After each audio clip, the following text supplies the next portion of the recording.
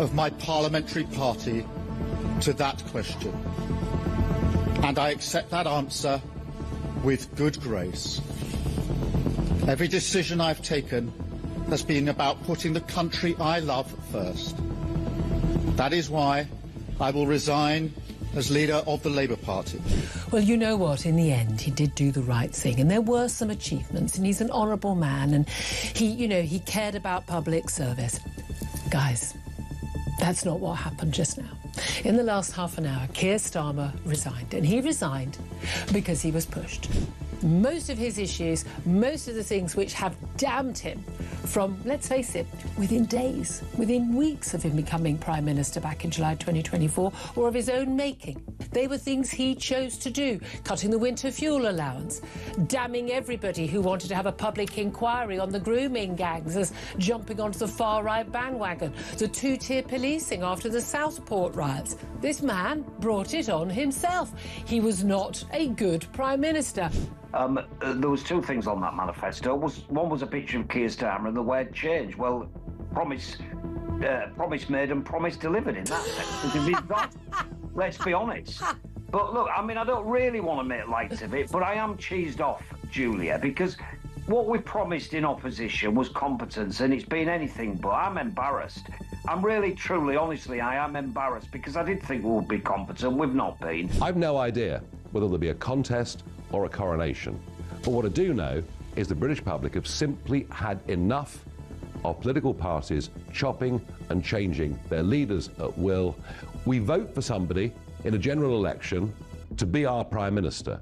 We expect them to serve their term. And barring ill health or exceptional circumstances, what is going on here, frankly, is reminiscent of a banana republic that has totally devalued the very process of general elections and democracy. We at Reform demand a general election.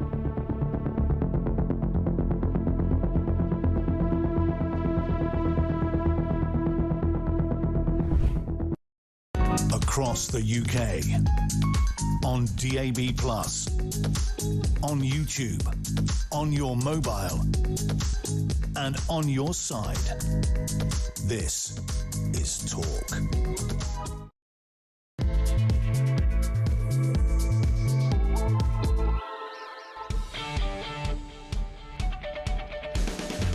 Hey, very good morning to you. Welcome to Wednesday. What is it, the 24th of June? How do we start? Simply like this.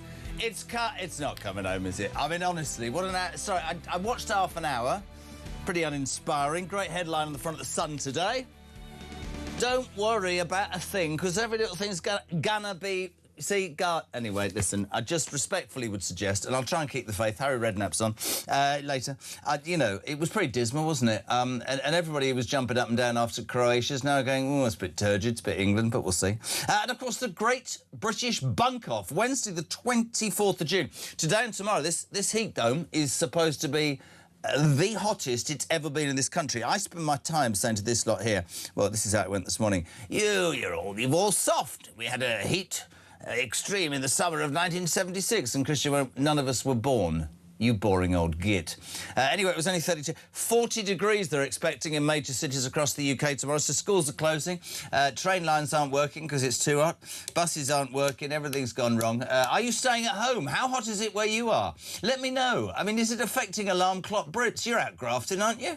Not some of these pitiful people who goes, we're not coming to work. Also, here's the thing. This happened. Christian, who's taken on the role of grumpy bugger this morning, people are arriving in shorts for work. I said I might well wear shorts tomorrow. It's quite hot. Nobody, he said, should wear shorts to work. I don't want to see anybody's legs or feet. Banned on The Breakfast Show from wearing shorts. I'm going to HR. Starmer. I love what you've written here. Starmer had frosty talks with Andy Burnham. I'd like to have been in that, not because I like either of them, but because it would have been frosty. Team Burnham, it seems, are flapping with panic because Starmer, this emerged yesterday, he sort of said, I'll be gone by July, and they wanted him to stay till September. It's about the only thing I could possibly respect about Starmer, although Charlie, your hair's fine. There's also a huge row. Charlie Rose doing his hair at the side. It's quite interesting. It's also a huge row. Starmer wants to publish his spending plans. You know, the little money that he wanted to give to defence, which is why Healey resigned. He wants to get that in to presumably put pressure on incoming Andy Burnham. And we've got to a point straight away. Andy Burnham, everybody's going, is the next Prime Minister. No contest. That's an extraordinary coup. Lots of people getting their knickers in a twist about Ed Miliband. He could be the next Chancellor. Quite possibly, most MPs with a brain cell and certainly businesses are going, no, he's a net zero zealot. The man's a complete nightmare. He put this before the British people in 2015 and lost. No, no, no, no, no.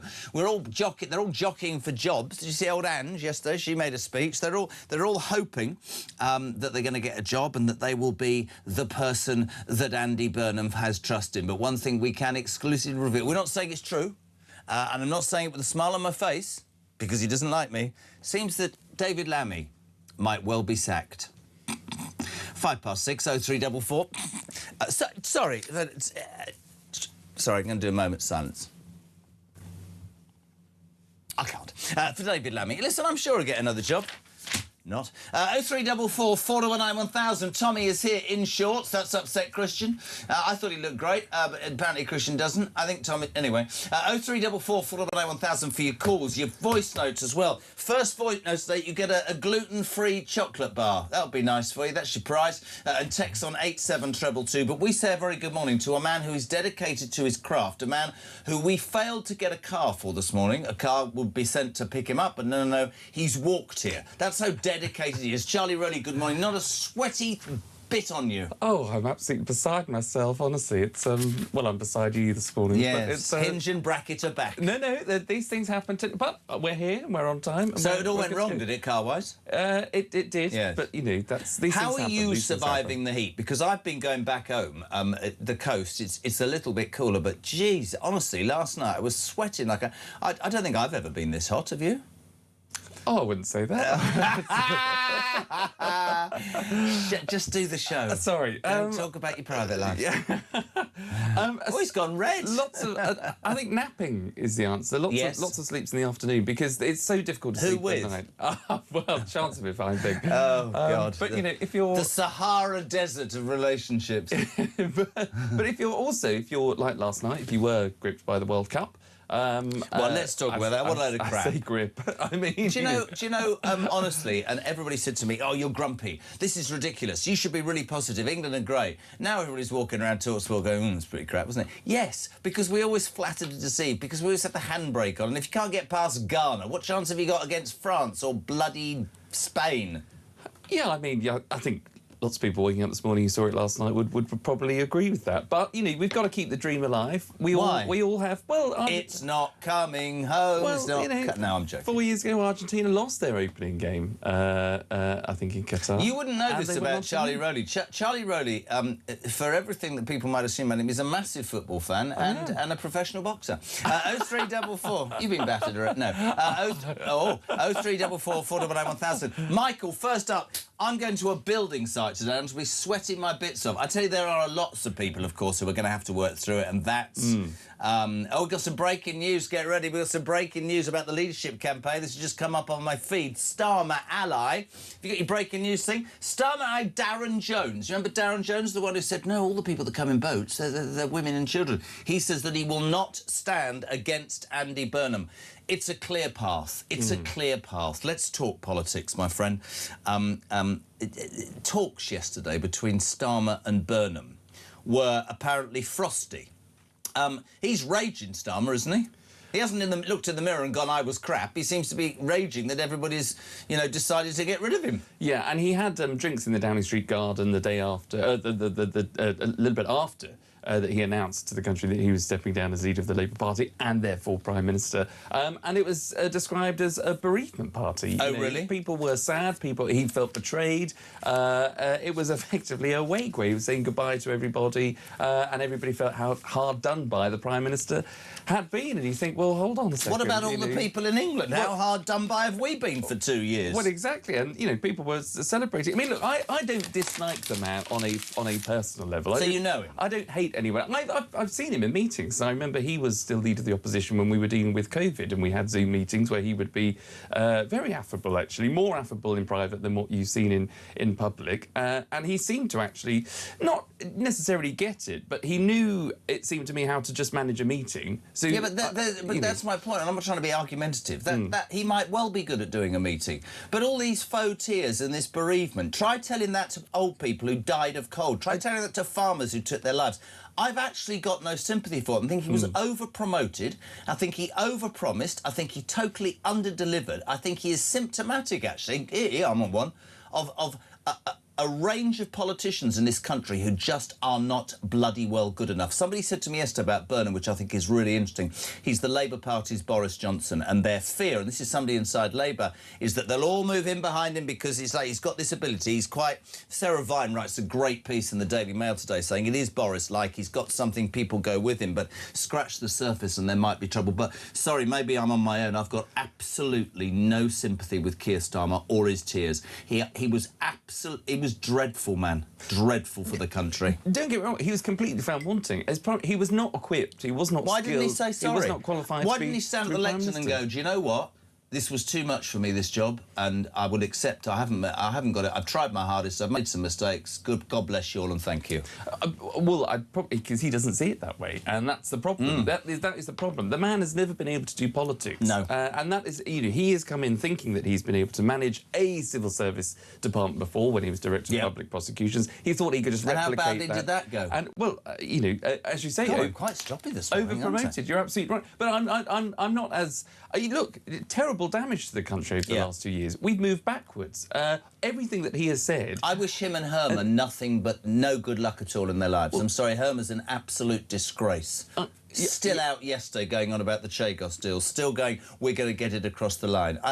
Dreadful, in my mind. Totally. And I have a much far less sympathy than for Lord Herman losing his job than I do the Prime Minister. I just think that there comes a point where, you can only espouse so much emotion on some people where, we're going into an hour period where, as you say, a man who was, I know he'd been an MP in the past, he'd been sent around the cabinet table in the past, but has effectively just been shoehorned in as the MP for Makerfield. An MP resigned just to make the path available to Andy Burnham. He's been offered the Chief of Staff job, Josh Simmons. He's been touted for that, or in the Lords. And James Pennell, a former Cabinet Minister, the former Cabinet Minister for Culture, Media, Sport, is also touted for that role, an old Blairite, so we might know a bit more where Andy Burnham's going on this. But let's be totally upfront about it and stick to the facts. The nominations for the leadership of the Labour Party haven't even opened. I know. And yet he's now been given access talking about foreign policy. Well, he's been given access talks by the head of the Civil Service, Antonio Remain, to start taking security briefings. He is just literally an MP for Makerfield at this moment in time. The nominations for the Labour Party leadership haven't opened. Is that true? He's already getting briefings from the Civil Service, like it's a done job. I'm sure it is a done job. Yeah.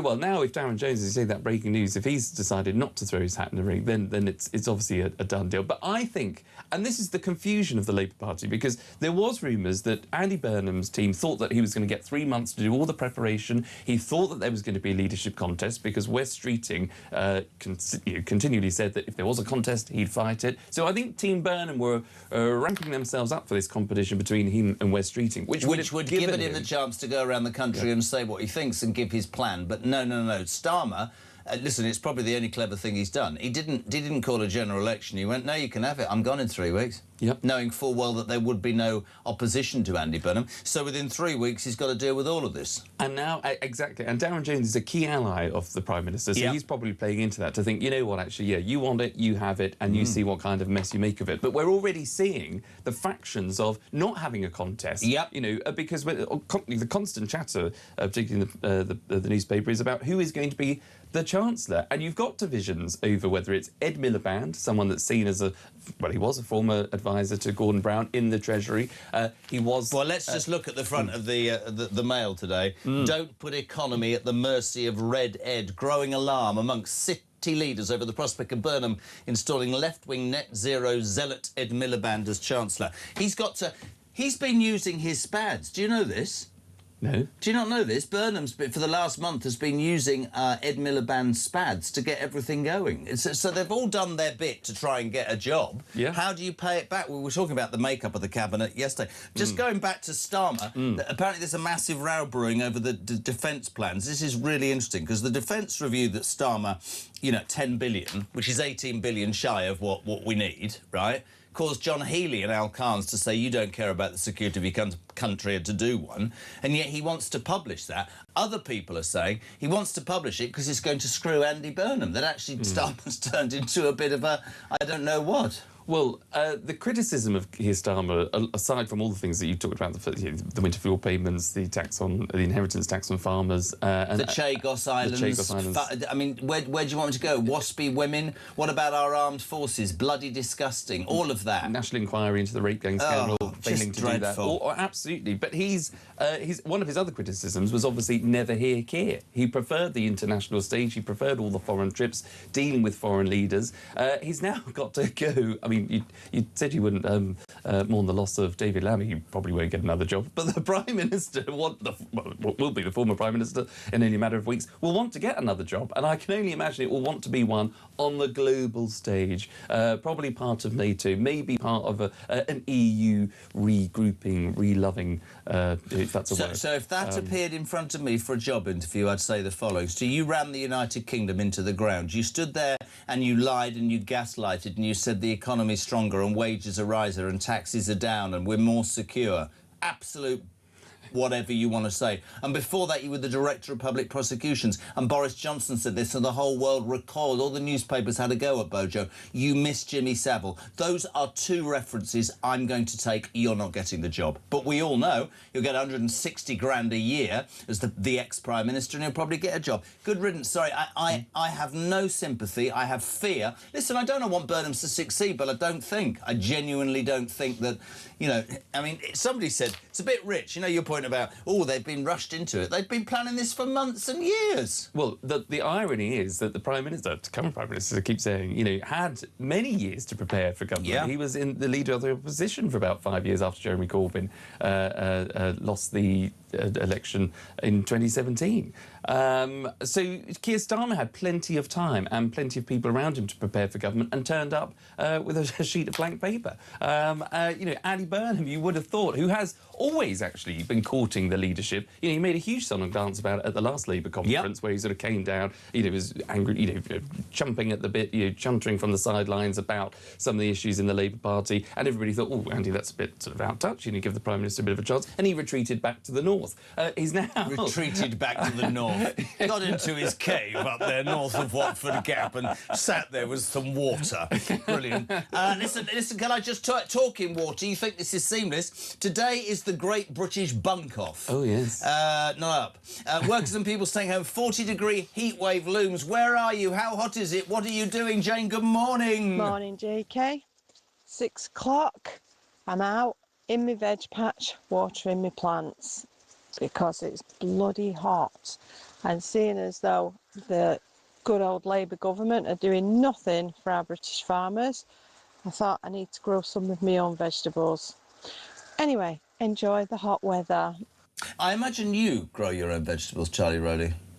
I don't, I'm afraid. I'm sorry to disappoint you. I imagined you'd be into sort of a little allotment type thing. No. I'll leave that for M&S for me. The men in corduroys and don't start fantasising. Morning, Hinge and Bracket. Remember when the flip-flopping Starmer promised to not let politics get in the way of running the country first? How the bloody hell's that worked out, Paul? Absolutely spot on. Morning, JK and Charlie. As for Andy Burnham, I think there will be a honeymoon, but it won't last. He has a bit of sparkle, but he's a socialist at heart, and socialism, we all know, says Rachel, simply doesn't work. Morning, Hinge and Bracket. When Reeves, we've got to talk about this, is sacked, her and Starmer can do an advert for Kleenex tissue, said Bill in Romsey. Did you see her turning up in what looked like a pink marshmallow? It was very weird.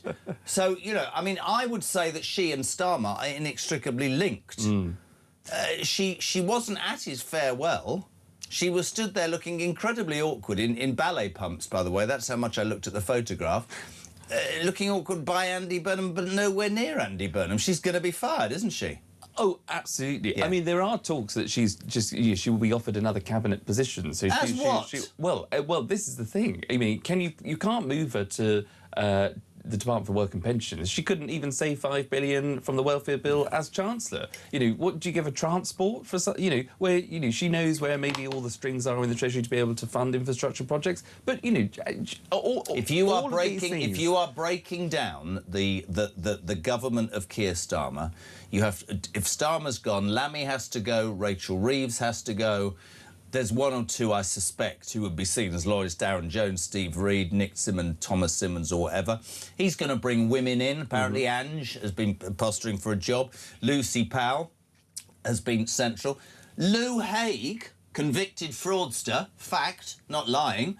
She looks like she... Do you see the old hair's changed? We've gone all serious with a dark maroon bob and a smart suit. She's going to come back. I think, though, that the makeup of the cabinet is going to be extraordinarily interesting. I'm just going to say, this heat wave is taking us over today. I'm coughing. It's 73 degrees in this studio, which is quite cool. Elsewhere, it's about 90 and it's going to be about 100. Adrian, good morning. Morning, Jeremy. It's Adrian from a warm East Sussex at 30 degrees centigrade. Yeah, all these wimps going on about it. Yeah, I remember summer of 76. There was no AC then. Don't think we even had a fan. But anyway, they're not built like the old ones. Burnham and Starmer, I mean, it just shows how pathetic they are. It's them first, country second, if you're lucky. We need a general election because none of us voted for someone who wasn't even an MP at the last election. This is disgraceful. And there's the big debate. Nice, happy alarm clock, Brit. Nice, happy listener. Where's Angry Rob this morning? Where are you, son? Listen, to be fair, the makeup of the cabinet I want to talk about, and I also want to talk about a general election. We'll go to a quick ad break. Very quickly, Sean in Gloucester. Keith Starling can take his fake tears and shove them up the... Yeah, oh, good. He's only upset that he can't hug Macron and Zelensky anymore. Good morning, Charlie, and that other old bloke. This is from Gary in Bridgewater. Do you know Gary? I don't, but I'd like to. I think, depending on where this goes. Blair, Starmer, Brown walk into a pub. The landlord says, look at this bunch of useless idiots. Where's Burnham? That's a bit harsh. I'll tell you a joke about Bridgewater off air. Morning, Jezza. Already 24 in Portsmouth. Schools remain open. This is Ange. Can you get Charlie to tell you his lightning story? He's so goddamn butch. I'm not thinking that Charlie, Rowley and the word butch goes together, but you've got 30 seconds to do your lightning story. Go. Well, we had a terrible downpour, didn't we? Oh. It persisted down and it persisted down. Yeah. And I basically hid in the toilet for an hour in my flat. I was terrified. Terrified of what? Of the lightning. Why? Because it was terrifying. You're scared of lightning? It was right over the... I'm sure it was right above my... Where is the toilet? It was separate to the bathroom, and I claimed... But is the toilet in the flat? Yes. So if the flat got attacked by lightning, you'd be captured inside the toilet? Well, I claimed that I was in the bathroom yesterday and then was exposed to actually just... I thought... Were you naked in the bathroom? I wasn't naked in the bathroom. Because there's a thought. A fork of lightning could have ended your chances to be a father. But I thought by saying I was in the bathroom, I'd be able to get... But I was actually just hiding in the toilet, which, on reflection... So you scared of lightning? I was at 4:30 I in was the in morning. a car. I woke up and we were trying to get a van. I was trying to be driven through what looked like sort of a quagmire of a river. No, I was petrified because I'd watched I think it was Norway, that football match. I can't remember who they're playing now. And then I left the telly on, and so I was sort of dozing in and out. Well, that's a good idea. There's a lightning strike. Leave the telly on. That'd be good, wouldn't it? Well, and then of course that just exacerbated my. Anyway, my natural instincts kicked in, and to hide in the bog. And I hid in the. It reminded me of school all those years ago. Yes, I bet it did. 623 0344. You spend too much time in the toilets. 0344 499 1000. Text to 87222. We're back in 3 until breakfast.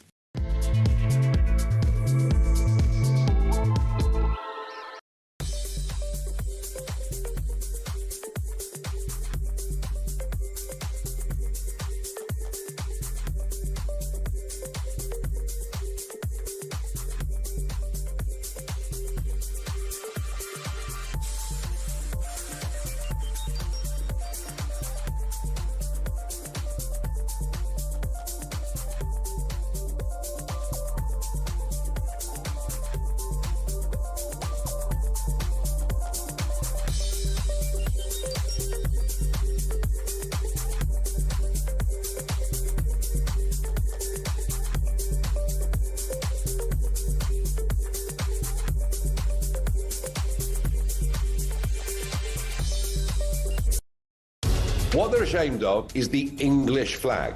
Scottish flag, fine. Welsh flag, fine. Irish, everything like that's marvellous. But no. We can't be English. And this has been going on for a long time. He would be Prime Minister of the most toxic political brand in the country at the moment, which is Labour.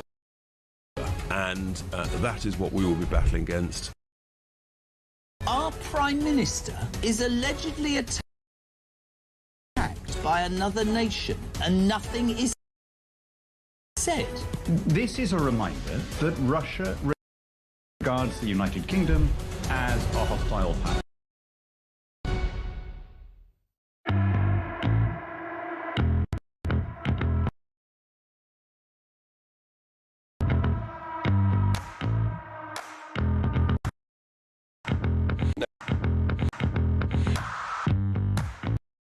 Across the UK. On DAB+. On YouTube. On your mobile. And on your side. Welcome back, 6:25. It's Wednesday morning, the 24th of June. You're with JK on the home of common sense. What are you waking up to? You're waking up to the news that, well, if you're an England football fan, that was pretty crap last night, wasn't it? 0-0 against Ghana. I love the Sun newspaper. Don't worry about a thing, because every little thing's gonna be all right. Yeah, whatever. Brilliant, Helen. So there's that. It's also the Great British Bunk-Off, which is extraordinary. Workers, Charlie Rowley is here, we're working, but workers and people staying at home as 40-degree heat wave looms. I keep saying, as one of the voice notes said earlier, we just got on with it in the old days, but it is pretty. What have you done to keep your body cool? Napping in the afternoon. Nappies? Napping. Oh, napping in the afternoon, I think is. Have you got aircon in your flat? I have a fan. I don't have aircon, no. But I have a fan, which is helpful to a degree. But just finding the shade, lots of water, I think is helpful. Mark in Selby's he says, Charlie, today I should be attired in nought but a jockstrap to beat the heat. Give it a go and stay frosty below. Where's that? Mark's in Selby. It's in Yorkshire. Oh, what time's the next train? There aren't any. The train lines are buckled. It's a complete disaster. Jess is Emma Nunn. Oh, what a great name. Do you know you can kiss a nun once, kiss a nun twice, but don't get in the habit? I'm sorry, I think that's really good. Nobody through the glass has given me a moment. Jess and Charlie, I work in a care home. We still have the heating on at 28 degrees. Oh dear. Yes. I mean, that's when you think, but there'll be people maybe at the height of the care home, the leadership They're will say, amazing people, by the way. Yeah, absolutely. Can I just say, I watched what they did with my old man and my old girl. Unbelievable. I don't care. Some people find this what they get paid and what they do. Jesus, respect. Absolutely. And that's why, actually, one of the most heartbreaking stories, which is, don't want to lower the tone, but it's when you see those documentaries or you see those exposés about people abusing others in care home. That really gets me going. I know there are abuses in all kinds of course, whether it's the NHS or whether it's the police or whether it's... There are hundreds of thousands of people who do all the graft for the older generation, which is unbelievable. They're heroes. They're the unsung. Matthew's in Swansea. Oh, lovely, is it? That's my Welsh accent this morning. I'll just leave it there. Chat in the office earlier. The only ones that will moan about this all is the snowflakes who'll probably melt. The rest of us will soldier on and keep working. Enjoy the weather, and you'd normally spend hundreds on to go abroad, says Matt in Swansea. I think he's right somehow. We do moan, don't we? Oh, it's too wet, it's too windy, it's too cold, it's too hot. It is hot. Just drink some water and stay in the shade. Yeah, but also we moan when it's just too hot, too cold, and, when there's leaves on the track or we've had a bit of rain or the country doesn't seem to be able to cope in the cold or the heat. No. But we should be able to. We've been saying this for years. So I think, and to be fair, or to be honest rather, I think the idea of bunking off or having some sort of self-imposed, again, lockdown because it gets too hot. Oh, don't start that. I think it's the worst thing you could do. Well, I thought, bringing it back to weather, I read a really interesting thing. Again, it's in the Sarah Vine article in the Mail today. I'm her biggest fan. She says, as Burnham initiated this coup, which came out of nowhere to Starmer, and not having even been an MP 2 weeks ago, he's now going to be the next Prime Minister. The weather that you were talking about that made you cower in your toilet was a message from the democracy gods saying this is not right. And I read that out because Joanna in Salisbury says, my dog and Charlie make a good pair. Sorry, I don't know what that means. I have a large pointer. Do you have a... No, I'm joking. And I have to literally hold on to her. She shakes and runs around the house, terrified of thunderstorms. Well... Would I have to have held on to you while you shook as you ran around the house? I was tempted to make the call. I really well, was. I would have come round and put your... You know that dog collar thing that you've got, which I know is also quite useful. JK and Charlie, why on earth would you have sympathy for Starmer?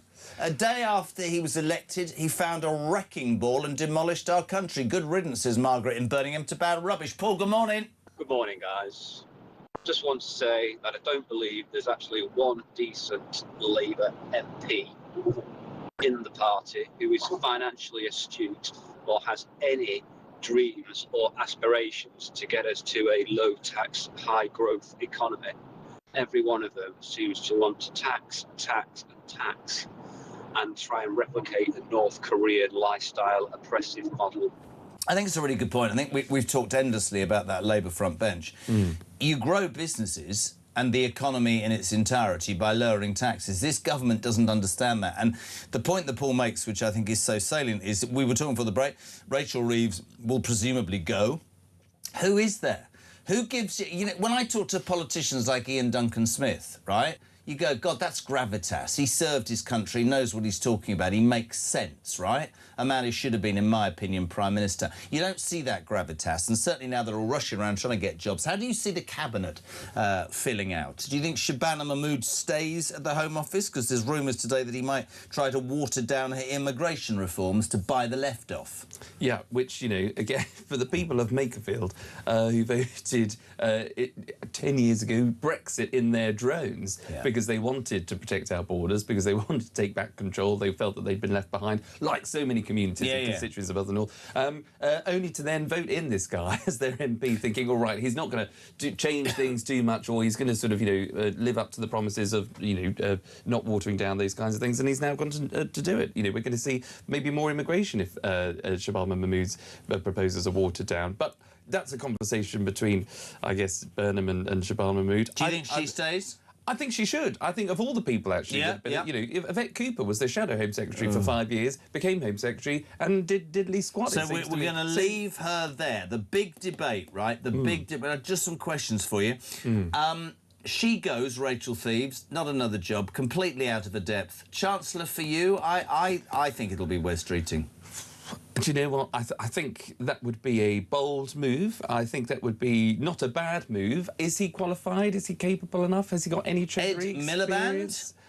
But, well, that's the argument. I mean, I am not for Ed Miliband being anywhere near government, let alone running the Treasury coffers. But he has been there before, and he is... Wes, they're able to frame an argument. They're able to make a case for something. But he's a madman. Sorry, can we have it out? Miliband wants to spend 800 billion on net zero that will bankrupt this already bankrupt country. I mean, I looked at it. There is a... Yes, you're right. But there is something about the Treasury which, you know, throughout history and time, people do go a bit native in the Treasury. So even if you've been the most champion of champions for spending, tax, I need money for my department, I need money to do this, I need money to do that, there is something when you do get into the Treasury that has this, you know, dark sort of, you know, cloak and dagger style. It's this sort of the spooks of the... Who do you think becomes Chancellor? Put your neck on the line. I would do something completely... I'd say, you know, John Healey. Yeah, well, you see, I think he might be Foreign Secretary. I said this yesterday, he or Pat McFadden, somebody that they feel an older statesman. But look, it's an absolute minefield, isn't it? It's about... I mean, Ange was yesterday desperately trying to urge the benefits bill to continue to skyrocket because she's on the left of the party. What Burnham will discover really quickly, and I'm actually, you know what, I'm glad Starmer's gone. I don't have to be a socialist to hope that Andy Burnham is a little bit more impressive than Keir Starmer. Will he call an election? I don't think so. Is he a socialist at heart? Absolutely. What does socialism mean? Will either print money or raise taxes and promise people money that we haven't got. They don't understand fiscal responsibility, but there'll be a bounce. It'll just be interesting to who he puts. The whole thing. I mean, the thought of Lou Haig. I mean, honestly. Well, as a political geek, you know, which we both are. You are too. You Mr. are. and Mrs. Geek. You know your Mr. and Mrs. You know your stuff. You know your stuff. That was really condescending the way you did that. No, that was no. It was just like, we're a couple of geeks, but you sort of know your stuff. But you stay in your lane. shade. I'm Charlie No, Rowley. you do. We could talk about this for hours. But We do. We do. We don't do anything else exciting in our lives. But what's fascinating, not for the country, because it's not the right time to be just fascinated about talking about politics, is what kind of Prime Minister Andy is going to be. And you're right, if we're talking about him bringing back James Purnell, someone that was in the cabinet when he was there as the Chief of Staff, there was rumours a few weeks ago of bringing back David Miliband as potentially again as Foreign Secretary. Now that is getting the old gang back together of the Blairites. Now that is going to, absolutely, exacerbate the criticism of Burnham already by those on the left of the Labour Party. They don't want the Blairites back. No. They want to get both major parties are the job of both leaders, Kemi and if it is Andy Burnham, is to balance left and right, because none of their parties are balanced in their approach. Jezza, I'm retired now, so I'm spending these beautiful sunny days sitting in my garden. I can't get enough of this weather. I know it won't last long, says Julia from Mansfield. Michelle's in Altrincham. Who was the old Altrincham MP? See how good of a geek you are. Sir Graham Brady. Well done. How long did he hold the seat? 22 years. 1990. Oh, was it longer than 22 years? Maybe. Good morning, Jeremy, and the lovely Charlie. Honestly, what is this? I have my own cleaning business, so I'll be working in the 90-degree heat today. Stay safe, everyone. Love you, Charlie, says Michelle in Altrincham. Is this just a sympathy thing? No. Well, I'm coming up to... where am I going first? Well, you're going to Selby to see Mark in his jockstrap, and then you're going to Michelle's and she'll clean your car out. Charles Kemp, it feels like 40 degrees in the shade here in Thailand, so we have a saying, don't go in the shade, stay indoors. I think probably a very good idea. Liam, morning, Jez, and the beautiful Charlie from Accrington. Liam from Accrington, you're very big in Accrington. You're very big in Accrington. I'm very big everywhere. I worked in Greggs. I've been sent home because I had a cold. Oh, yeah. So maybe you'll pop into Greggs for one of his sausage rolls. That would be a good idea. Richard's in Hans. Christian's just like, what is this? Just hearing there could be more lightning on the way. I hope there's a loo nearby in your studio for poor Charlie. Is there more lightning on the way? Wow. Is there? There might well be. I you don't like a storm? Just call me. I'll come round and look after you. Mariella in Kidminster, or even Kidderminster. Little tip for the nation. Fill your hot water bottles and put them in the freezer. You will thank me at night time. You're welcome. Very interesting. Wet towel around your neck, but they made the pillow soggy, so that was embarrassing. Just the only MP in Labour worth talking about is Al Carnes, the traditional Conservative voter. He is the most relatable, says Ethan. Thank you. And finally, Chris in Cumbria. Morning, JK. Now Starmer has gone and hopefully to be shortly followed by Harmer. They should both be investigated, for my opinion, for the spurious, even treasonous chaos debacle. Lots of people not forgiving. Nick, the heat wave. Good morning. Morning, Jezza. It's Nick from Mansfield. About the heat and the temperature of people not wanting to go to work because it's might be a bit warm. Spent 20 odd years down the pit, mate. 130 degrees wasn't uncommon. You had to carry whatever you drank, you had to carry with you as well as everything else. So a couple of gallons of iced water or whatever, Ceylon solutions, all sorts. Lots of snowflakes about nowadays, mate. Cheers. Proper hard-working man. But when he said you have to carry your own drink, I had visions of him carrying a crate of Stella down the pit every day. But he's right, 130 degree underground. Guy, say morning to Guy. Good morning, Guy. Hot in Scotland with a nice breeze. Burnham's not got a clue about running the country, and anyone in his cabinet is the same. Tax up, immigration up, hope down. God, I'm depressed. Yeah, and look, I think that's quite accurate. You're getting it now because you said I think Starmer's a nice man. No, I just don't hate him on a personal level like so many other people. He was a terrible Prime Minister. He'll go down in history as the worst Prime Minister. But, which takes some doing. And, it took him, and going from a huge success of turning the Labour Party around, getting that big majority, albeit not understanding getting that was because of, Getting a mandate. Well, we'd all like one of those, but yes. He only came in on the back of the Tories' terrible time. Absolutely. And he failed to understand that. But what he got right, not to his credit, but it was an obvious thing to say, during the election campaign, the key word that was in their manifesto was growth. Yeah. Now, they didn't create those conditions. They did the complete opposite. But everything that they said, they were doing the opposite to. Nothing matched what Starmer, his rhetoric, what he said from every podium, for every speech, talking about, even the leaving speech, saying, they've turned the economy... That was total gaslighting rubbish, man. It totally None was. of that was sent. But I've moved on beyond anger, and I'm just sort of with him. I just think this guy is so far detached from reality. But I'm not. I'm still angry for farmers who took their own lives. I'm furious furious, probably more furious than ever, about the way that our armed forces, having given their lives and given their service, are being persecuted because him and that dreadful human being, Hermer. He gave away the Chagos. Dreadful. Yeah. So I don't wish anything Sorry, I find it really difficult. Now, in the old days, before any of you were born, Steve Wright in the afternoon used to be on BBC Radio 1. OK, Steve Wright was my hero, and he had a man on called Mr Angry from Purley, who used to phone up every afternoon and get angry. Bit like Angry Rob. Morning, son. Morning, Jez. Rob, on my way to work. Morning, Mr Rowley. Nice to see you on. I've got something to say to you in a minute.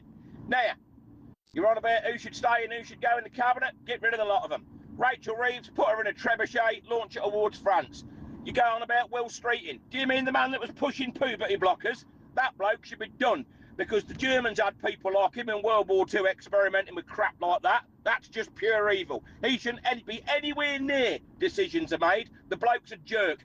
As for all of the rest of them, I tell you what, mate, there's a single cell amoeba somewhere that has got more brains than them. There's trees working tirelessly to produce the oxygen the Labour front bench breathe. They all owe them an apology. Oh, and Charlie, I don't eat Weetabix in the morning, my old love. I ain't got time for none of that roughage stuff. I'm a bacon man. Where did you... What's the Weetabix thing? I don't know. I don't eat Weetabix. Do you not? No. I think you're more of a muesli man. Unless I think Rob was just saying there a second. Maybe people have their Weetabix in the morning to get them fired up, but he likes bacon, and so do I. I don't mind. Do you like a bit of bacon? I don't mind a bit of sausage in the morning. There's sausage or bacon. This is Talk Breakfast. 0344 499. Charlie searching for a mandate. 0344 499 1000. We're back in 3.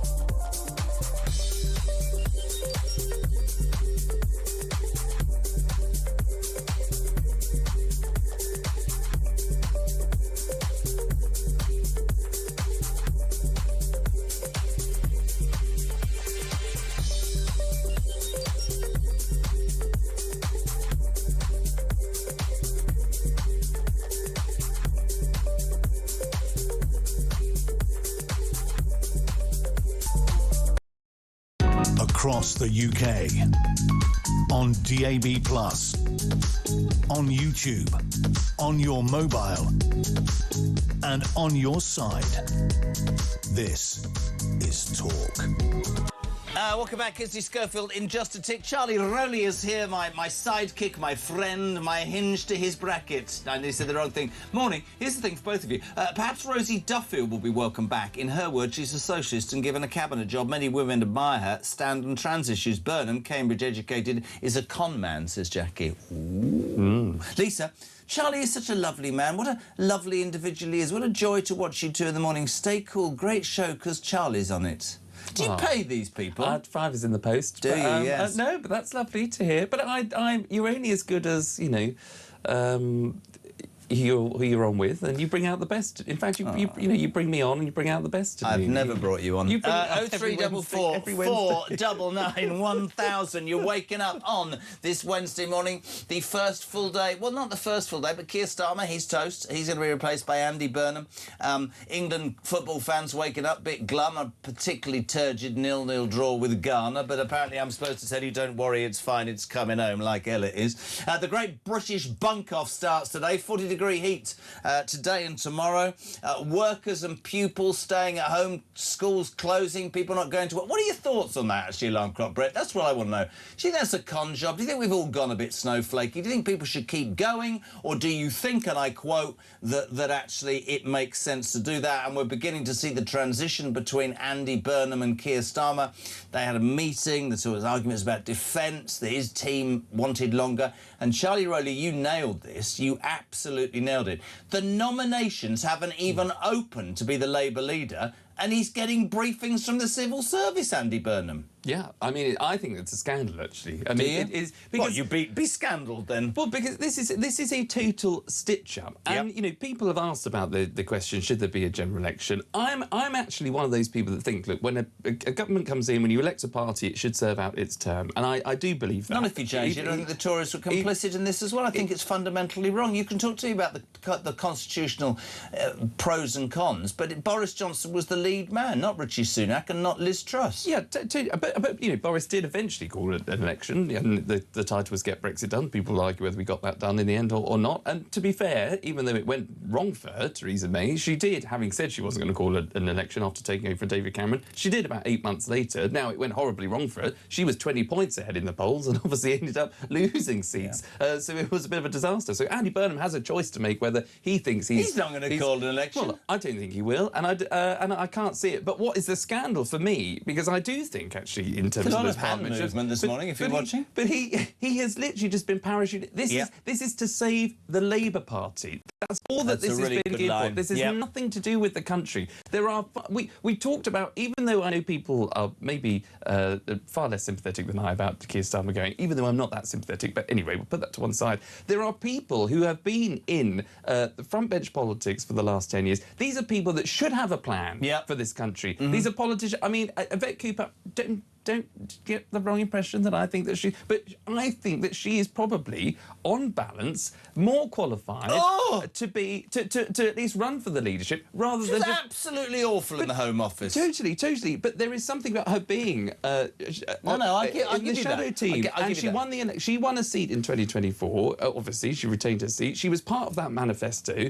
She has been around long enough. She should be able enough to step up to the top job, not have someone that's just been a mayor of Manchester. I think you are. Been able to splash the cash you are dead right. And all the goodies. This is about the Labour Party. They will not win the next election. This is damage limitation, and Burnham having his hands on the wheels of power for 3 years. It's 6:45. We're live across the UK, and it's that time in the morning. There might be a heat wave in England, but somebody who is particularly cool in sunny California. Kinsey Schofield. Good morning, sweetheart. Love all of the Charlie fan club messages we're getting, because I don't think he's properly celebrated as much as he should be. I'm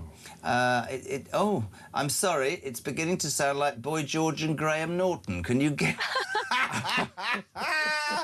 Oh, JB, don't. We'll stop. Right, listen, Kins, can I just explain something, please? To ask you something, because I'm desperate to do this.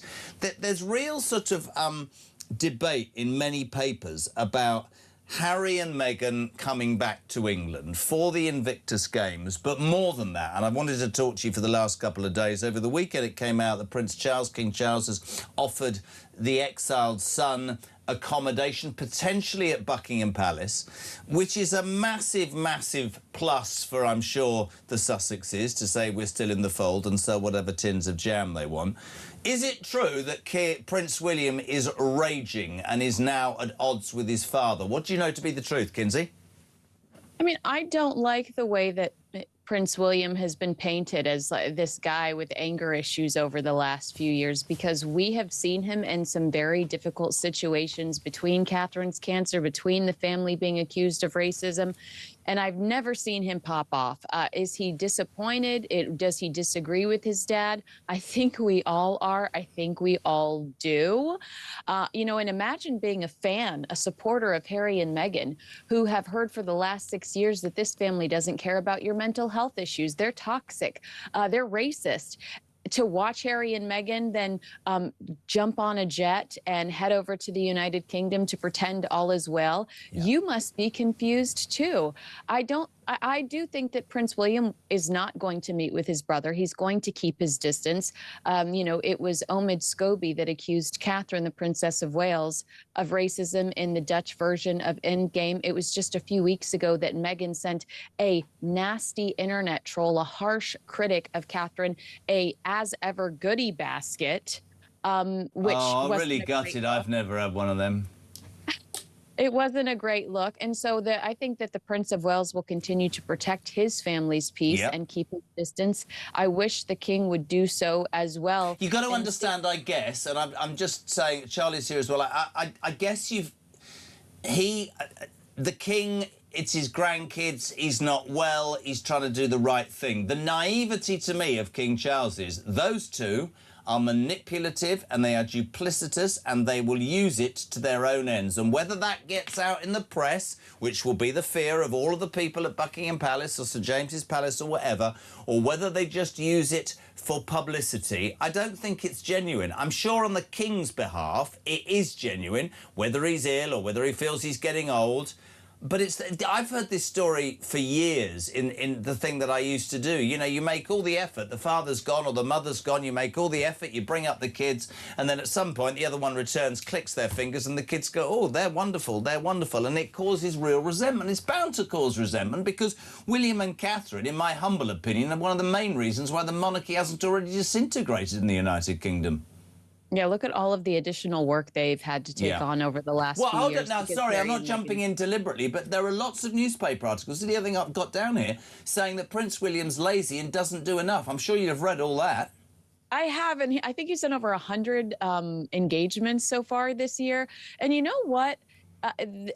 That this is a guy that grew up learning pretty quickly that life is short. If he chooses to focus his time on the upbringing of his children, especially after losing his mother and his wife suffering from cancer and terrifying the living you-know-what out of him and his family, then let that man spend a few more days at home with his wife and kids if he chooses to. But he does. He works his butt off. And the way that he's doing it, he's so creative. He always goes and finds people that are smarter than him. They congregate and they create solutions, real, tangible solutions to problems like the environment, like homelessness. But what I want to say to you is Thomas Markle. Thomas Markle. If this was a sincere outreach for a reconciliation, then Thomas Markle deserves a phone call and it from Harry and Meghan. He has yet to meet his grandchildren. Harry and Meghan are users that need that royal magic and that royal proximity so that they can continue to try to sell themselves here in the United States. If this was really about making amends, Thomas Markle is owed a phone call and a visit. I'm so glad that we're having this conversation because it's been raging in my head since Saturday when I read this. I think it is utterly disrespectful to say that about William, and it reminds me of what used to be said about King Charles when he was merely Prince Charles. I do think that there is a degree of naivety / I understand it from King Charles. It's his they're his grandchildren, it's his son, he might be ill. But I'd be peeved if I was William, because not only would I be thinking, you've hurt this institution, you've hurt my father, you hurt my grandmother. Every time you come here, you print entirely what is said, and we have no comeback on all of that, and you're being treated, and you're going to take advantage. This isn't because you're genuine. This is for publicity, PR, and clickbait, and that is what you two are all about. I'd be raging, absolutely raging.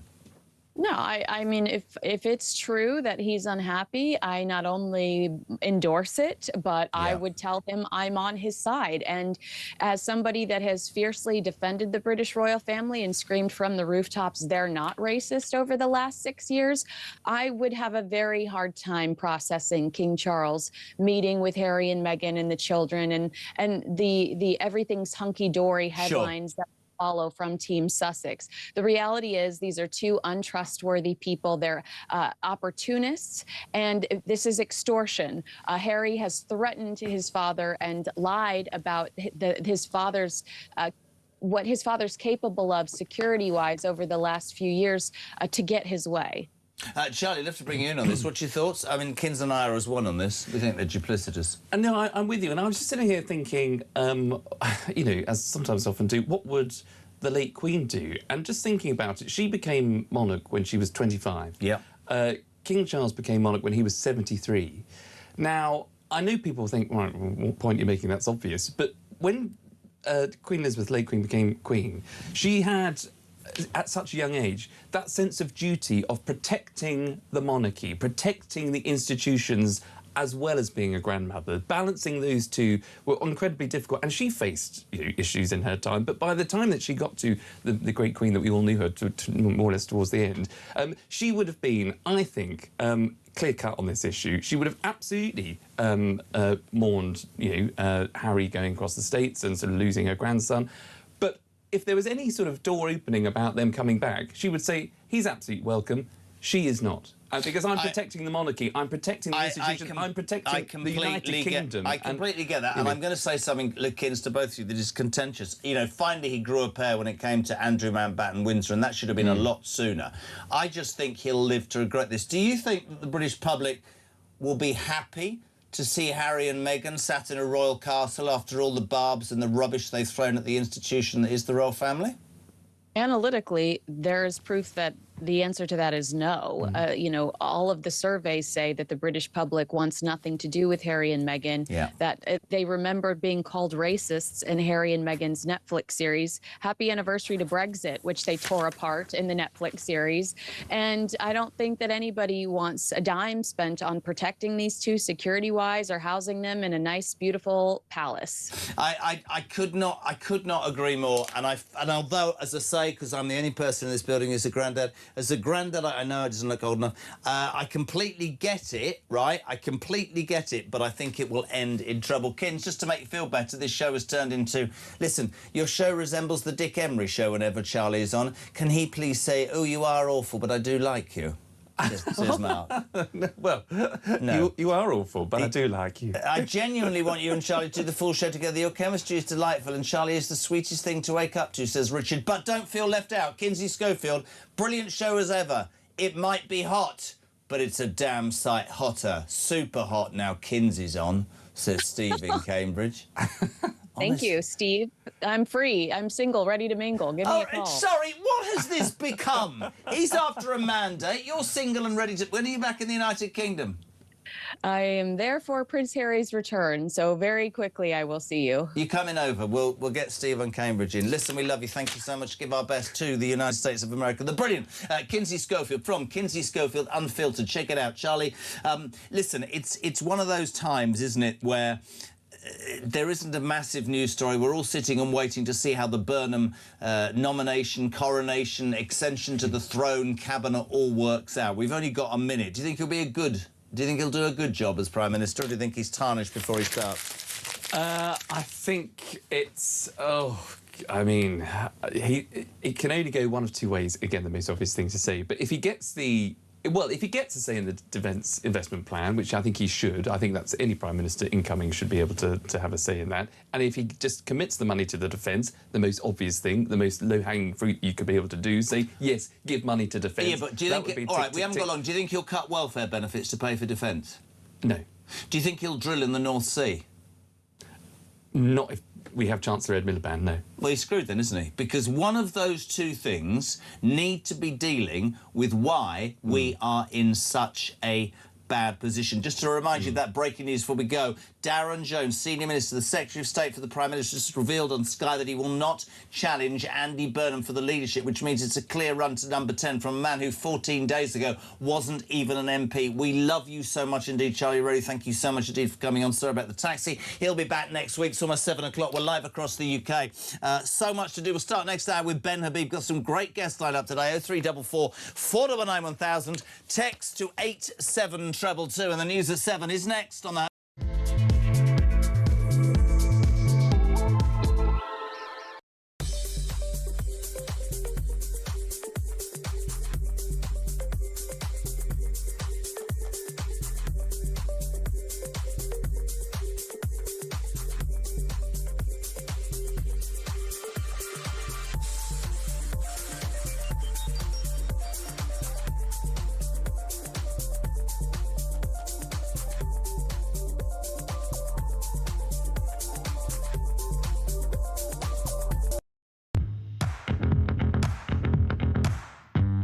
We've got some breaking news that has just come in. TalkSport have announced a brand new partnership in a developing story. We hear they've created So Good Lager right in time for football's big summer. Just in, we're hearing that So Good Lager will be pouring pints across all O'Neill's pubs and some of the best sports pubs across the UK. With the big kickoff just around the corner, you can find out where to get your hands on a fresh pint of So Good Lager at talksport.com/lager. across the UK, on DAB+, on YouTube, on your mobile, and on your side. This is Talk.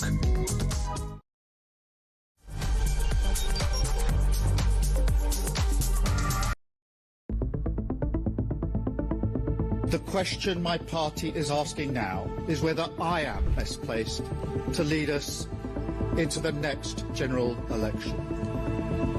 I have heard the answer of my parliamentary party to that question, and I accept that answer with good grace. Every decision I've taken has been about putting the country I love first. That is why I will resign as leader of the Labour Party. Well, you know what? In the end, he did do the right thing, and there were some achievements, and he's an honourable man, and he cared about public service. Guys, that's not what happened just now. In the last half an hour, Keir Starmer resigned, and he resigned because he was pushed. Most of his issues, most of the things which have damned him from, let's face it, within days, within weeks of him becoming Prime Minister back in July 2024, or of his own making. They were things he chose to do, cutting the winter fuel allowance, damning everybody who wanted to have a public inquiry on the grooming gangs as jumping onto the far-right bandwagon, the two-tier policing after the Southport riots. This man brought it on himself. He was not a good Prime Minister. There was two things on that manifesto. One was a picture of Keir Starmer and the word change. Well, promise made and promise delivered in that sense. If he's not, let's be honest. But look, I mean, I don't really want to make light of it, but I am cheesed off, Julia, because what we promised in opposition was competence, and it's been anything but. I'm embarrassed. I'm really, truly, honestly, I am embarrassed, because I did think we would be competent. We've not been. I've no idea whether there'll be a contest or a coronation. But what I do know is the British public have simply had enough of political parties chopping and changing their leaders at will. We vote for somebody in a general election to be our Prime Minister. We expect them to serve their term. And barring ill health or exceptional circumstances, what is going on here, frankly, is reminiscent of a banana republic that has totally devalued the very process of general elections and democracy. We at Reform demand a general election.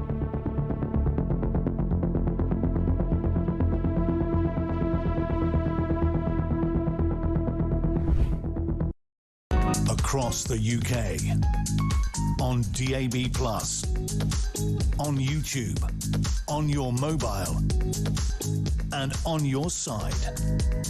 This is Talk.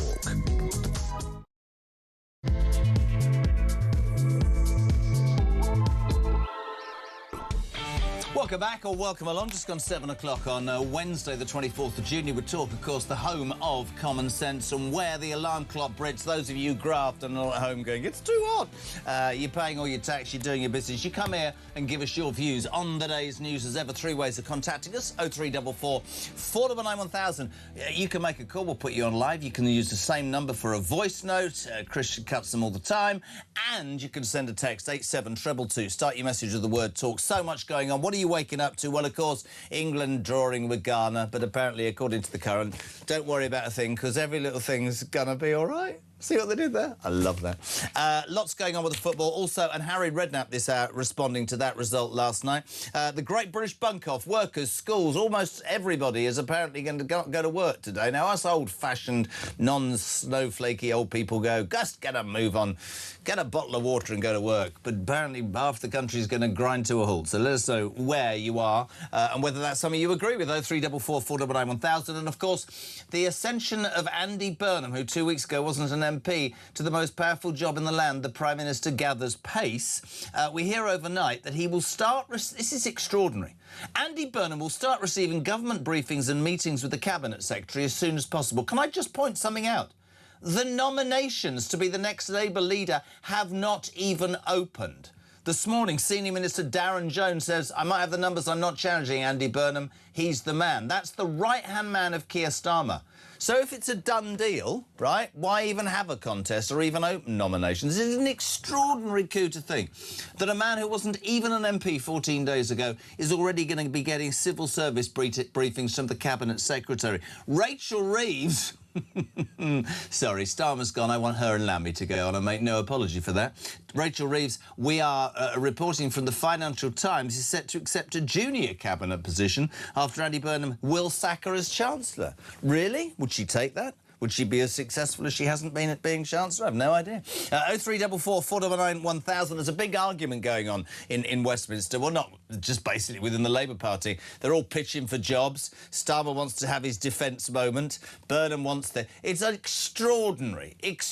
Let's not forget, right, and I was super critical of the Tories at the end, as one would be. This is a party that just got, 2 years ago, the biggest post-war majority in the history of British politics, fighting cat and dog and wanting to anoint somebody. If you get a chance to read in the Mail today, read Sarah Vine's column. She says that Andy Burnham's a decent-ish man. She says he's like Boris Johnson. He has a wow factor. The group, the Labour membership will fall in behind him. There will be a honeymoon period.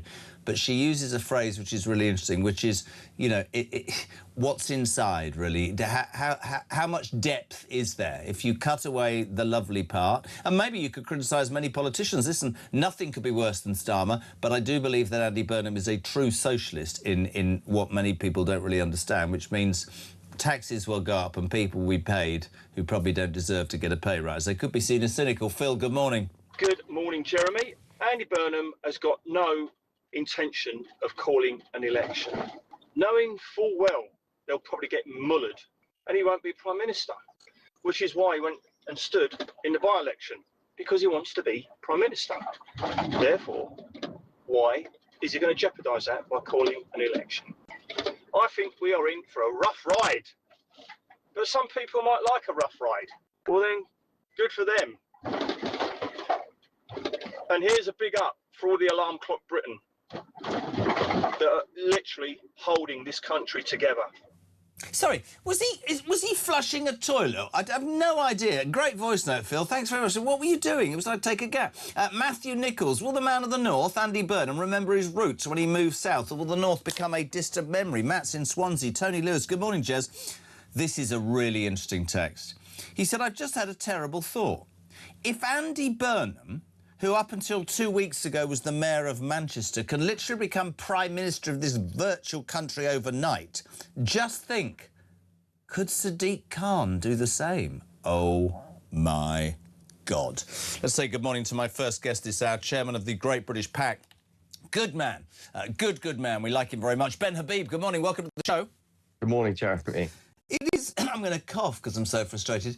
It is an extraordinary, let's step back from how we are politically. Bloody impressive coup. 2 weeks ago, it wasn't even an MP. He's such a shoo-in, Andy Burnham will start receiving government briefings and meetings with the Cabinet Secretary as soon as possible.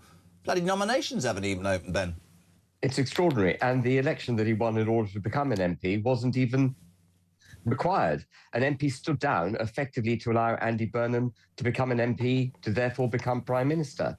And if anyone thinks that's democratic, they need to think again. This is a complete stitch-up by the Labour Party of the next leader of this country. And yes, I acknowledge readily and concede that we don't have a presidential system.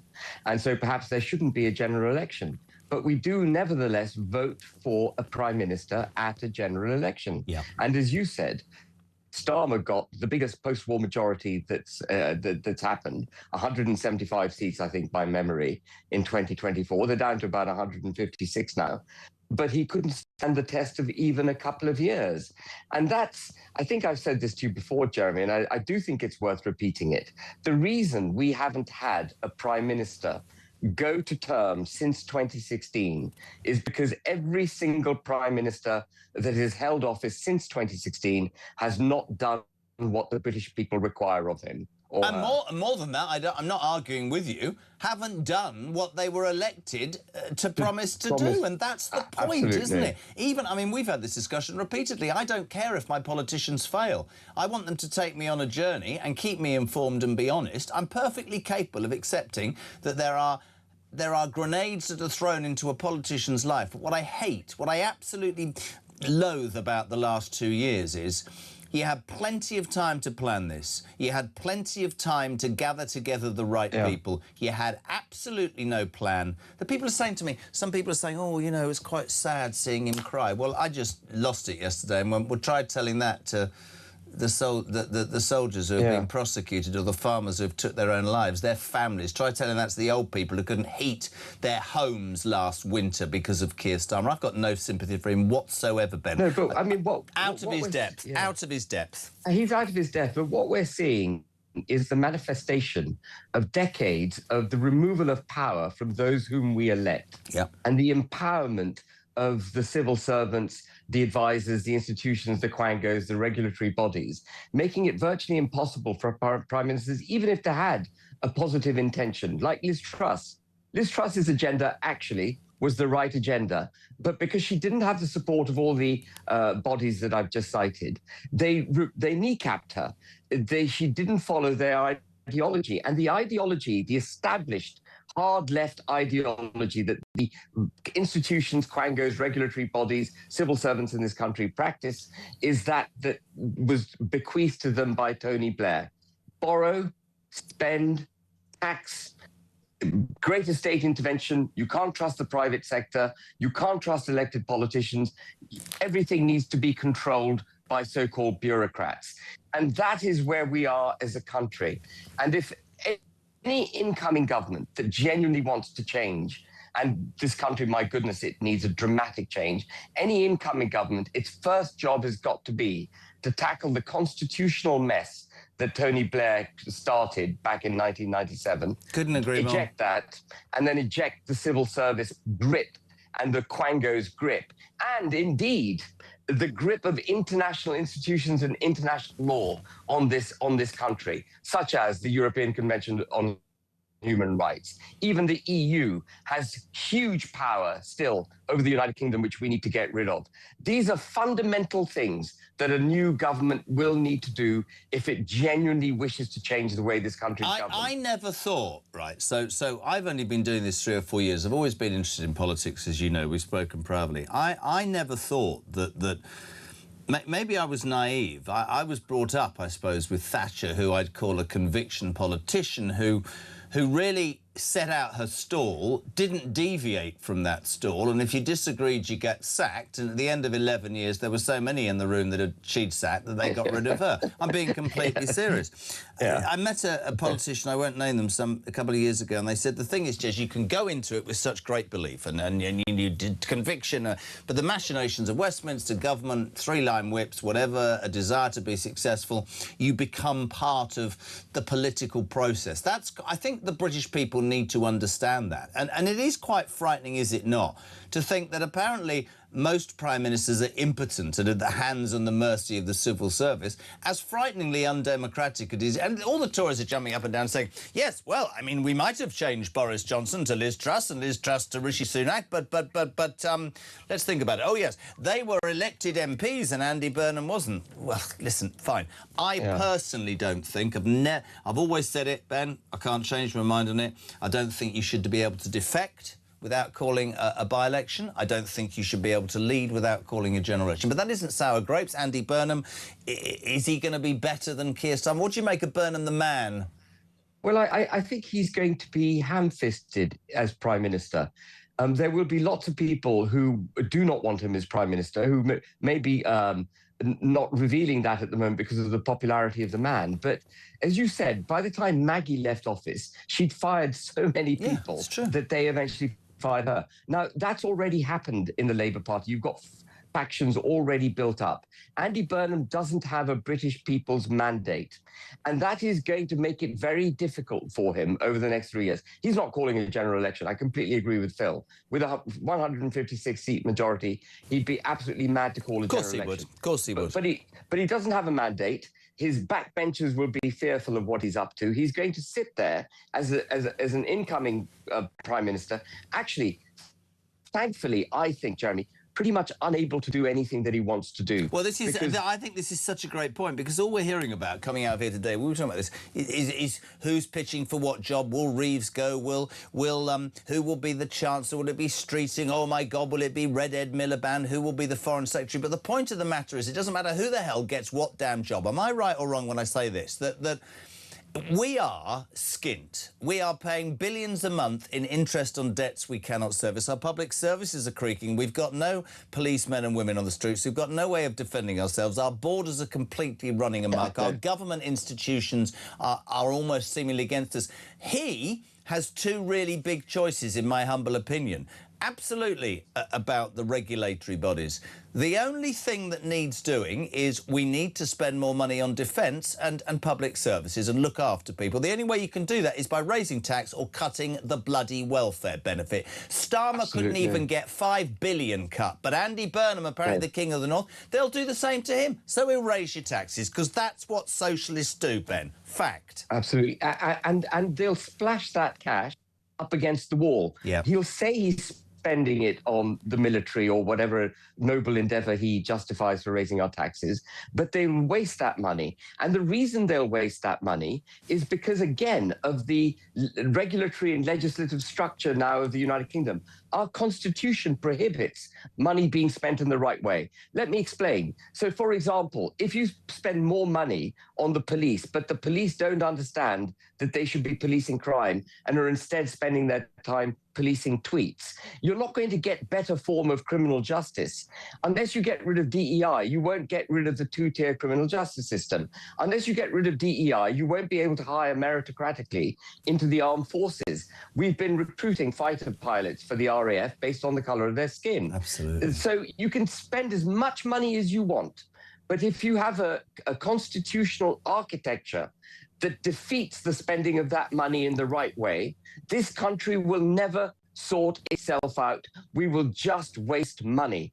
And we've got to get a grip of the reinstatement of aspiration, getting rid of dependency, the reinstatement of meritocracy, getting rid of victimhood and progressive discrimination, enforcing our borders, reacquainting ourselves with what it means to be a British citizen, what it means to be British, what it is we fight to protect. Who are we as a people? Why do we care about ourselves? Why does this country matter? Why is it important? These are fundamental things which we do not have the answers to. So you can spend as much money as you want. You won't sort out a thing until you've got these foundational building blocks back in place. I couldn't agree more. I think a brilliant speech, and I get it. And my point is we seem to have got to a point in this country, and I never know the best way to describe it, where perpetrators of crime treated better than victims. I don't know. The unemployed are treated better than the alarm clock Brits. The excuses reign in. I've said it repeatedly. I am all for helping those who can't help themselves, but until we accept, I think, that we've become soft and apologist, and the reason we've got an immigration problem, for me, you might disagree, is because we offer too bloody much. Because I've said it repeatedly. If I was leaving a country that was 7 countries away, A, I want to bring my wife and kids, and B, and 2, I'd stop wherever. I wasn't having bombs on me yet, but no, we'll come to Britain because Britain will wipe your backside. And I think that Starmer's been part of that, and I think the last few governments have been part of that. What I would love to say to the British people, I don't know how, I'll never be able to, but it would be really interesting to say to them, right, listen, here's the truth, a bit like Thatcher. It's hard. It's difficult. There's going to be some medicine that we have to take, but the only reason we're going to have to take it is because we have got to a point where institutionally, economically, morally, ethically, we are not where we need to be. So we're not going to get better unless we fix it with medication, and that will take time. But you're not going to like me, but I've got 5 years and I'm not going anywhere. It's a bit like football nowadays. Premiership managers get 5 games. Thatcher got 11 years. Will we ever give a politician, will we ever say, you need 10 years, we'll take the bad because we know you're right? That's what I want from my politicians, but maybe the world's moved on too much, Ben. No, I mean, I think it's possible. I absolutely believe it's possible, but any individual seeking to be Prime Minister of this country now needs to do much more than just bang the drum of popularity. They need to think through precisely the steps required on day one of an incoming pro-British government. They have to have all the legislation absolutely ready to repeal all the laws that need to be repealed, to cut off at the knees all the quangos that need to be destroyed, to eject from the body of British law, international law, that is defeating our ability to do what's right for this country. On day one of a pro-British government, they need to walk into Parliament, they need to slap down these draft bills, bills that they want to pass, and they need to drive that through Parliament as part of their manifesto. Not allow the Lords to stop them, not allow the civil servants to stop them. I've never understood if you get a 175-seat majority. They got the Steel Act through within 24 hours. I'd just be saying it's day one, and that Trump-esque, of course, executive orders that were challenged. But just do it, man. Stop telling us you're going to do it, and do it. You now need a Trump-esque approach to governance to change the way we're governed. I completely because nothing short of complete dramatic radical change is going to deliver what we need. We need an absolute Hercules to become Prime Minister, and we need that Prime Minister to be supported by a team of Samsons. I heard Kenny Badenoch saying we want more normal people in Parliament.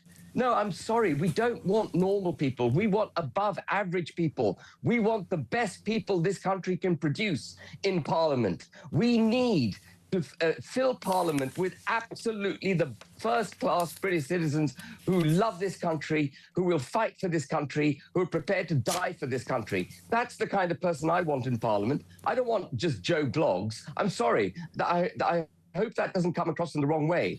But we've got to stop appealing to the lowest common denominator. We need champions, and a champion must come forth to be Prime Minister and then surround himself similarly with equally capable people. It is absolutely critical for the future of this country that we do that. Couldn't agree more. We need braveness. Really appreciate, Ben, having you on. Like me, working on 40 degree when everybody else is allegedly bunking off. Can you believe it? Good man. Ben Habib, chairman of the Great British Pack. What is it, 7:21? Ghana last night eked out a draw with a rather turgid display by England in the World Cup. Our second qualifying game. We got Panama, of course, at the weekend. Harry Redknapp and the legend that is Mark. Actually, Max Cox, he's a legend. Harry Redknapp's a massive legend. We'll talk Sandbanks, probably. We're back in 3.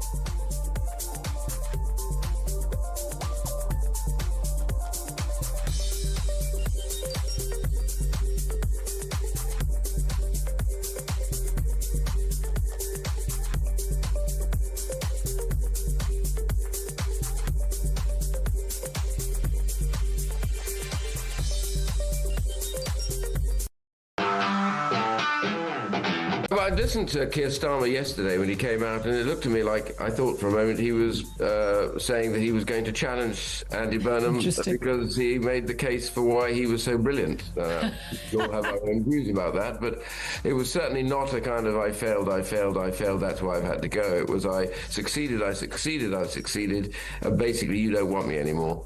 And that was that. More fool you, yes.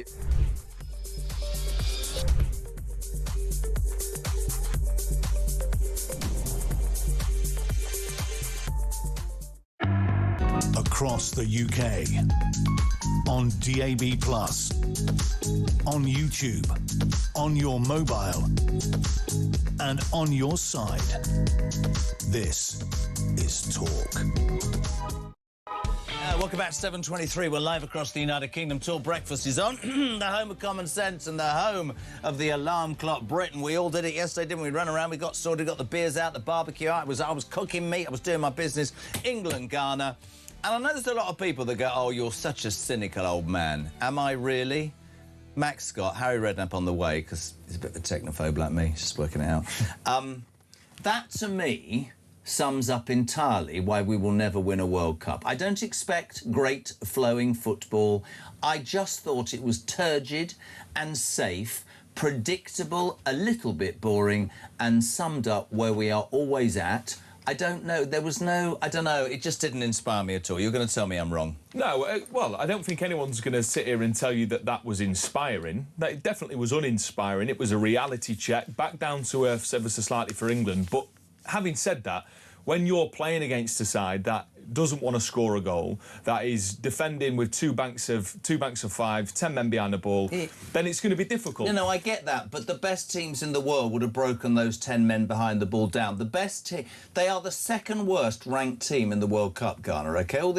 All I'm saying is 4 years and that depth of talent, and we can't put Ghana away. Look, it was dreadful, but what I would say is only three, only 3 teams have won the World Cup and won every group game. OK. So it's not uncommon for a World Cup winner to lose the game. And the reason I'm trying to be a little bit more on the fence here is because I think that second-half performance against Croatia demonstrated a side to England that we haven't seen for a generation. Well, why could we not do that last night? Because there's 10 men behind the ball. Well, if Harry Kane scores a sitter from 6 yards, then we're talking about how patient England have been, we're talking about how calm they've been under pressure, etc. Now, that didn't happen. And you're right, it was uninspiring, but I don't think that it indicates that England can't win a World Cup, because Ghana defended unbelievably well, and they didn't want to score. Let's talk about the defence, because lots of people are talking about the defence, right? Gay is supposed to be great, called in for Stones. Was all right, not as good with distributing the ball. He didn't have much to do, did he? Spence shouldn't have been on the pitch. Can't even believe he was picked. Just a feeling. Reece James has just played 2 90-minute games, but never plays more than about 20 minutes for Chelsea 3 times a month. I just looked at it, and at the concept, I just looked at it, and I'm like, 4 years of planning, really? Yeah. It smacks of that time when we had a midfield full of Scholes and Lampard and Gerrard, right? Defence, we had Terry. I don't know, mate. I don't totally uninspiring. I don't agree on the defence, because the defence isn't as good as it was with Terry, Ferdinand, etc. Well, because Thomas Tuchel hasn't picked some of the best defenders. Should he have picked what? I think he should have put Luke Shaw and Lewis Hall, who were bona fide left backs. Definitely. But because look, we need to ban. There needs to be emergency legislation put through. Oh, no, you can't do that. The government don't start talking about emergency legislation. You cannot have a right-footer at left back. It didn't work with Trippier. It's not worked with Spence. As much of a great athlete as he is, he's great defending counter-attacks. Anthony Gordon's been criticised for a poor performance. I think we need to hold back on that criticism. He was never given the ball, and when he was given it slowly. So what do you do now then? Put Nico, whatever his name is? I think you have to start Nico O'Reilly at left back because he's left-footed.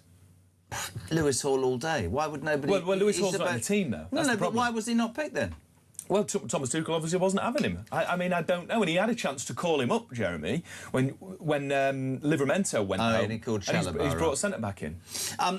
Do you understand, though? You do it for a living on TalkSport. And by the way, amazing coverage again from our sister station. Everything you want. Back of the sun as well there.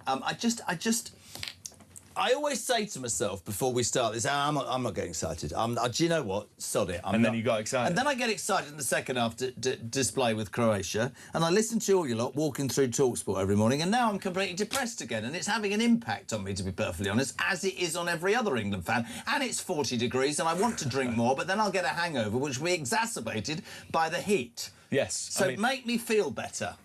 I'll make you feel better by saying that second-half performance still exists, and we've got a world-class manager, and we've got a world-class midfield and a world-class striker. But he didn't pick the right left-back. We didn't, but we can't deal with that anymore because he's not going to come. And that's done. It's legitimate to have conversations about the type of squad that Thomas Tuchel has picked, and it's only going to be exacerbated by poor performances like that. But I still believe, you look at the teams that you believe that England could win the World Cup. Yes, and if I'd have asked you, you'd have said the exact same thing about 12 hours ago. And we shouldn't let one performance take away from the hope.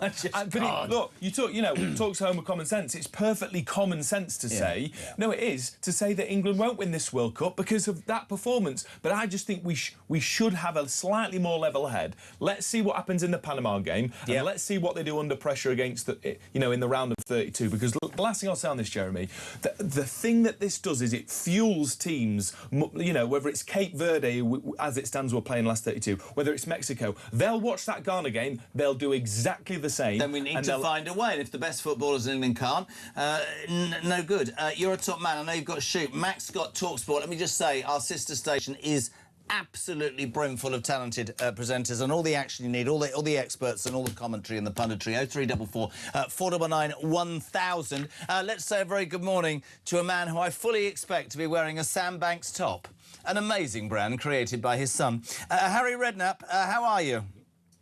Jeremy, I'm good. Yeah, all fine. Is that a Sam Banks top, Harry? Where's Of course, there yes. it is. Look at it. There it is. Look at that little badge. Honest to God. They're free. I have to wear them, Jeremy. They're free, aren't they? Well, yeah, it has been said. Morning, Mark. So, Harry, you're a bit close to the camera, but don't worry. I'm going to be... You're all right, because you've always told me the truth. Have I right to think that was utterly rubbish last night, or am I being cynical? It was a shocking game. I mean, at half-time, not one shot on target from either team. Now, it was so boring, that first half. It was an absolute shocker. It got a bit better late on. Obviously, we opened them up once or twice. I thought we were a little bit lucky. I thought they could have had a penalty. I mean, I haven't seen it this morning again. I'm sure everyone's looked at it since. Yeah, Konza was lucky, mate. Konza was lucky. You know, I thought we got away with that. But no, it was a poor performance. Listen, I think we all got carried away. People, not me, but people did get carried away the other day after the Croatia game. You know, how great we were. We beat a very average Croatia team, a very average, the worst Croatian team in the last 30 years, probably. But it was a second half we played very well. You can only beat what's in front of you for sure. But yesterday was equally as poor. It was. Just because I know you, I've said this before. Everybody knows you should have been the England manager. But what I don't get is this: you're a football manager. I've never done it. I don't understand. You've got the cream and the best players in the United Kingdom, in England, right? Yes, you've got 10 players behind the ball. You're not good enough technically or tactically to come up with a plan that deals with that. Because the truth is, Harry, you know this and I know this. Portugal, well, not Portugal, Spain, France, they would have found a way, and it just frustrates me that for years we've had this talent, and I'm not getting negative on the basis of one game. No. I don't understand the defence thing. None of it makes any sense to your average punter, mate. That's the truth. Well, what we lacked really, Jeremy, we lacked somebody to do something special, to get on the ball and suddenly go past one or two people and open that. You know, they did string people across the back, you know, and they had two backs of, well, they had a 4 and a 5, never moved really very much. But that's when you needed somebody to get on who can give us a bit of magic, and we do lack that. In that, well, he didn't take. There's the debate. He didn't take Foden. He didn't take Palmer from Chelsea. Well, they would have been. You know, if I was sitting on the bench yesterday, I'm looking around thinking, I need a goal here. How are we going to get one? I would have been looking. You know, I'd have been looking for a Palmer. You know, come on, son, give us a bit of magic. 25 minutes to go. Go and change the game. Get on and do something special. Show us what you can do, and that's what he can do. Foden can, you know, got that ability to do something special. We lacked that a little bit. Eze came on. He has got that ability. He can unlock a door. But that's a little bit what we lack of, in that little bit of extra creativity. You know, we've got good, they're all pass. Somebody to get on the ball and go dribble, go and beat go and take people out the game. I was watching it with my father-in-law.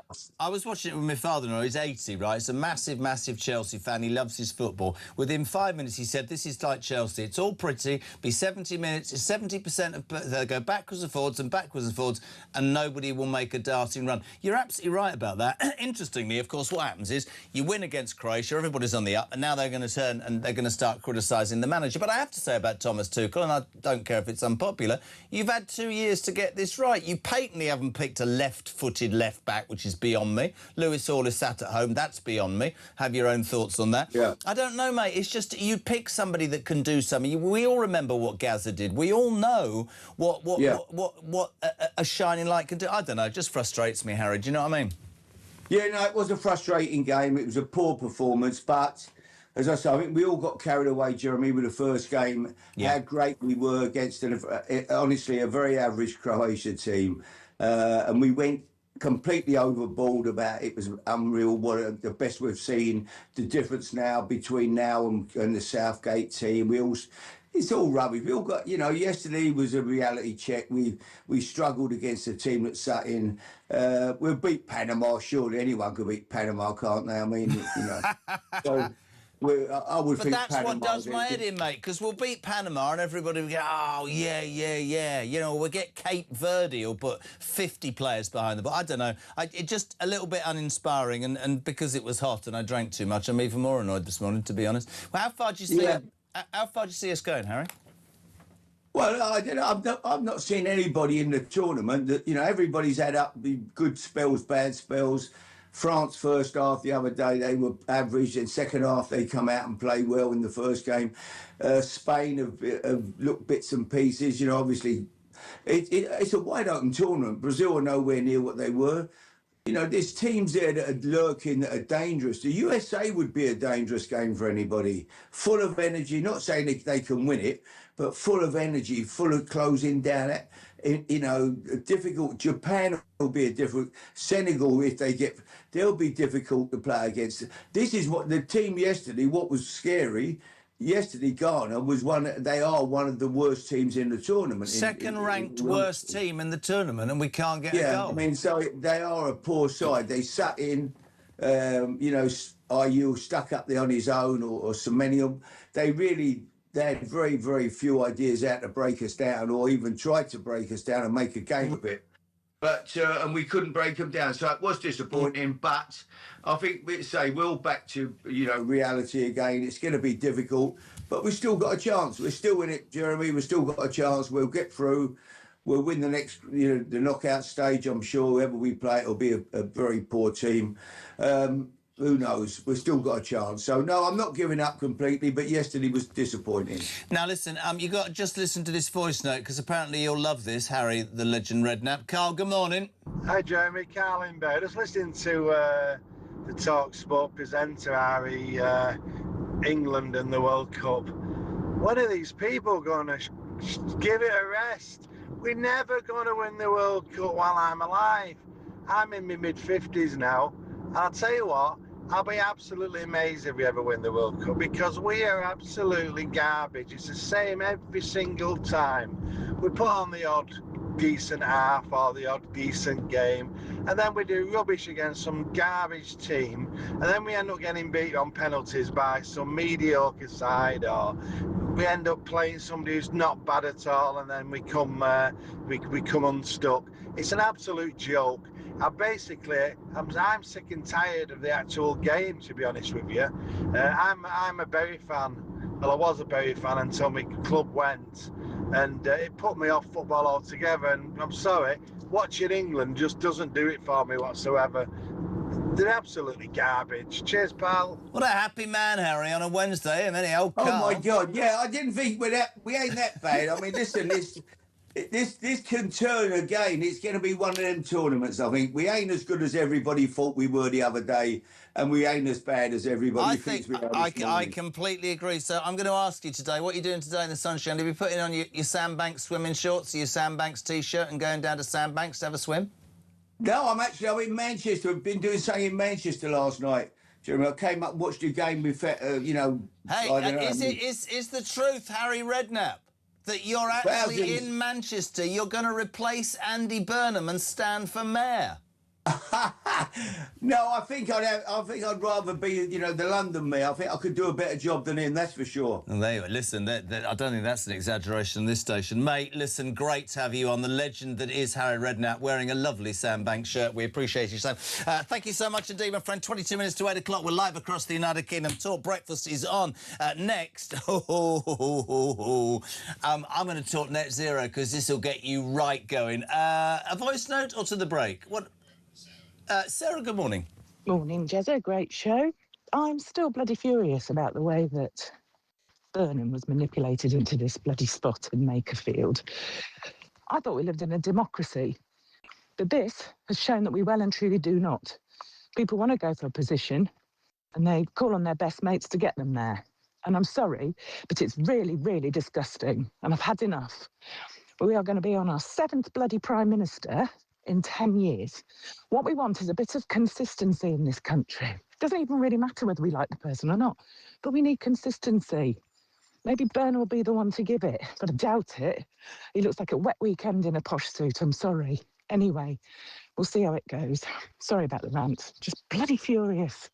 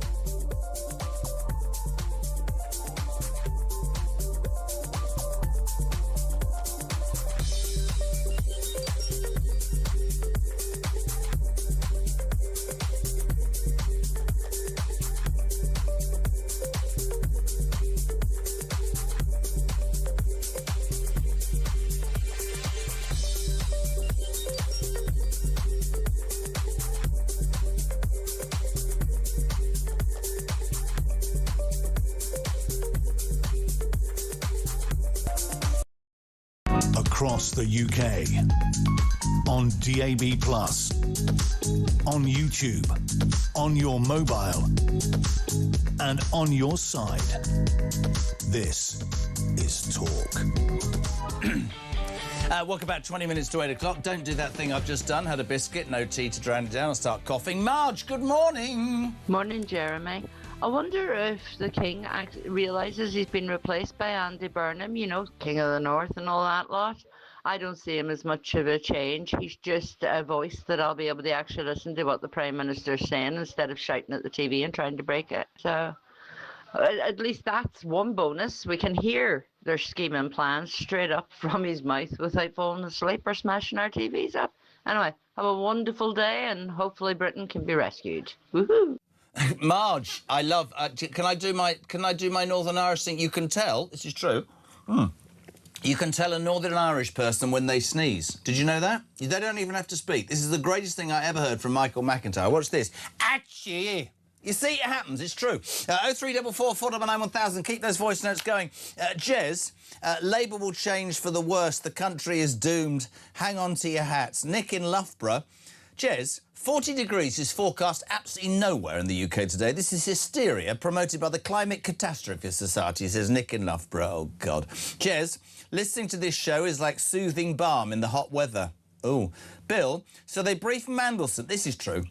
That's extraordinary. They briefed Mandelson before he became ambassador to the United States. Now they're briefing Burnham, who's not even leader yet. If you are waking up this morning, Number 10 has admitted that Andy Burnham will start receiving government briefings and meetings with the Cabinet Secretary as soon as possible. This, my friends, is before, and I quote, the nominations for who wants to stand in the Labour Party leadership have even opened. Not closed and not even open. This morning, Darren Jones, senior minister, he's the one... I went, no, the boats are full of women and children. He obviously can't see. He was the Secretary of State for the Prime Minister. That was impressive. Anyway, he says, I'm not taking on Andy Burnham. That was breaking news. And also some other news, which is fantastic. Sorry, I make no apology for this. Incompetent woman. Rachel from Accounts looks like she'll accept a junior cabinet position because Andy Burnham's going to sack her, because she can't add up. 0344 499 1000. Many people are asking, where is, Andy Burnham's mind when it comes to the disaster that is net zero? We say a very good morning to Harry Wilkinson, Head of Policy for the Global Warming Policy Association Foundation. Hello. Good morning. Don't tell me you're going to tell me the 40-degree heats, because we all need to go and do whatever net zero rubbish, my friend. Well, what we need is air conditioning. I mean, this is crazy that in this country only 4% of properties have air conditioning. Nobody is going to give a better answer to any question throughout the next 10 years on Talk. I bloody love you. Just get some... Stop moaning about the ozone layer. Just get some AC, right? That's right. I mean, we have the ability to manage these kind of events. I mean, one does have sympathy for people who might be outside, maybe they're builders, people who are out and about. But I think for the vast majority of us who are inside, we could be in air-conditioned buildings. But we actually have building regulations at the moment which discourage the use of air conditioning, and that's something that needs to go as soon as possible. Let's talk about Andy Burnham, front page of the Mail today. Don't put economy at the mercy of Red Ed. There's a big sort of thing going on that the people on the left want to convince Andy Burnham that he should make Ed Miliband the next Chancellor of the Exchequer. Now, for a man who put a pretty madcap agenda to the British people in 2015 and got completely routed, lost the Labour leadership to Jeremy Corbyn, I think it would probably be one of the most dangerous things in the world. This is a man who wants to spend $800 billion bankrupting this country to achieve, what, 1% of, I don't know, net zero by 2030 when the rest of the world's just getting on with their lives. He's dangerous, isn't he? He is. There's been this big business reaction of people who can see just how damaging he would be as Chancellor.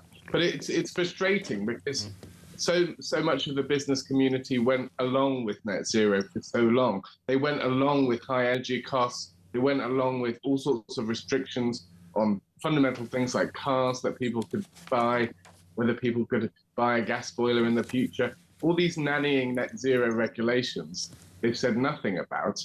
And now with the prospect of with Ed Miliband as Chancellor, they're finally speaking up and saying, God, this would be awful. No doubt he'd continue promoting net zero from the Treasury, and doing lots of other bad things besides. Andy Burnham has a really critical choice here, because if he can chart a path for the country away from Ed Miliband, you know, that could really be a turning point for this country. But if I couldn't agree more. I mean, we've heard rumours that Ed Miliband has been central to this coup, has lent him his spads for the last month or so. Whether that's true or not, I don't know. Those were sort of political rumours from Westminster. But Andy Burnham, if I was in Andy Burnham's ear, I would be saying, nobody likes net zero.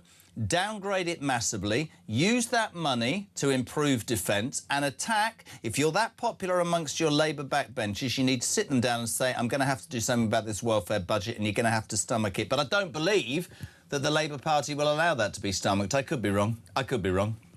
I fear you might be right. I mean, Ed Miliband, give him his due, he's a very canny operator. He's one of the most significant figures in the cabinet at the moment. He has many loyal allies. He has people that, you know, everywhere within the Labour Party, and he's probably, you know, has made many overturns to Andy Burnham and has set himself up nicely. So this would not surprise me at all.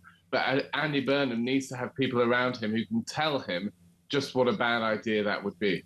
Can you believe, just to finish, Harry, and it's so good to have you on, my friend, can you believe that it seems that so many people are still seduced by something, and I do say this a lot about net zero, that is of no importance to countries who are creating far more carbon emissions, right? We're 1% at most, that we are prepared to bankrupt ourselves on the altar of this crazy ideology.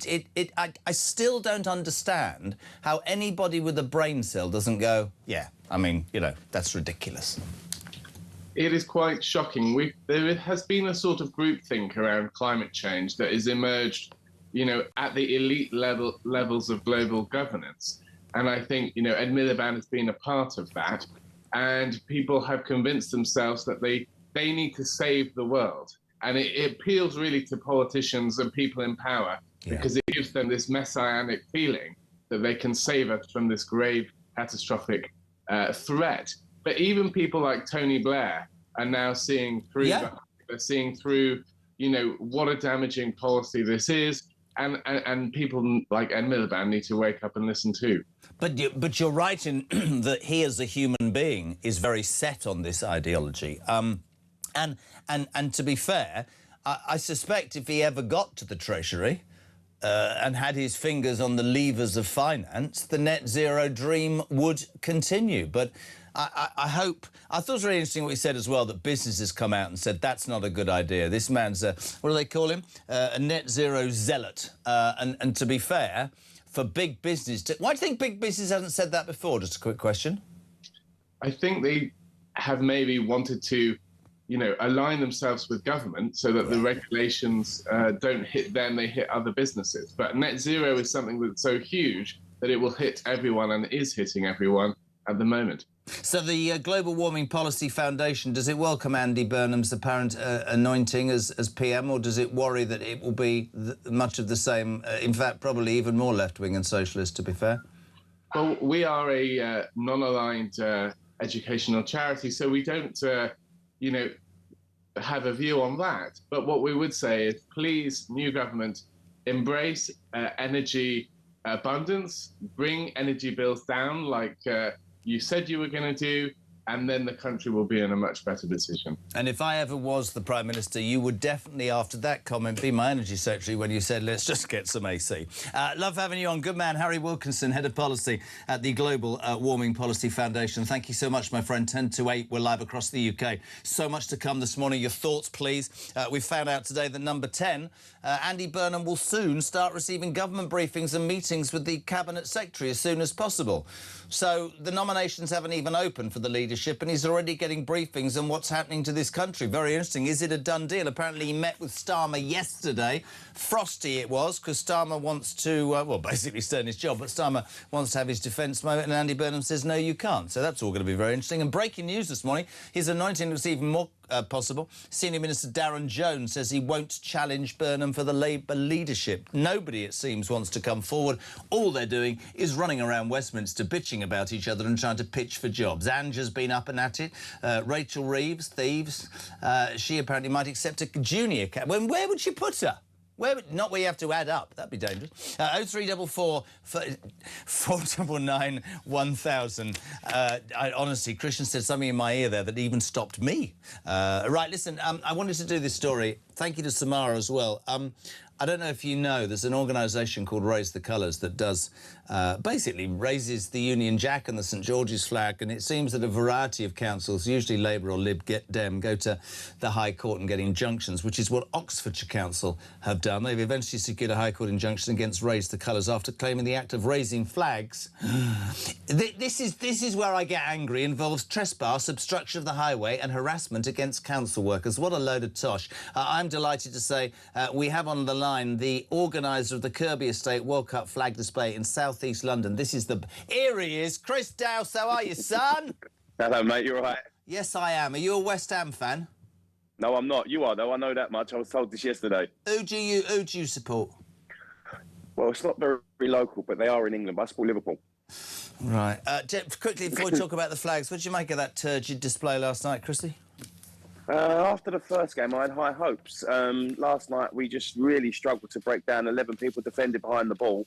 I was just listening to some reports, and I just think that a lot of people are right in what they were saying, that we should have changed the formation and changed the players on the pitch about 50 minutes. We left it too long. Yeah. Didn't give them long enough to get into the game when they did come on. Now, you are exactly the sort of person that I love having on, that I broadcast to for years. You're a hard worker, an alarm clock, Brit. You do your business. Just put it into words for me, because I rant every day. What sort of council says you can't do, fly, show, be proud of your flag? What have we come to, Chris? Seriously. But you know what? I haven't got a clue, because when it comes to our borough of Southwark, they've always championed us. They've always looked at us and admired what we've done, to the extent where we received an award from the council at the weekend about it. I don't know, I mean, I don't want to get political with you, but they say it's being grabbed by the far right. I look, right, because I'm a patriot like you, I look at how the Scots are proud and allowed to be proud of their flag, and the Irish are and the Welsh are, but apparently it incentivises division. We've become a bit of a soft touch, haven't we, Chris? You know, I've not known anyone who's been told to take their flag down. We had it on here a little while ago, where someone come to us and said, why are you allowed to keep your flags up and I've been made to take mine down? And when I asked him why and where he'd put them on the handrails of the stairwells going up the blocks. And we find that a lot of it is to do with how they're flown and if they're flowing safely. But isn't that just an excuse? Say take Oxfordshire Council that I was telling you about, have got this High Court injunction that said you can't do it. They'll get it because it's a trespass or obstruction of the highway. The truth is, they don't like the bloody flag. That's what they don't like. We know there are people who think, many people, woke people, who think that the flag is a sign of diversity. I can't even say that. Whatever the word is, you know, it causes anger, which really frustrates me as somebody who's proud to be British, English and whatever. Really does. Yeah, it's a shame that there is people out there that feel this way, but for us on here, we've done it for a long, long time. We found the archives going back to 1945 when people were putting the flags up. And for us, when we started redoing it on 2012, it's only ever been about the football. And we swerve politics on here completely and anything to do with that, because we know there's people on here with different opinions. Do you ever get anybody coming up and trying to get them taken down when the footy's on? Never. Does anybody try? No, never. No, the only thing we ever have is people come around here taking photos, and everyone always says the same thing. I wish that people did that. I wish that we did that in my street. There's only one flag up in my street, and I said, well, go and put a flag up then. There's nothing stopping you. No, then I don't think people are going to make you taken down at all. I think it's just going to become a bit of a nonsense, really. I think there's a lot of hyperbole about it. I think we've got to a point where people talk about it too much. You're making the point it's about football. You know, I lived in America for 3 years. Every single house has a flag outside it. I mean, there's a whole debate. But you know, you try and get behind your football team, and it's great to see a community doing the right thing. Do you all do it? How many flags are there, mate? I'm looking down the barrel. There's bloody hundreds, aren't there? It's amazing. Yeah, there's over 300 at the moment. It's not as many as we've had in the past, but there's still plenty up. There's still plenty going on. We're always. I'm going to change my arm's aching. We're always looking to do things. I've got to ask you something, because and I'm not asking you to be political. I guess on that estate you have people from different countries, different cultural backgrounds, different religions, all living together happily, and they're not bothered? Yeah, 100%. I mean, this estate is about as diverse and as multicultural as they come. For example, my next door neighbour there is from Cameroon. But what we do when we're on here, we always try, if you can see behind me, just there. Yeah. There's a flag there with every single team that's taking part in the competition this year. And we always try and include everyone that's taking part to make sure we don't leave anyone out. You're a top man, aren't you? It's just common sense, isn't it? Support your football team, raise your flag, be respectful to other people. That's just the way it goes. So are you working today? Are you one of those softies having the day off because it's too hot? What's happening? No, I'm off to work in about 5 minutes. And also what I'd like to I'm late, actually. Oh, I'm sorry. Blame me. Well, there's an outside pool in your street. Look, you're going skinny dipping. Have a look. Over your shoulder, son. What's that? You're more than welcome to come and join us. That's for the kids after school when they come on. I'll tell you what. Has Samara been down here yet? I'm going to get down there and look at it. If we get past the last 32, I promise you I'll come down there, mate, and share a beer. But listen, please do, respect. mate. Please do. Come down I will, and respect you despite your football team. And good luck to Ian, and great man. Chris Dowse, organiser of the Kirby Estate in Southall. World Cup flag display that goes everywhere across the world. Proud of his flag, and a council that understand it's OK, not like Oxfordshire Council who've got a High Court injunction because they say if you put the flag up, raise the colours, they're all racist, all far right, it's all very, very horrible. But most of all, they win the argument because it might fall on your head. What happened to us being able to deal with our own stuff? Jez, surely hotter weather, which generates high winds and thunderstorms, is exactly what Millipede wants to justify his solar farms, wind farms and replenish the vital reservoirs. So Ed needs us to burn more fossil fuels to keep the lights on. He should be thanking us every day. This man's from Wales, Gary. Oh, hello. I don't know why I did that. I'm Welsh and I was supporting England last night, but your guest is right. When you have a team that's defending in numbers like Cape Verde did to Spain for their 0-0 result, the outcome is what we saw last night. Don't you even attempt to put us in the same bracket as Spain. It's almost 8 o'clock. We're live across the United Kingdom. It's all a bit interesting at the moment. Andy Burnham seems a shoo-in to be Prime Minister. Nominations haven't even opened. People aren't standing against him, and even the Cabinet Office is briefing him on international and national security issues. I don't know what's going on. Starmer wants out. Rayner wants in. Rachel Reeves is trying to stay in, but looks like she's going out. Lammy's definitely going out. That's very exciting. But what will happen to Red Ed Miliband? Could he be the Chancellor? What a dreadful thought. We will get so much next, by the way. Couldn't get him on yesterday. Dan Hodges, who started the whole debate about Keir Starmer, his thoughts on the transition. All of that, my friends, on the home of Common Sense after news at 8, which is next.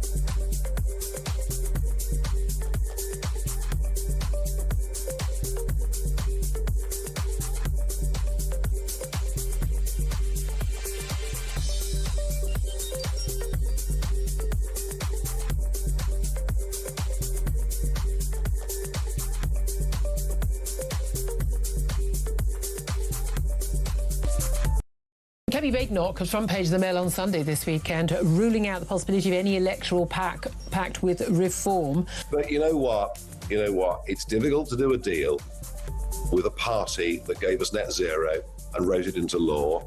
It's difficult to do a deal with a party that promised to do one thing and gave us the Boris wave. So for me, it's about trust. Very difficult to trust them.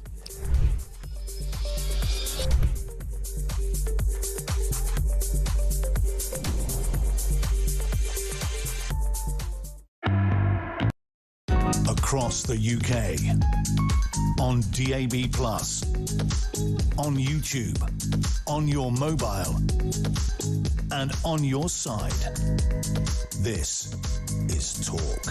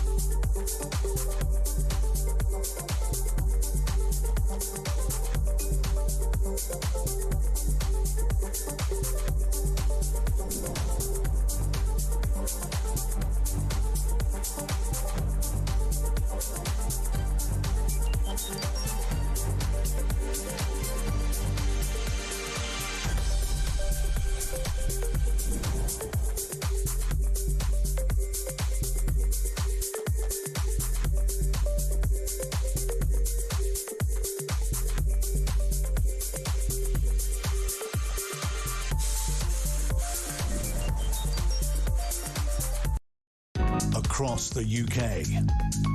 On DAB+, on YouTube, on your mobile, and on your side. This is Talk.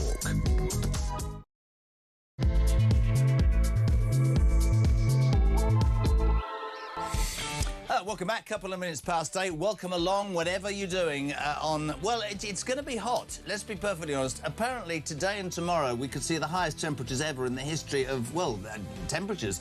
The Great British Bunk-Off, front page of the Mail, has begun. Workers and people staying at home. 40 degrees. I'm old enough to remember 76, and I kept going, oh, it was very warm then. And they go, we weren't alive. 76, only 32, could be 40 degrees. We'll get a weather update. There are red, amber warnings. The trains aren't running because the things are buckling and there's no aircon. It's a nightmare. 0344 499 1000. You heard in the news, England pretty turgid display last night, drawing 0-0 with Ghana. I loved the front page of the Sun. Don't worry about a thing because every little thing's gonna be... You're starting to, yeah. OK, gonna be all right. Politically really interesting, and can't wait to speak to my next guest. Andy Burnham, of course, who 2 weeks ago wasn't even an MP, is way further cleared this morning to number 10, Senior Minister Darren Jones. You know, the one who went, yeah, those people on the boats, 90% are women and children. He obviously can't see much. He said, I'm not standing. It is extraordinary. We've also found out this morning that number 10 says that Andy Burnham will start receiving government briefings and meetings with the Cabinet Secretary as soon as possible. The nominations haven't even opened. Yesterday, Keir Starmer and Andy Burnham met. There seems to be tension in the air. The man who will know it all. I'm so delighted to have him on the show as often as we do because he really has been nailed on right about Starmer. With the Mail on Sunday, brilliant friend. Dan Hodges, good morning, sir. How are you? Good morning. Very well. Well, we haven't spoken to each other since the Hodges was proven correct. And let's just a little bit together if we can. What an absolutely extraordinary gaslighting attempt that resignation speech the other day by Starmer was. Unbelievable. And almost every side of the coin, people would go, fabrication. You weren't up to the job. Goodbye. Yeah, I was in Downing Street. I mean, I think obviously you'd have to be pretty hard-hearted not to have some sympathy for Keir Starmer, given the way things have transpired. But no, I think you're right. I think if anybody bothered to analyse what Keir Starmer was saying, obviously it was pretty divorced from reality. I mean, and we've seen from sort of Keir Starmer's allies in the last 24 to 48 hours this attempt to, basically rewrite history and to claim that Andy Burnham is fortunate because he's about to inherit a country in which broadly the main problems have all been solved by Keir Starmer. He claimed to have, ended the cost of living crisis. The public finances are supposedly back in a decent state. The economy's motoring ahead. I know. It's, small boat crossing. Oh, yeah, defence is going really well. That's why you lost your 2 defence ministers last week. Britain's never been stronger defence-wise, etc., etc. And obviously, as we all know, that is complete and utter rubbish, which is why Keir Starmer has just been booted out of office. But, he's only human. This is what Afghanistan do in these circumstances. They try and sort of shore up their legacy. So I suppose on that level, it's only to be expected. Let's talk about Andy Burnham. You've been in the know. This morning we were reporting, which is extraordinary to me. Yesterday you reported in the Mail as well, a meeting that was described as somewhat frosty between Starmer and Burnham about the transition. We heard from Charlie that'll be an interesting thing, and you write about it today because they fully expected Camp Burnham for Starmer to stay around till September. They say that when he said there will be a leadership contest, he knew that there wouldn't be one and that Burnham would have to almost take the job in 3 weeks, and they've done it deliberately to make it difficult for him. What are your thoughts on that, Dan?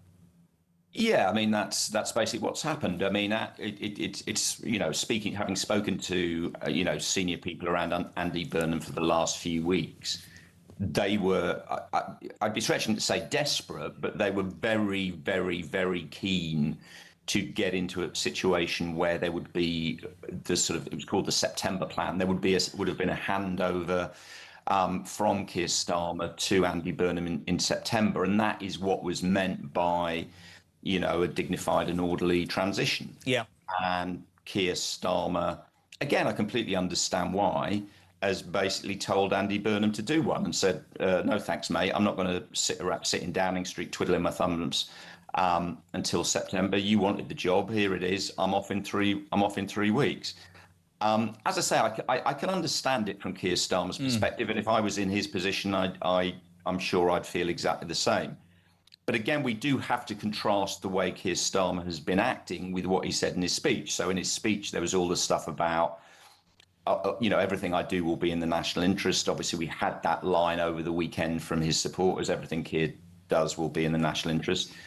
Obviously, it wasn't. I mean, he's basically thought, right, I'm gonna kneecap Andy Burnham before he even gets into Downing Street, which is why we've had the briefings that he intends to just plough on and sort of set in stone some sort of, defence spending plan. Why would you want to set that in stone when it's completely unpopular and costs you 2 defence ministers? I have to say, actually, you say kneecapping. You'll probably think I'm being a little argumentative here. I think it's the first time he stood up and gone, what's it to you all? You've shafted me. I'm not sitting around here twiddling my thumbs because technically he can't do anything. And Burnham's lot would respect you. I'm with Keir Starmer. I never thought I'd say that. You wanted it. You forced me out. You bloody deal with it. I've put everything into this. I might not have been up to it. I might not have been everybody's cup of tea, but I give my all. And you lot, you wanted me out. You go and do your own thing. I don't blame him one iota, Dan. Yeah, I as I say, on a human level, I don't blame him for that, but there are just 2 practicalities. It means that obviously there is less time for Andy Burnham to prepare. It means he's going to have to be, as it were, making a lot of decisions, almost sort of learning on the job, as it were.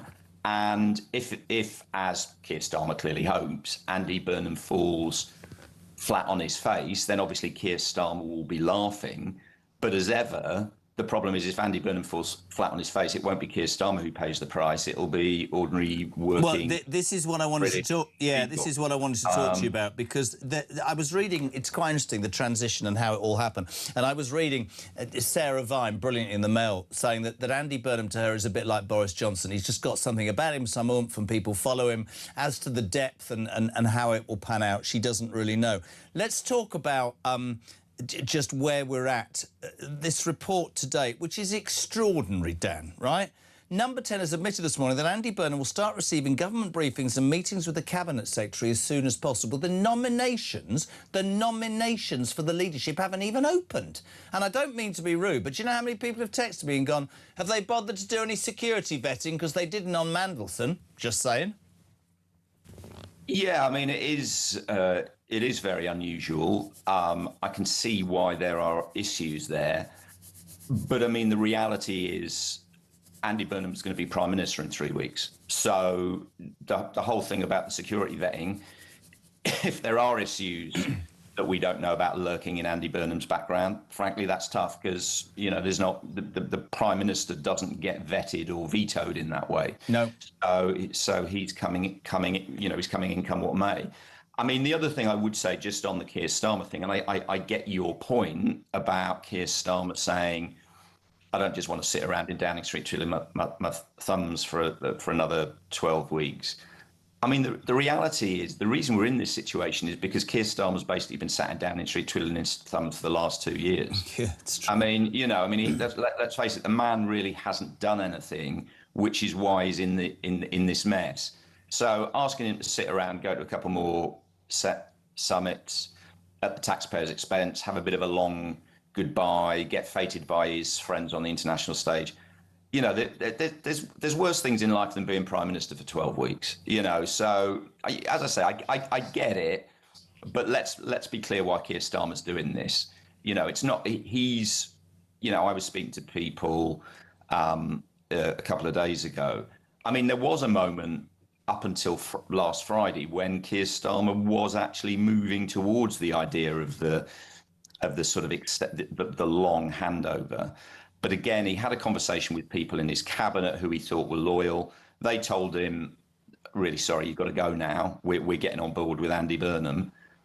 he threw his toys out the pram about that when absolutely sort of nuclear or volcanic was the word that was given to me, and just said, bugger the lot of you, I'm off. Which is, again, as I say, understandable, but let's be quite clear, this is why what's happening is happening. It's not because Keir Starmer is sitting there thinking, oh, I've got to think of what's in the public interest. No, I get that. Who was the, you might not know this, who was the cabinet minister that he spoke to that finally convinced him they'd all turned against him? Do we know that? Well, I think it was collective. I mean, my understanding is he had a conversation with Heidi Alexander, who he thought was going to be loyal to him. And Heidi Alexander said, look, I'm really sorry, Keir, but it's over. I think Peter Kyle delivered a similar message. But again, it wasn't just that those messages were delivered. It was within hours of the conversations being had, journalists were suddenly reporting it. Yeah. And that is what really, as it were, got his goat up. And it was like, they're not just stabbing me, they're stabbing me in the back, and then they're boasting about how they're stabbing me in the back. So that was it. But, again, I mean, I understand it from Keir Starmer, but the game's the game. He's supposed to be a senior politician. His premiership has been, how long have you and I been talking about that it was only a matter awful, of mate.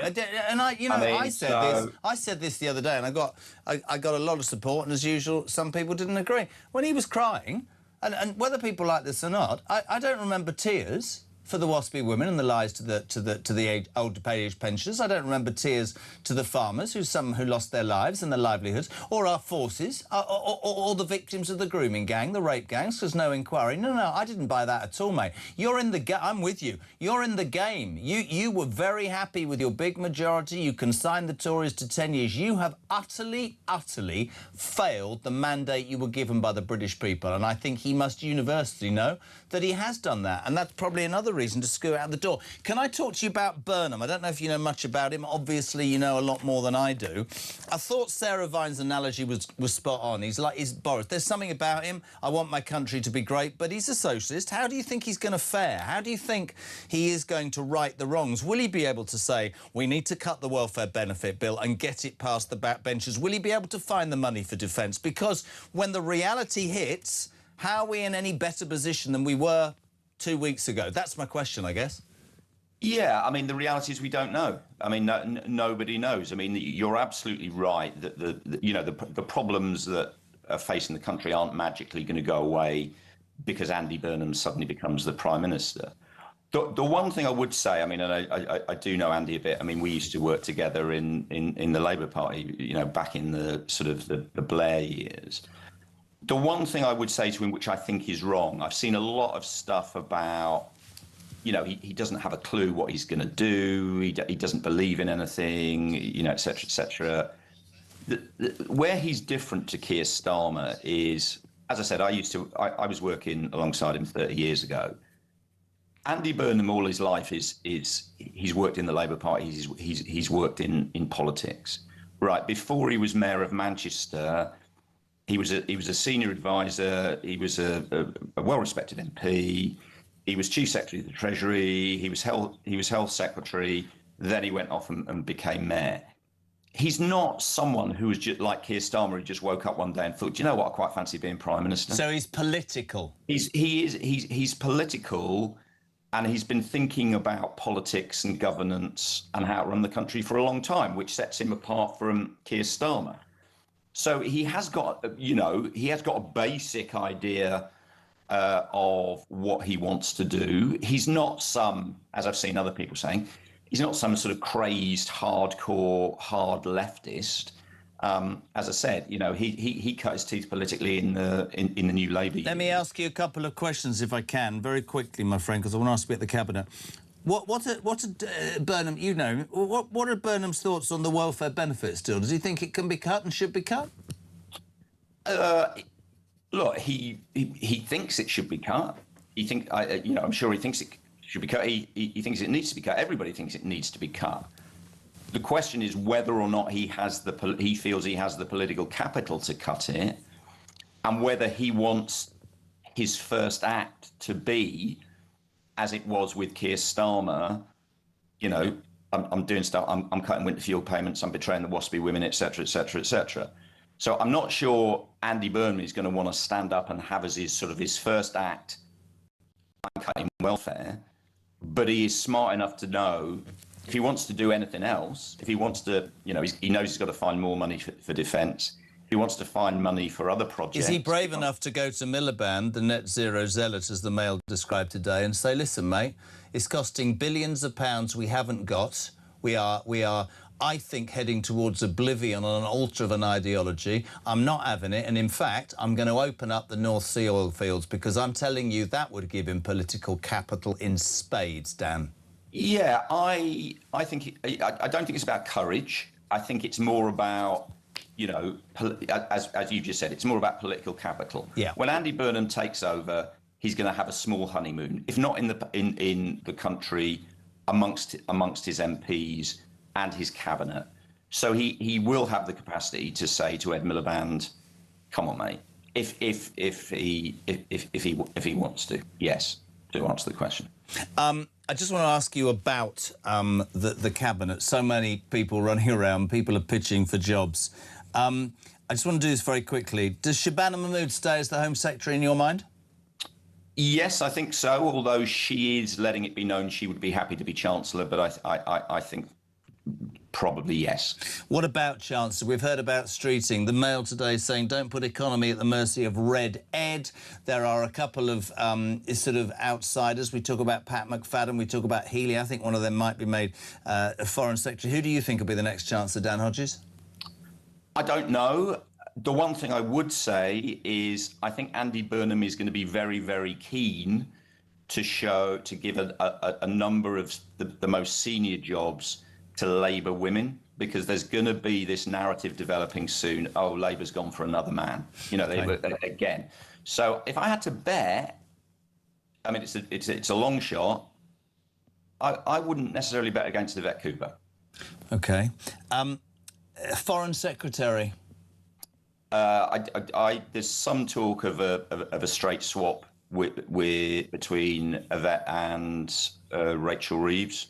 I mean, I think he's gonna have to give Rachel something. Oh, sorry, you're going to send her no. Well, it says here the FT was saying that she might accept a junior cabinet position. Yeah, I saw that, and she may do. She may well do. She may. I mean, there are other people who are telling me, look, she wants a bit of time out of the firing line. But as I said, I think in terms of the major offices of state, he's going to want to fill as many of them as he can with senior women. So Louise Haigh, who seems to have reinvented herself, she was a convicted fraudster, we're being honest, with pink hair. She ran his campaign brilliantly in Makerfield. She suddenly got the sensible haircut. Angela Rayner, she accused of avoiding stamp duty. We've heard all of those stories. Do you think it's right that he potentially brings these people back? Yeah, look, the two separate people. I mean, Angela Rayner, as far as we're aware, has been cleared, so there doesn't seem to be any obstacle to bringing her back. Lou Hay, I mean, the reality is, I think the view is, look, she served her time. You know, she was cast out of government. The reality is, as you said, she has been central to his campaign. She was central to his campaign in Makerfield. More broadly, she's been central to his campaign to enter Downing Street.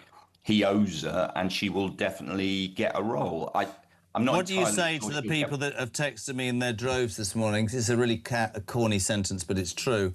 That lawbreakers can't be lawmakers, Dan. Yeah, I mean, but the reality is she's going to get a job. So the answer is yes, they can. Fair enough. Please let me finish. Brilliant. I love you, Dan. Please let me finish with just a little bit of happiness. David Lammy, no way back. Please. Well, as I've reported today, he is going to be sort of deputy prime ministership is going to be removed from him, I understand, and handed to Lucy Powell. He may get some sort of junior role in government. Obviously, David has very quickly shifted from standing in Downing Street alongside Keir Starmer in the morning to doing a series of interviews in the afternoon, telling everybody how fantastic he thought Andy Burnham was. Yeah. So, I mean, no, don't write David off. He is one of politics' great survivors. I mean, he may get some role, but it will not be a senior role in government, I don't think. Dan, you've been so right. It's so fascinating to have your insight. Read Dan's column again in the Mail today. Mate, thank you. It's going to be... It's just gold for us, isn't it? We keep watching, we keep seeing what will happen with Andy Burnham, who apparently, according to, as we say, reports this morning, will start receiving government briefings and meetings with the Cabinet Secretary, which is for people who are would-be Prime Ministers. That will start almost immediately, despite the fact that the nominations to be the next leader of the Labour Party and thus Prime Minister haven't even opened. So it looks like it's a shoo-in. Let's go to... are we going to Victoria Gardens? I'll tell you what, in terms of politics, there's dedication and there's Richard Holden, Shadow Transport Secretary in 150-degree heat. Oh, there's the idiot with the umbrella behind. Morning, Richard. How are you? Good morning. How are you doing?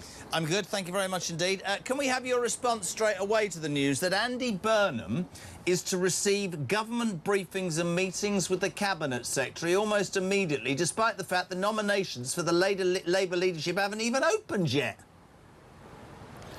Well, I mean, it does feel like this is all being stitched up internally, doesn't it? I think the truth is, though, that what the country wants to see is there's some really big issues out there. With some, the economy is really faltering. We've seen rising unemployment, particularly amongst young people, basically every month since the Labour government came in. We've got that defence investment plan totally stalled, and with the former Defence Secretary and his number two both resigning just a few weeks ago. There's some really big issues here facing the country.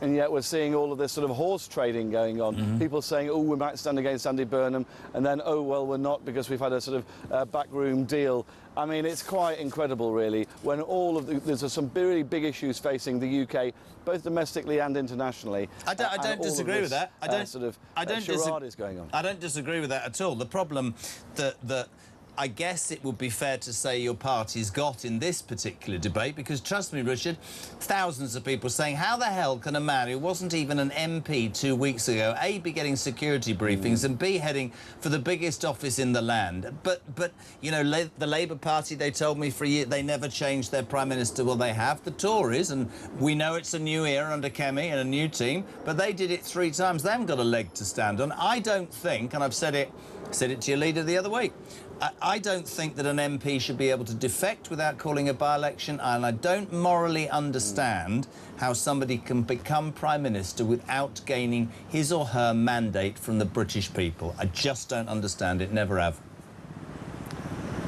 Well, look, I think we have this constitutional system by which people vote for their MPs, and it's if you've got a majority of MPs and can command their confidence in the House of Commons, then you can change. I mean, I don't think you'd have been making that argument, you know, back in 1940 when we moved from Neville Chamberlain to Winston Churchill after the Norway debate, and he was actually not that popular amongst his own, you know, not his party as a natural choices leader. He didn't actually become Conservative Party leader until the death of Neville Chamberlain. You know, over you know, a good few months later. So I think, you know, there are circumstances in which, you know, our system is not a presidential system. It is based on the number of MPs who you can command the confidence of in the House, and we have seen this change before. You know, so, you know, I suppose on that constitutional point, that's one side of things. But I think the bigger issue facing the country now, and the things which people in my constituency are talking to me about, are the cost of living, you know, those taxes which are actually hammering businesses on the high street, stopping them employing people, you know, those hits that so many businesses are now thinking, should I invest in the UK or should I just take my money and try and invest it somewhere else? And I think those are the big issues that really need to be addressed and talked about, not who's going to get what job, which is all the Labour Party seem to be interested in talking about at the moment. Oh, listen, I completely agree. They're all running around. You can have your debate on the, you know, Starmer. I mean, he's going to go, and that puts, you know, apparently Andy Burnham's team into a tailspin and all of that. I think what I do feel quite strongly via my listeners and viewers is people are tired of it. They're tired of the horse trading. They saw the Tory party change 3 leaders. They saw, you know, this is true. They felt that the Tory government at the end had let them down. I can't believe that in little under 2 years, Keir Starmer has made the Labour Party probably even more bloody toxic than the Tories, and it took you lot 14 years, and that opens up so many different possibilities. And I know, because I had a good chat with her the other night, Kemi wants to make it about policies and stuff, but the noise, Richard, means that people might be going, yeah, you might do that and you might do that, but they're going, is this man going to save us? Where's he come from? This isn't fair. How dare Starmer stand there and cry when he's let us all down? I think people are far more invested in politics now. I think the silent majority are really, really interested. Can I ask you just quickly about Burnham? Do you know the man? I've met him a couple of times, but I wouldn't say I know him in any way, shape or form, no. I've been quite outspoken. I don't see whether you're a different person or a new person. I don't see how the country's problems are going to right themselves by changing Prime Minister. He's not going to attack the benefits bill. Not at all. Yeah, this is well, I think this is a big issue that I've spoken about, and you know, you're making exactly this point.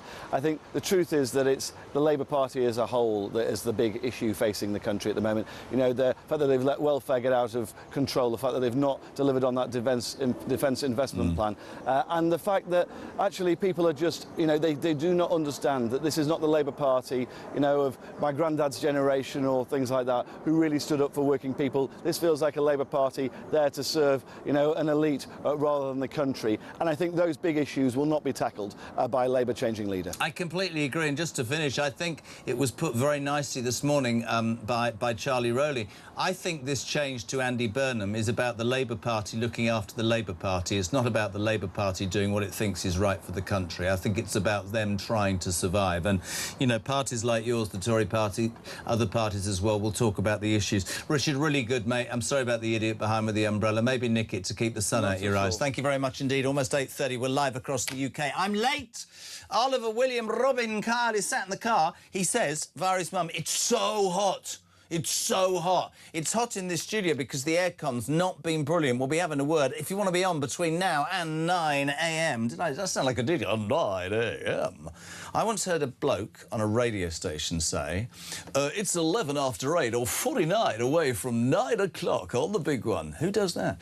Not Chris Evans on Virgin, by the way, the greatest DJ in the world. He's on right now. If you're bored of me, just go and listen to him. 0344 499 1000, text to 87222. Malcolm, good morning. Morning, Jazz. Morning, team. I'm getting a little bit bloody fed up with everybody going about the King of the North and coming down south to London. What about the West and the West Country? What about the rest on us? Everybody comes down here come summertime, full of grockles down here, roads are closed, and we need some recognition. I reckon we ought to get some carrot-crunching West Country bloke up there so he can have a proper job and do a good one. And I think we just need to get a general election going, get rid of this government, because they're all useless. Andy Burnham, King of the North, stay up there. We need a King of the West Country. Cheers, Jezza. Bye-bye. Oh, he loves Malcolm, right? Because that sounds like it's where my mum and dad live, right down there in Somerset. A carrot cruncher. Do you get that? We stay up north. Come bring somebody down south. Somerset's extraordinary, OK? Absolutely extraordinary.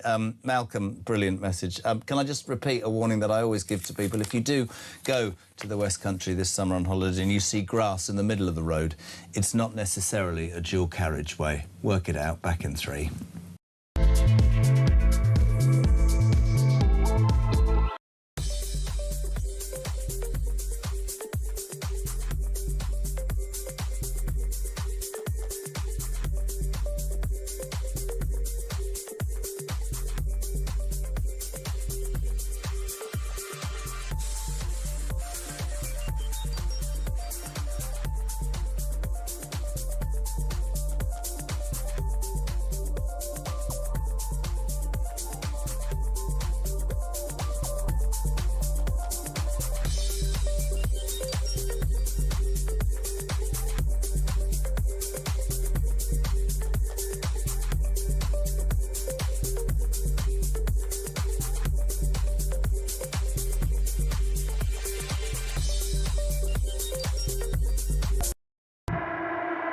I listened to Keir Starmer yesterday when he came out, and it looked to me like I thought for a moment he was saying that he was going to challenge Andy Burnham because he made the case for why he was so brilliant. We all have our own views about that, but it was certainly not a kind of I failed, that's why I've had to go. It was I succeeded, and basically you don't want me anymore. And that was that. More really. fool you, yes.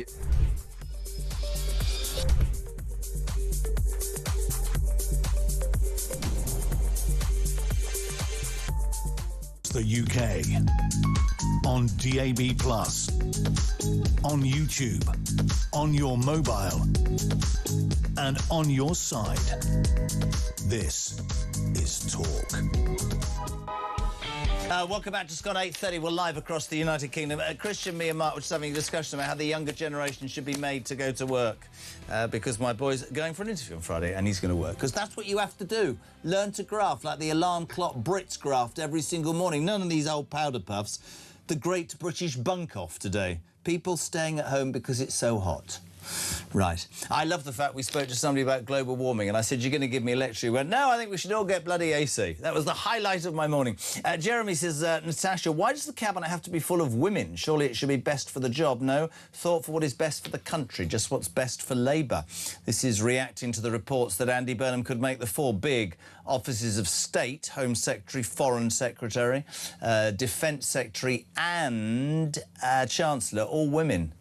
I can't believe Dan Hodges said that there could be a swap between Yvette Cooper and Rachel. She can't be foreign. So can you imagine her representing us? Good Lord. This is interesting. Julian says, morning, Jess. I'd like to see Carl Turner appointed as Minister for Justice. That would spoil Starmer's potato. I think Starmer's potato is quite boiled right now and diced beyond comparison. Jez, Joanna, as a rank outsider for Chancellor who isn't damaged by the mess, I think Annalisa Dodds. She has a degree in economics. At least she has an understanding of finance, and a canny Scot from Aberdeen.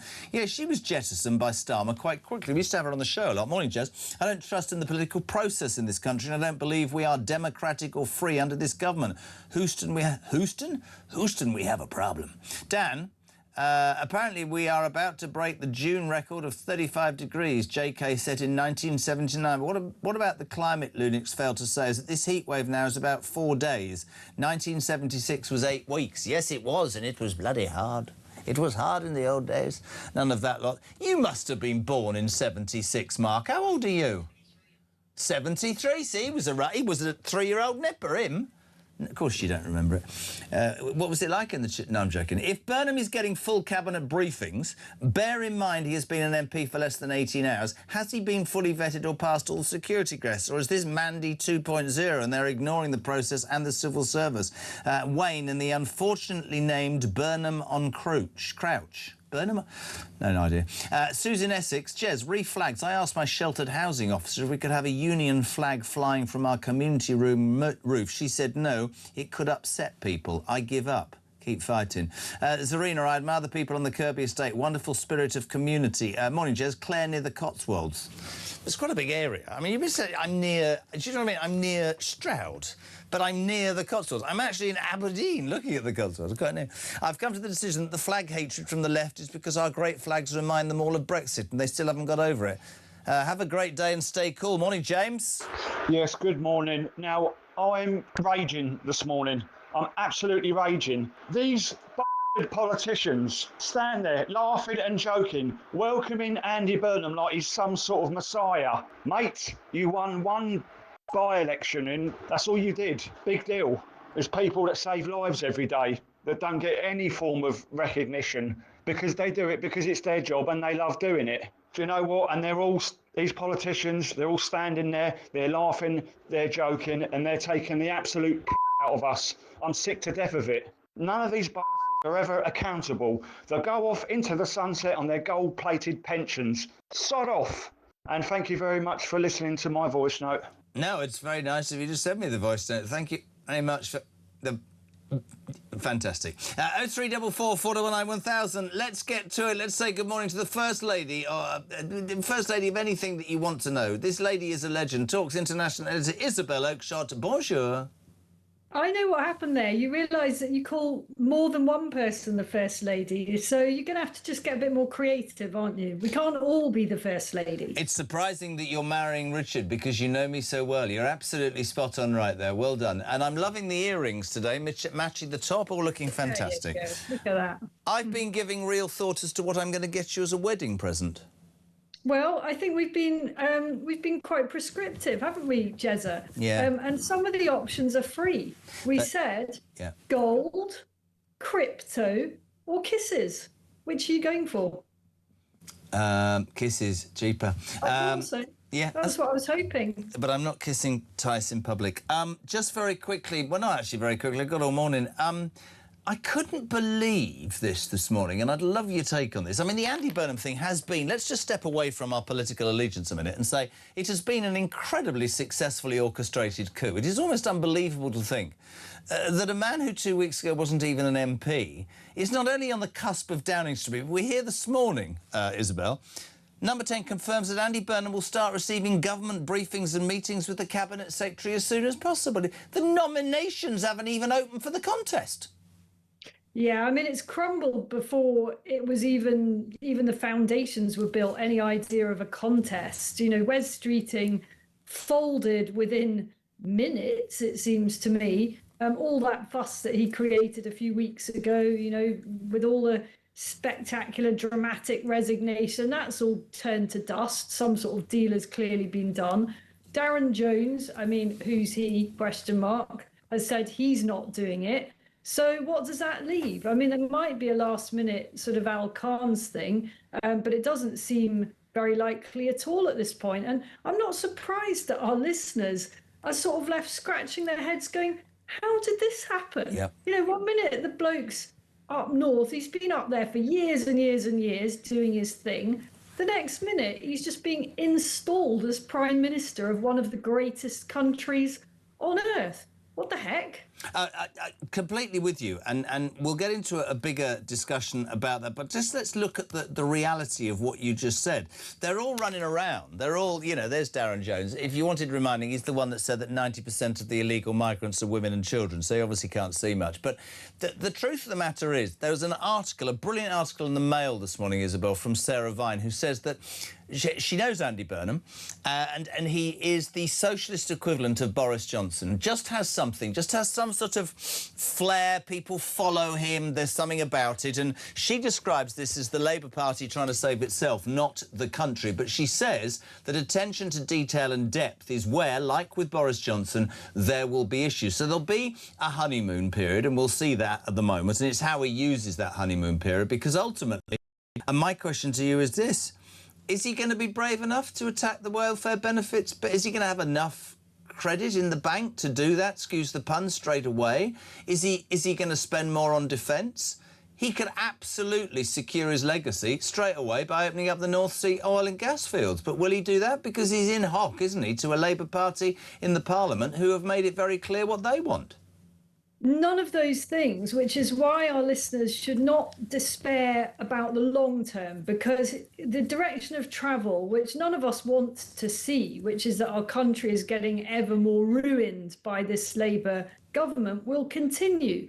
And that means that hopefully we will get something very different when the misery is over. But in the short term, I don't think Andy Burnham is going to suddenly start doing the things that are required to address the single biggest set of problems facing our country. And we've already got evidence of that, concerningly, from Darren Jones, him again, who has told a television channel in an interview, or certainly heavily suggested, that Andy Burnham wants to borrow more money. Yep. And he went on to say, Darren Jones, that that's what the Labour Parliamentary Party want. They want more spending on an ever bigger state. Well, it's the opposite of what our country needs, the absolute opposite of that.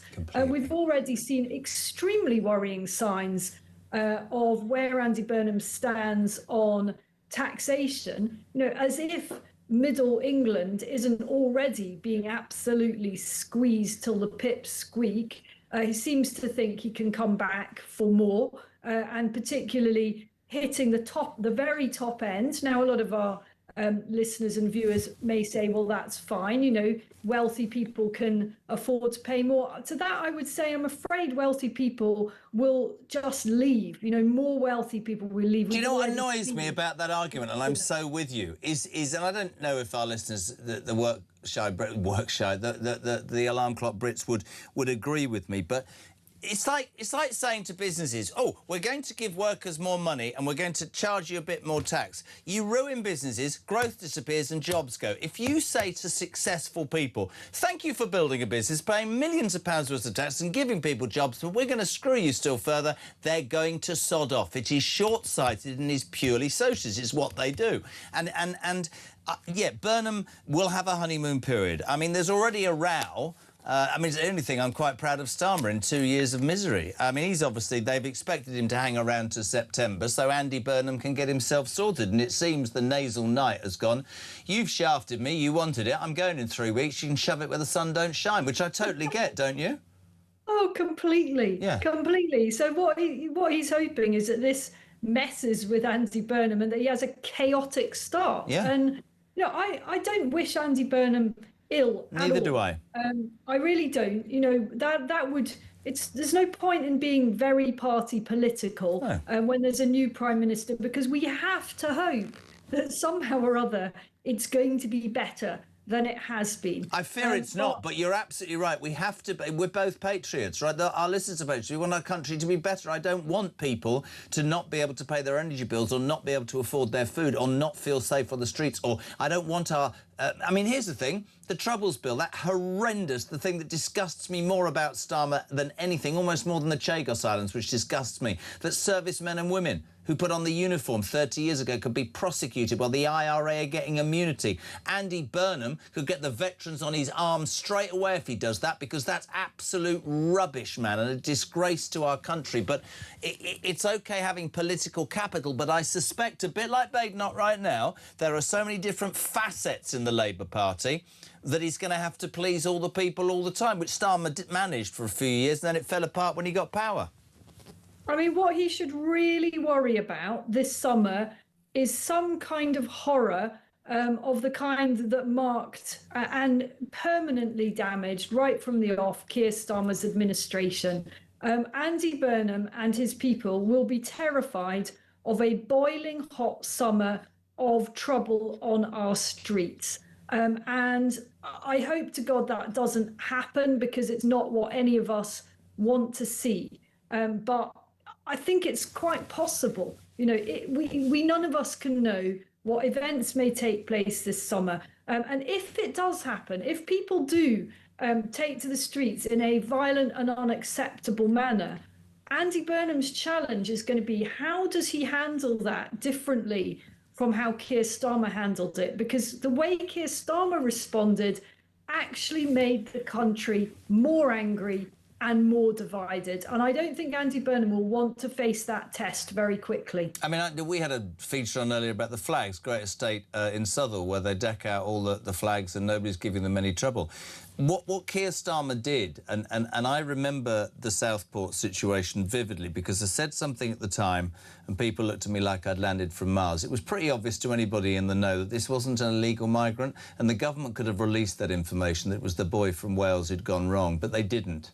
And it didn't. It built and it built and it built, and people took to the streets, which allowed Starmer to say, you're all right, far-right thugs, and arrest everybody and try them and put them in jail within 24 hours, whilst kicking out the Gucci shoe-wearing criminals to start a life of misery again. And I remember thinking, that suits your narrative. And so we've had 2 years of people saying, what? So if I challenge this government, I'm going to be called far-right. If I fly a flag, I'm going to be far-right. No, not at all. You have as much right to protest as the Palestinian mob that do it every Saturday. I think that Burnham will come under pressure with his language and his response. I completely agree with you. I think he's going to have a honeymoon period. I think there's things that he could do. But he will be hamstrung by the party. But there's something about him, Isabel, we've got to be honest, there's something about him. Well, he's got a personality which stands him aside from Keir Starmer straight away, doesn't it? Well, he's just likeable. And being likeable can carry you all the way, it seems, to the threshold of Downing Street. Yeah. He's nice. And that counts. It's not enough, nowhere near enough. Have you met him? Do you know him? Well, absolutely. And I wrote at length for The Telegraph yesterday about how being nice is not enough. I mean, I've known Andy Burnham for 20 years. Through the ups and downs of his career, I know which jobs he liked in the cabinet, which jobs he hated. So I've got a pretty good sense of the man. And I opened my article for The Telegraph by saying, you know, Andy Burnham is a good guy. I've got nothing bad to say about his character, in brackets, yet. Let's see. I hope he doesn't disappoint by using that kind of far-right thugs language that Keir Starmer used. The thing is, being nice is kind of base position. Being likeable is base position. We should all hope for something a bit more special in our leaders. And I actually don't subscribe to Sarah Vine saying he's Labour's Boris. I mean, I don't want to be mean-spirited, but he isn't that charismatic. I mean, Boris is quite exceptional. I think we can all agree with that, whatever we think. Yeah, but I think what she meant by that was politics is all about timing, isn't it? And for if you look, I think the point she was making was Theresa May wasn't the most exciting, and Boris Johnson appeared to have something about him. Keir Starmer is probably less interesting than Theresa May on Mogadon, but Andy Burnham has something about him, as you said, and so that gives them somewhat of a head start. But it's about detail moving in. Just very quickly, we heard that there could be his idea to have 4 women at the height of the 4 biggest jobs in cabinet. But we hear from the FT that Rachel Reeves will be getting a junior cabinet position. Dan Hodges said she might be Foreign Secretary. I just can't believe I heard that.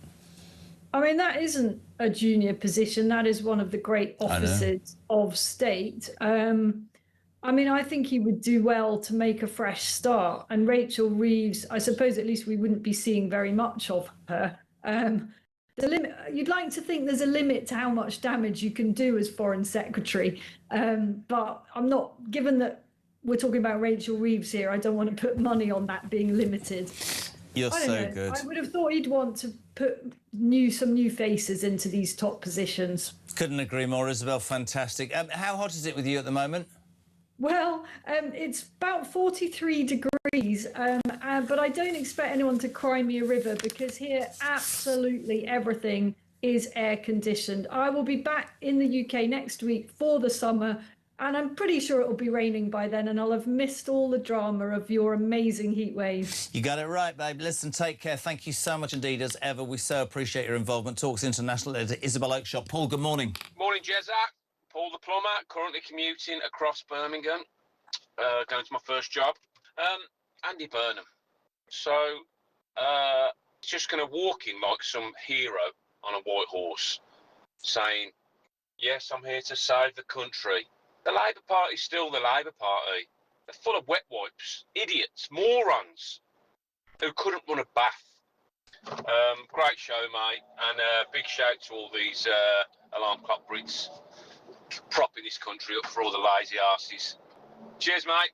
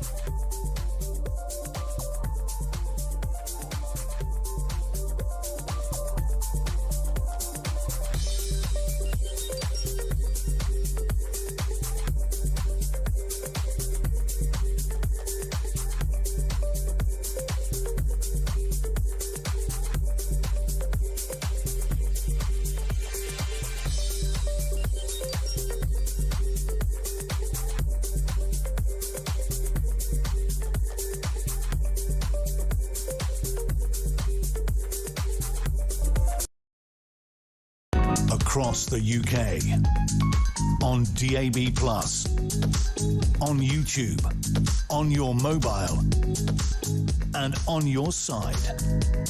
This is Talk. Right, welcome back. 9 minutes to 9. So this heat wave, this heat bomb, this extraordinary information that we're going to have the hottest day ever in the history of temperature gauging. Let's get a quick one from a meteorologist of great quality. John Hammond, good morning. Welcome to the Jeremy Kyle Breakfast Show. How are you? I'm trying to stay cool, Jeremy. I found a nice shady dell here in the woods, and actually it's not too bad. It's going to get a whole lot worse. But at the moment, it's, you know, low 20s, and I'm just going to stay here all day, I think. I went home because I live on the coast. I mean, I'm not going to moan about it because it'll be raining next week. I've never walked outside in Britain, and I'm 60, and been hit by what you think, geez, that's difficult to breathe in, as you do if you're in the Middle East, or I've been in Australia and I've been in America.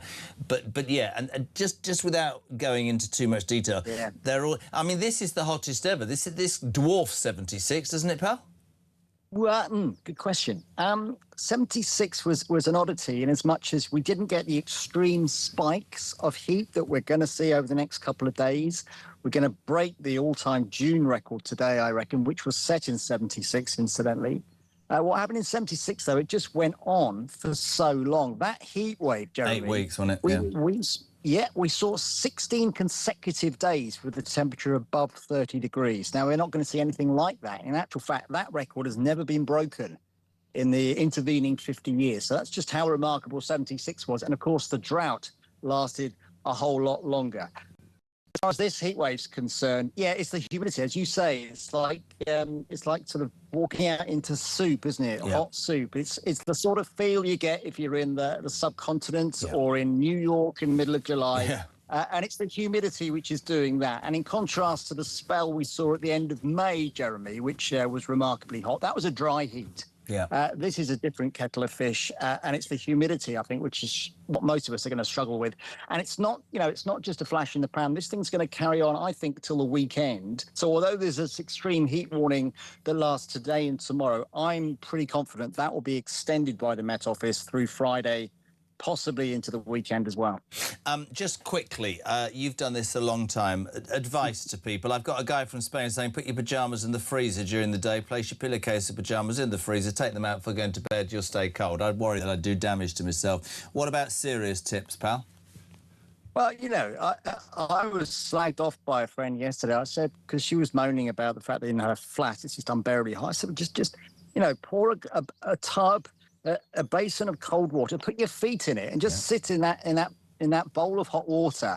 And it's remarkable how those little things help to cool the body down. I have to go into London this afternoon, Jeremy. I'll be taking my umbrella with me. When I leave Marylebone Station and I walk the mile or mile and a half to work, I'll be holding an umbrella through the streets of London. You're very lucky. I don't care if I get laughed at. You don't worry about that. You're very lucky if you can get a train that's running, because all the train lines are buckling. But, John, seriously, spiking today and tomorrow, possibly at 40, and then calming down, but still quite hot going forward. We love having you on, my friend, and it sounds a really weird thing to say to a grown man. Stay hidden in the woods under the tree. You'll stay nice and cold. It doesn't sound right, but I know what I meant. 0344 499 1000. The heat dome has hit the UK. Great British Bunk Off. Let us know if you are not at work or school today because it's so hot. Oliver taking part in his swimming races. But why have I done that? Swimming gala. Let's get some sport very quickly. Push the button, Big M. 90 minutes in 90 seconds. From The Sun. Let's say a very good morning to the Sun's Gary Stonehouse. Morning, Gaz. How are you? Morning. How are you? Well, it was boring, wasn't it? Boston Zeep. I mean, it was. And I've had people on going, yeah, I had Harry on.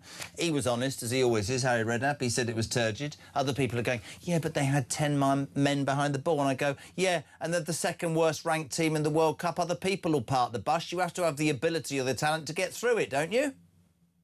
Yeah, exactly right. As one of the so-called favourites for the tournament, the team need to get used to that. Not everybody's going to come out and have a go at us, and we just lacked that quality, didn't we, last night to get in behind. I mean, it was a poor night for Anthony Gordon. Yeah, but he didn't get any... But I'm not sticking up for Gordon from my Newcastle connection, but he got no service whatsoever. Spence shouldn't have been on the pitch. We should have taken Lewis Hall, a left-footed left-back. I don't understand it at all. I actually agree with you. Last time I was on here, we were debating a couple of selections in the squad. Lewis Hall, I covered Newcastle myself, and I was a bit surprised when he didn't get in there. there is some strange calls. Ultimately, we can't judge him, can we, till the end of the tournament? Thomas Tuchel, we'll see. He obviously has a plan, or believes he has a plan, but there is some strange calls. And last night, you know, some of those selections didn't really pay off for him, did they? Gaz, just we haven't got long. It's a reality check today. And people think I'm cynical. Everything you need on TalkSport, everything you need in the Sun. But didn't that point out last night? I don't know what it is. We're supposed to have the best talented players in the world, and yet that was turgid, man. It was, and, you know, sometimes I think it could be a good thing as well. You know, let's be honest, against Croatia in the first half, it wasn't great. Much improved second half. But people, you know, maybe getting a little bit carried away after that. Let's not forget Croatia, yeah, they've been great the last 2 World Cups, but they're an aging side, and not really does anybody fancy him to go all the way and win the tournament. Maybe this was a reality check. Good thing for the squad, good thing for the fans, and let's just hope they can bounce back in style against Panama. Good man, Gary, thank you. Only short, but the Sun, just great coverage. I love the front. Don't worry about a thing, because everything's gonna be all right. And on the back, Boston Z Party, or Z's Party. Everything you need to know on the Sun and with TalkSport on England's World Cup. Summer 9, this is Talk Breakfast.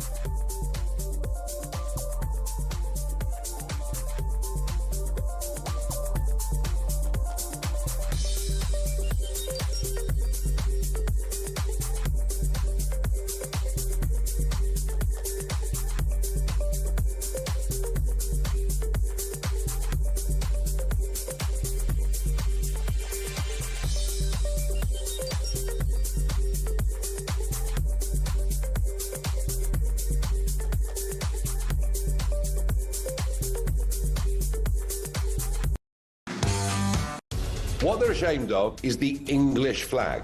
Scottish flag, fine. Welsh flag, fine. Irish, everything like that's marvellous. But no. We can't be English. And this has been going on for a long, long time. He would be Prime Minister of the most toxic political brand in the country at the moment, which is Labour. And that is what we will be battling against. Our Prime Minister is allegedly attacked by another nation and nothing is said. This is a reminder that Russia regards the United Kingdom as a hostile power. Across the UK, on DAB+, on YouTube, on your mobile, and on your side. This is Talk.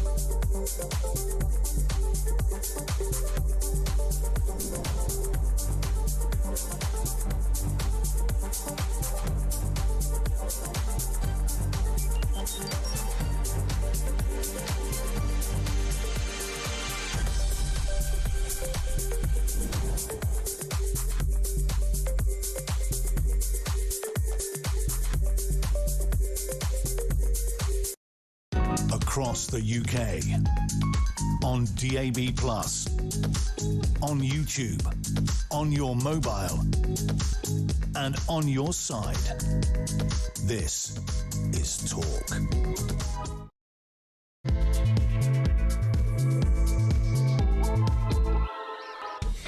Welcome back, or welcome along. Just gone 9 o'clock. We're live across the United Kingdom. This is JK on breakfast on Talk, the home of common sense. Morning to Pat, who says, I've got the best goddamn job in the world, Jez. I work in the freezer department of a famous food company. It's currently -5. That sounds absolutely brilliant. You'll see it on the screen. You'll listen to me. She is here, Layla Cunningham, Reform UK's mayoral candidate, here for the next 45 minutes. If you want, nice squeak, if you want to ask Layla a question, if you want to text it or call us, 0344 499 1000, that is the number. You can text it to 87222. What are you waking up to on this? Well, let's be honest, it's the second hottest day ever in the history of the world. Tomorrow it's going to hit 40 degrees. We just heard from John Hammond. The front of the Mail says the Great British Bunk-Off. Workers and pupils stay at home as temperatures set to reach 40 degrees today. A lot of you, like me, the hard-working Brits, go, come on, you snowflakes, get into work. My wife just texted me and said, after the swimming gala, I think I might bring Holly home at 1 o'clock because it's quite hot. And Daddy went, yeah, absolutely great idea. So I'm, in fact, a dirty grey hypocrite. But anyway, if you are off work or thinking that people off work shouldn't be off work, 0344 499 1000. The football last night's made everybody feel a bit low. It's typically British or English, I should say. Let's talk politics before we get Layla on. It is extraordinary to so many people that a man who 14 days ago wasn't even an MP is already this morning, according to Number 10, being briefed by government officials, having meetings with the Cabinet Secretary when the nominations to be the Labour leader haven't even opened, let alone closed. It is one hell of a successful coup even. There was a meeting yesterday, it seems, between Burnham and Starmer. It was frosty, and Starmer, they expected, Burnham's lot, that he'd last till September, and he's gone, well, you wanted the job and you wanted me out and you shafted me, so I'm going on July the 16th and you lot can swim. Morning, Sean. Morning, Jeremy. Sean and Leicester. How crap are Labour?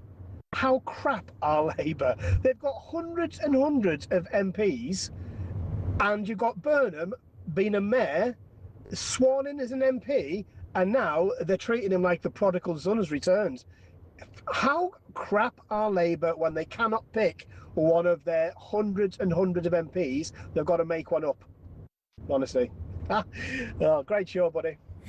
Brilliant. Right, 9:05. Let's say a very good morning to a woman who says it's absolutely putrid out there. Layla Cunningham, do you know the joy of coming from the coast at 3 a.m. in a car? Wow. How long does that take? 2 hours. I sleep. Right? You say it's unbearable out there this morning. It's pretty hot, yeah. Yeah? I'm slightly angry that at our government and local councils that we're not allowed to have air conditioning. I feel it's a threat to life at this point. Do you really? Yeah, I mean, I do. You know, my mum's 93 years old. What do you mean she's not allowed to have aircon? Well, I mean, local councils block it. I mean, no, Westminster Council blocks it. People block air conditioning. Well, there is one for you. I will be home today, says Georgina, with my portable aircon machine. It's not the best, but it does a good job. To make it even better, I have solar panels on my roof, so it's not going to cost me a bleeding penny. Are you telling me that, what, in London, privately you can't have it put in? I mean, loads of councils block air conditioning. Why? For instance, when I was at council, some people complained that the hum from the air conditioning is going to keep them up all night. It's not environmentally friendly, you know, it's all about net zero. Much better to be up all night because it's 40 degrees. Yeah, it's net zero. It's not environmentally friendly. I mean, you look quite angry. You look quite angry this morning about it. Because I don't sleep. Have you not been sleeping? I mean, it's so hot. Really? Yeah. My mum, you know, I'm worried about my mum. Yeah. You know, it's just the modern day. Jeremy, I mean, we are living in the past. The day that Elon Musk IPO'd, became the first trillionaire, our government was discussing how long they will allow us to use a towel rail in our bathroom, or if they will allow us to have underfloor heating. We are regulating ourselves into the past. Are we not allowed? I've got underfloor heating. Yeah, but they're saying that new builds shouldn't have it because it's not environmental. We are literally regulating. I've got aircon in one wing and underfloor heating in the other wing. You better watch out, they might come after you. No, I hope they bloody do. Ed Miliband will be knocking on your door and saying, can I test the emissions from your house? No, he won't be doing that because he's actually going to be the next Chancellor. Just a tip for the heat, this is brilliant. I love you lot. Barry, if you have a fan, Put 2 plastic bottles of water in the freezer. When frozen, put in front of the fan so the air flows between. It's similar to AC. I haven't got the time. See, I was brought up... I sort of spent a bit of time in Africa as a young boy and also Barbados, as you know, quite a lot. I haven't the time for this. It's hot. It's hot. My wife said, I need fans. Just go to sleep. Open the windows and go to sleep. What is wrong with you? Sleep on the top of the... What I can't... Just sleep on the top of the bed. Drink some water and get the hell on with your life. Run your wrist under a cold tap for a couple of minutes. Say that to a perimenopausal woman. You're a perimenopausal woman. Do you want to talk about it? Not really, but I just thought I'd throw that out there. Thanks. This is like the old Jeremy Kyle show. Please welcome Layla Cunningham, who, although a very successful politician, has just told me. What is perimenopause, then? Jesus, where did this come from? It's your 40s, so, you know, you are very intolerant to... women will understand. You're very intolerant to fluctuations in temperature. Right, OK, well, take your jacket off, then. The hot weather, it's summer, it's hot, and everyone's moaning about it. Then everyone gets on a plane to go for their holidays, and then the moment when the leaves start blowing, the rain starts thing, and it's snowing. That's the great thing about being British. It's just like our politics, all unexpected. Anything can change at any minute. Let's talk about Burnham. Even by your standards, and you've been at the forefront of so much, have you been amazed at such an incredibly well-orchestrated coup? Talk about a hatchet job. In, out, number 10. Bob's your uncle. Never seen anything like it. We had a fabricated by-election where he pretended to campaign for Makerfields. And I agree with you. The civil service seems to have chosen our Prime Minister for us, obviously. We don't have a say in it. No one does but the civil service. He's being briefed by the government. As I understand it, he's still just an MP, you know? He's been the Makerfield MP only since Monday, when he was sworn in. He is already being briefed, we can report this morning, by the government and meetings with the Cabinet Secretary. Presumably that means that it's a shoo-in. But there's so many machinations to this, right? It's remarkable. The thing is, and this is not pro-reform, anti-Tories, pro-Tories, anti-reform.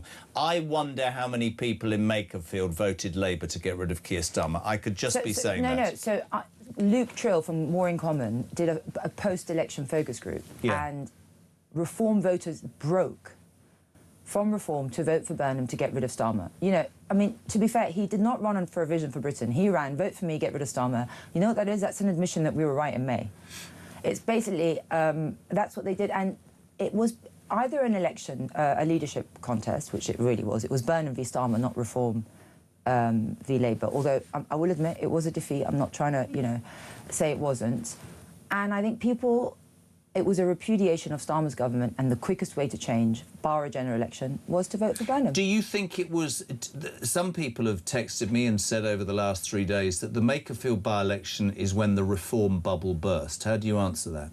No, I mean, you cannot judge one... You cannot judge, you know, the national mood from one by-election, just like you can't judge a league from one football match. It was a very unique set of circumstances, and I think the biggest national test we've had was in May 7th, and we annihilated both parties. Well, it's interesting that May the 7th resulted in the Prime Minister losing his job, and Which again, is what we promised. Yeah, you know, and again, in a purely balanced way, I don't think anybody else... This is my thought, personally, my opinion, I'm allowed one. I don't think anybody else would have won Makerfield for Labour, apart from Andy Burnham. I think there was obviously I mean, we found out yesterday, didn't we, Christian, that Miliband lent him his spad in his office in London for a month. Do you think he would have won Gorton and Denton? I don't know, God would. I've no idea. I mean, that's an interesting one. Who's going to win the mayoral thing? Here she is straight away. Jez, what are Layla's thoughts from Paul in Fife on the fact that our government are going to ban kids from social media sites but will allow them to take puberty blockers? It's disgusting. It's absolutely disgusting. And they'll allow them to vote, but they won't allow them to go on social media. The social media ban is the back door to digital ID. I will have to upload my digital ID to access social media. But what about, you've got kids, what about the argument that kids, and let's be perfectly honest, are being pursued by horrible people trawling the internet who use Waze? Is it, I mean, I have to see both sides. Watch, I mean, I don't think it's right. I said something the other day which got me right into trouble. You can take responsibility to the tech firms and teachers. Parents, sorry, Jeremy, parents. Exactly. I parent my children. I've warned them about it. They know what to look out for. I can take their, you know, I used to take their phones from them at night when they go to bed. They're older now. I've taught them what's right. I've taught them what's wrong.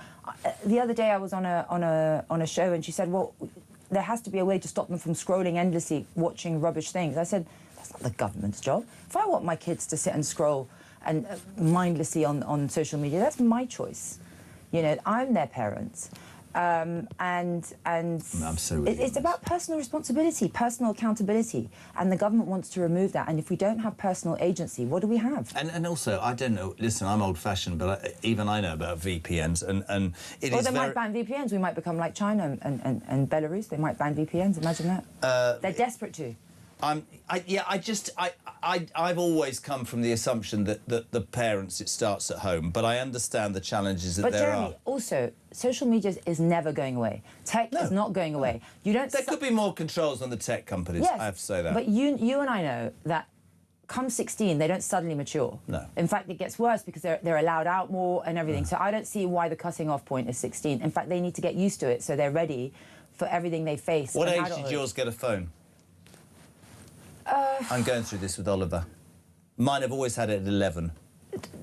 Secondary school. It was when they were allowed to take the tube by themselves because I could monitor them. He went, 6, I want to be a YouTuber, I want a phone. You're not having one for a day. 6 YouTuber, ridiculous. Layla, please ask her, personalities and egos aside, if Nigel Farage, Kemi Badenoch, Rupert Lowe and A or other are putting their countries first, shouldn't they find common ground, bang their heads together, get rid of this country ever having to deal with this socialist leftism ever again? No, there's only one leader for this country, and that is Nigel. You know, yesterday was the 10-year Brexit anniversary, and everyone was saying Brexit's good, Brexit's not. Brexit fundamentally brought us the freedoms to decide trade agreements, laws. 76 trade agreements have been created since Brexit. Exact. Trade agreements, laws, more importantly, who comes in. That ended EU free movement. Sadly, you know, Conservative government, who Kemi was in the cabinet, they replaced EU free movement with mass migration from non-EU members, and people didn't vote to swap one immigration system for another. So I don't think people will forgive us for doing a deal with the Conservatives because they're the ones that brought this in. But the argument is, you know, the argument is, and I've had this, and I heard Julia's interview with Nigel yesterday. To me, the Tory party has a split, and there is a right wing of the Tory party, or just actually centre-right of the Tory party, that sits better with reform than the so-called wets. The problem you've got is the right, in all of its entirety, however you dress it up, whether you think that Restore is a serious vehicle or not, or it's an online assault led by Musk, whether you think Kemi Badenoch is the right person at the wrong time because her party won't be forgiven but she's brilliant, whether you think, well, no, hear me out, whether you think Nigel has been the most consistent voice for 25 years and actually taps into what people think, which is where I'm at, right? And he's not perfect, nobody is, but faced with, and I think that question's a good one, faced with in 3 years' time, Julia asked it yesterday, are you seriously telling me that Badenoch, Farage and another, whoever, are not going to at least have a conversation if we are faced with another 5 years of this awful, awful socialism? Listen, I don't speak for Nigel. No. I'm not the leader of the party. All I can tell you is another example of the failure. One of the reasons I voted for Brexit was to free ourselves from the regulation that stifles all our innovation and growth. EU only believe in regulating companies and businesses and will never be part of the future. No. And Kemi Badenoch was the minister in charge of the bonfire of regulation. She was meant to get rid of 4,000 EU regulations. She only managed 600. And that kept us tied and having regulatory parity with the EU, and that has stifled our growth. They have failed on so many levels. And listen, it's very easy to talk tough in opposition. I have to judge them on their record when they were in power. I can't judge words. You have to judge actions. That's it. It's reported that... And you know why? I feel that the Conservatives didn't believe in Britain enough to go at it alone. I don't think any of our governments for a long time have believed in Britain. Nigel, for me, is the only leader that has always believed fundamentally in the greatness of Great Britain. And he wasn't willing to sacrifice it at the altar of global partnerships. And those global partnerships, he recognised, were not beneficial to the people of this country. Do you think that his message to the people of this country, whenever it's delivered and however it's delivered, do you think that is diluted with the rise of, say, Restore, with the rise of with Andy Burnham taking over, with Kemi Badenoch suddenly doing well in terms of personality. Do you think it's... is it a blip? Is it just that's the way it goes and it's a long fight to the next election? What are your thoughts? No, I mean, listen, I don't think it's a sprint. Still leading in the polls by 9%? Exactly. I think it's a sprint. It's a marathon, not a sprint. You know? And Nigel's got the receipts. He's always believed in this country. He's always fought for its sovereignty and its freedoms. And I don't think any leader right now comes close. Yeah, they've jumped on the bandwagon, but Nigel's always been the conductor. This is really interesting. It's just been reported, love your response to this, that Andy Burnham is considering watering down Shabana Mahmood's immigration reforms. This includes ditching the retrospective reform for Boris Wave migrants to wait 10, not 5 years for permanent residence. Angela Rayner said in March, of course, it was un-British to apply the changes retrospectively. It's remarkable, but it's not un-British to tax British people to the max and bankrupt the country for people who've just arrived. I find that un-British. A fundamental principle of British government is to serve the people that voted you in, not those that just arrived. And that's what we're focused on. You know, it is unaffordable. It is unfair to ask the British people to work so hard and sometimes be put at the bottom of the queue for social housing or social welfare, and then to ask them to pay for the very people that have superseded them in priorities, and then to look down on them in disdain if they complain. That's un-British. I've never understood, whatever your politics, I've never understood that you say, I mean, I started this show some time ago, and one of the first days was a call from a lady in Bury, and she'd worked 50 years, all of her life. Husband had died, she's a widow. It was just when the government announced the fuel cuts. And she said, do you know what, Jez, I would be called far right, and I'm far from that. She said, but I've worked 50 years, and I'm getting less now than a bunch of illegal migrants who are in an HMO down the road from me, who terrify me. They're getting everything I'm not, and yet I've paid for it. That doesn't make any sense. It's not racist to say that. It's not far right to say that. It's factual to say that, right? Well, can I just give you an example? Let's say someone's just graduated from university, a top university in Oxford, right? They work for, I don't know, an advertising company in London, born and bred in London, are working, are earning about 60k, 65k, top 85% earner. After rents, after taxes, after everything, they will not have enough disposable income to save for deposit for a house. And they will delay having children until they have security of home ownership, right? And so they will delay, because they recognise that they have to afford that home to house their family, right? And when it does come to them having a family, invariably they will have to move out of London, their own city, because they can't afford to live here. Someone arrives on a boat, Jeremy, illegally. They are granted asylum. They're an asylum seeker. They're granted refugee status. They're put in a Zone 2 flat in London.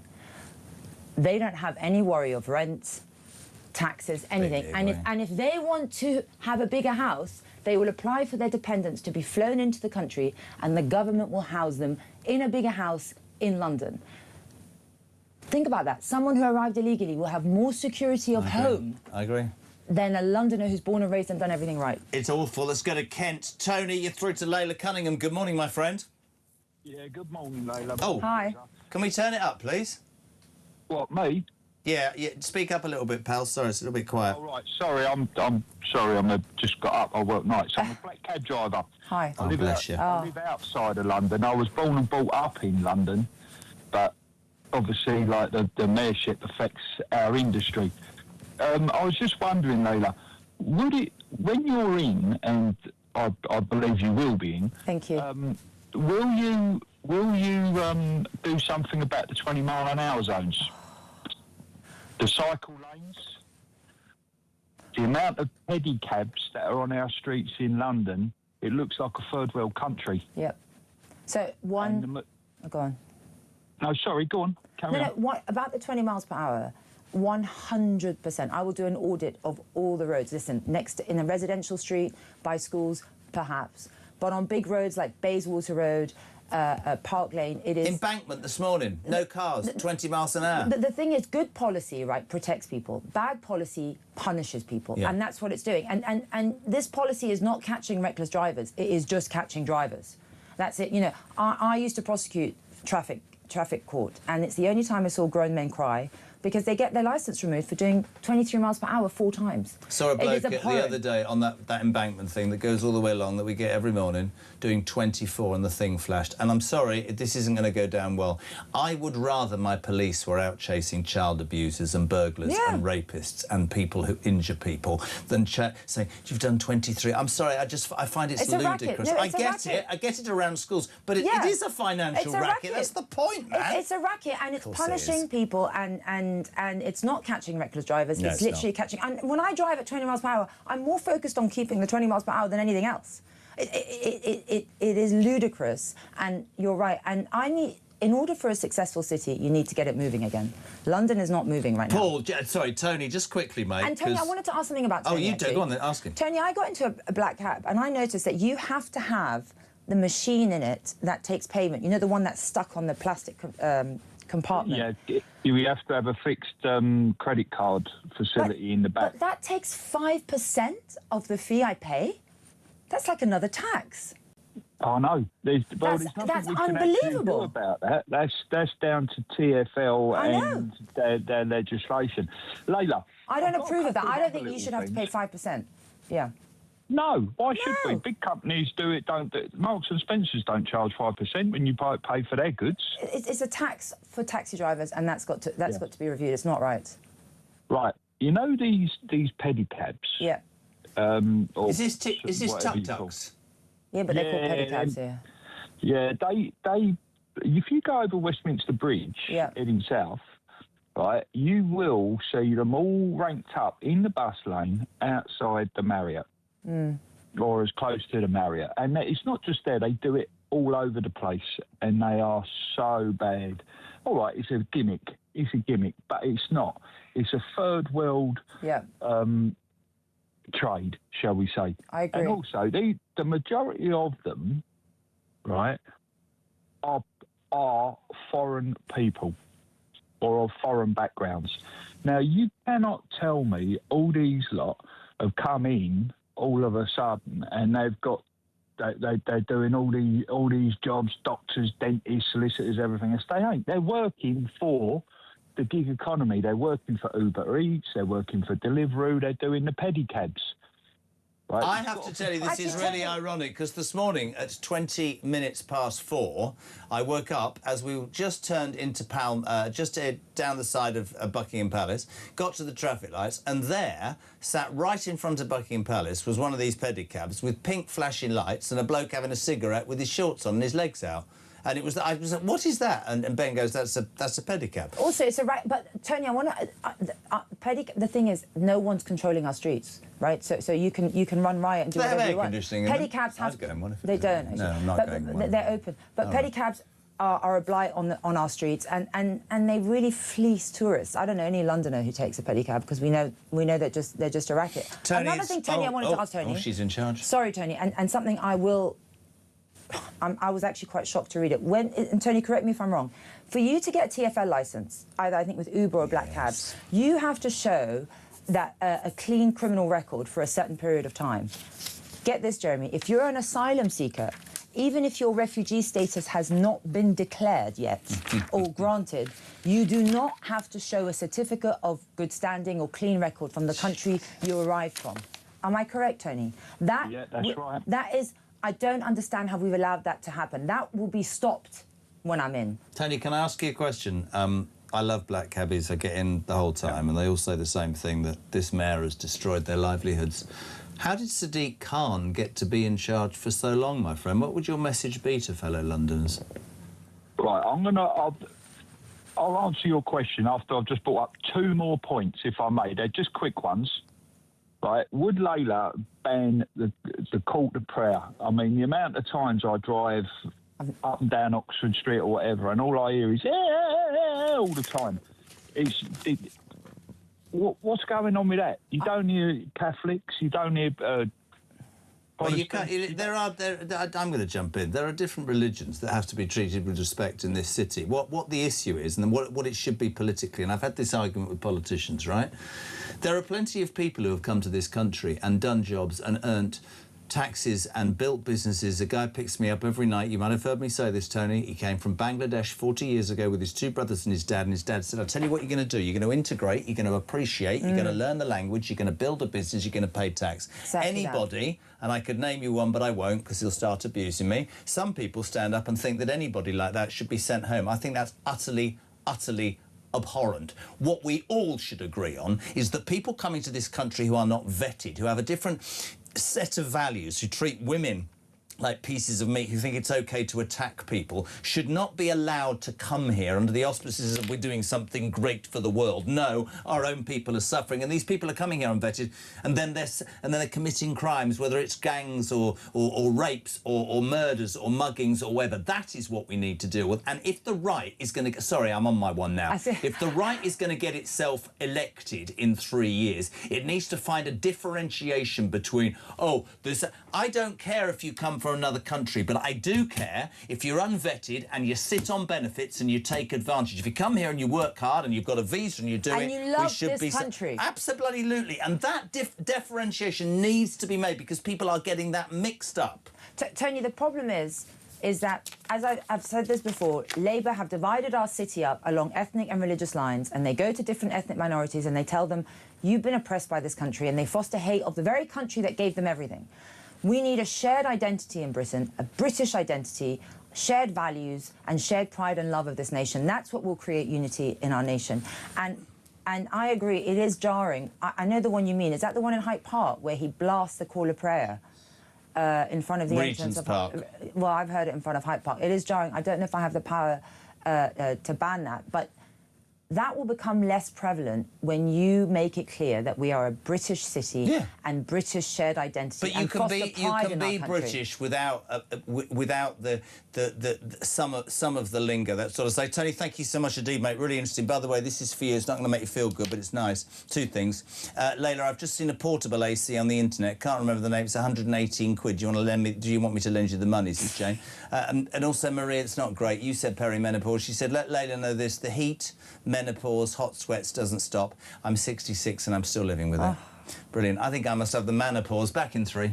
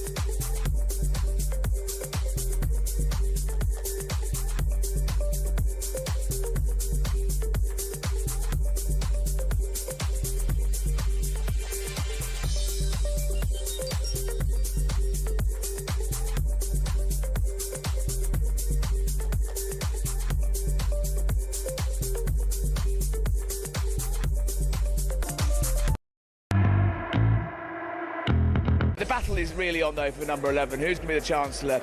Ed Miliband, don't forget, has played an integral and key role in this coup, and it is a coup because no one apart from 25,000 good people of Makerfield have voted for this guy. He is, probably the most left-wing person in the government, and he will spook the markets. He's a big spender. He's very anti-business. His net zero plans have led Britain, into a seriously, tricky waters. There's rumours that that there could be some movement on net zero from Andy Burnham. So putting Ed Miliband in the Chancellor job makes that very, very hard. Across the UK, on DAB+, on YouTube, on your mobile, and on your side. This is Talk. It's very important. It's just gone 9:30. This is Talk Breakfast, home of common sense and the home of the alarm clock Brit. Layla Cunningham, Reform candidate for mayor in London, is here. It's interesting for you all. Let's get on the pedicab, see what happens. Pedicabs are music to net zero Ed's ears. That's true, but here's a good story. Ryan, my wife and I took our son on a tuk-tuk. I sort of tuk-tuk pedicab for his birthday treat. He went from Hamleys to Piccadilly Circus. Very good. When we got out, the driver, and he said, I must be honest, who could barely speak a word of English, held up a card machine, pointed at the amount, it said 70 quid. Wow. After That's what I can mean. only be described as a heated discussion, says Ryan, I couldn't understand a word he was giving him. I gave him £10, he smiled, and I walked off. And, you know, that's the sort of thing, right? Oh, listen, here we go. Right, Layla, it's not going to get any easier. Question. I believe if an MP leaves the party he was elected in place for moves to another party or goes independent, this should automatically then have a spark, a local election in the air. I couldn't agree more. People don't vote for the person, they vote for the party. Will Reform change the system so this happens? Will Reform battle the illegal boat crossings by stopping our RNLI from going out to meet the French Navy and escorting these criminals? Because that's what they are to our shores. So 2 questions. And look, Jenrick did it, Brodman. I'm very straight on this, and I've said it to Nigel's face, I've said it to Tories, and I've said it to Labour. I believe it is fundamentally wrong to stand for a party and then go and stand for somebody else without saying to the people who voted for you, do you agree with my change? That's me. Much as I disagreed when the Tories changed Boris for Liz and Liz to bloody Sunak, and now we're doing it with Andy Burnham, they don't have a mandate from the British people, and I think it's really, really important, that one. But you might have a different story. It's just how it's been done. I do think there is a difference between an MP switching party in a parliamentary constituency to someone running for Prime Minister of our country. No, I get that, but mandate. why should if 30,000 people vote for me as their MP and I decide to wake up one morning and I'm not Reform, I've suddenly decided to go back to the Tory party, I am betraying the people that voted me under the banner of which I stood. So surely I have to go What again. if the people that voted for you feel betrayed by the party that they voted for you under? How can you prove that? He's been speaking. What if you hold surgeries? You've been speaking to your constituents, and they tell you why. I had this as a councillor. This is why I voted Conservative. They have not done this. They have not done that. They feel betrayed by the party, the Conservatives, just like Robert Jenrick did, and just like Suella. So there is that argument as well. That's why we have so many people leaving Conservatives and coming to Reform, because they also feel betrayed by the party. Interesting. Also, RNLI. Now, I've got skin in the game here, because my old girl, when she was alive, volunteered for the RNLI for 30 years. There are people that now call the RNLI the migrant taxi service, which is disrespectful to the charity, and I want to make that point. But I do understand that it frustrates people that the RNLI is going out and bringing people in from France who have jumped off the side of a boat or whatever. I don't want to lay blame at the RNLI. You've got to lay blame at the government. We have levers at our disposal to stop this. There is a massive pull factor. As I said, you arrive on a boat, you get put in a zone 2. You have to stop the pull factor. I'm not going to blame RNLI. If the no, boat but you can understand they've been... The frustration, for sure. People will go, well, why are the RNLI doing that? I'm giving to a charity. Well, maybe they're being coerced. Give to them. Yeah, maybe they're being coerced. Maybe if you don't agree with them, don't give to them. And it's just that my mum worked for them for years and years. It's such a good organisation. You just wonder, don't you? But, you know, the RNLI also saves lots of lives, so that's an interesting one. Let's go to Southampton. Paul, you through to Layla Cunningham. Good morning. Hi, Paul. Good morning, Jezza. Good morning, Layla. My question's for Layla. It's about Reform and the lack of putting any policies forward. I'm a Reform voter, but I don't know what Reform's policy on transport. We know immigration, everybody knows immigration, but really we don't know enough about Reform, and there's not enough different places coming forward and putting Reform's policies out there. What are you talking about? Sorry. Well, let's say a media spokesman. Right, let's argument's sake, they say, right, Jezza, you're a member of Reform. Could you speak on our behalf and push our policy on the media? You know, like getting rid of this douchebag BBC and all that. This is what we will do if we are elected. I'm here, Paul. Well, yeah, and that's what I'm not hearing anything. I mean, you've got Heidi Alexander, transport. What does she know about transport? Nothing. And I think, can I just... There's a wider point to this question, and this is me being completely... Keir Starmer won the biggest landslide election in 24, wasn't it, Chris? It was July 24, with a Ming Vase policy, which means he didn't say, bugger all, let's just nail this. As it turned out, it wasn't a Ming Vase policy. He didn't have a plan at all.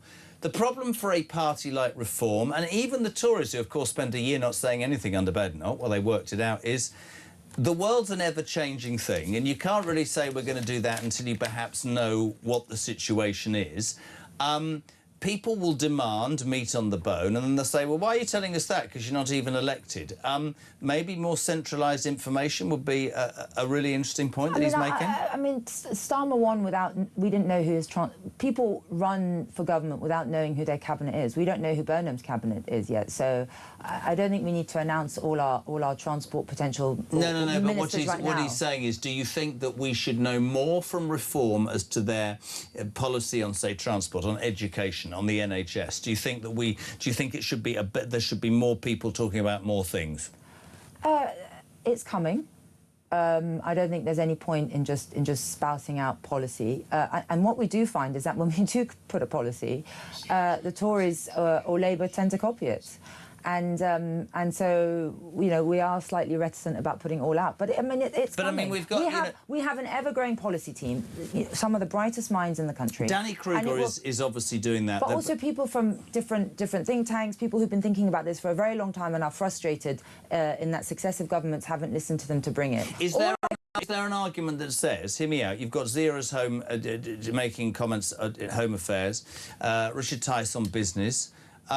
You know, for example, nobody's talking about defence. Nigel's talking about it. But I mean, Nigel's our defence spokesperson. But there are other MPs. Is a suggestion? But see, that's what we have an issue with. Just is it because of the lower number of MPs no, as well? I have an issue with, for instance, we're talking about Wes Streeting being the Chancellor. Yeah. What does he know about the economy? Well, many people will criticise successive governments. Look at Grant Shapps. Grant Shapps, I mean, is a nice bloke. Grant Shapps held 6 cabinet posts, 1 for 3 weeks because the government changed, 1 for 2 months. I mean, he went from defence to transport to foreign secretary to... I mean how would you know any of that? Look at Claire Coutinho. She went from net zero a minister to energy minister, you know, going against net zero. So we don't want that. If someone's going to talk about transport, we want them to know about transport. You know, it's not. So you're waiting for the right people to be elected? Yeah, it's not, or to come to find them out. You know, it's not just a tap on the shoulder and you know, you're going to be it because you supported me. We want people who are the best in class. Paul? No, like I say, I'm still, you know, I mean, I'm in the transport industry. That's why I put that forward. But you're right. It's defence, media, it's everything. And, you know, Ben Habib did slag Nigel off for being a one-man band. I don't think he's a one-man band. We've got a shadow cabinet. I'm not saying that. What I'm saying is Nigel can be a rock, but he can't be an island. And it has to be distributed out. There's more. There has to be the talent to... You see, this is such an interesting debate for me. I completely agree with that. But Nigel is... It's Burnham-esque in terms of... It's Boris-esque. It's that one person that drags everybody in. No, it's a leader. A leader... Yeah, a convicted leader. Not a convicted. Leader with conviction. You know what I'm trying to say. It's a leader. I think people are not used to seeing a leader of a political party that the party actually back and follow. Yeah.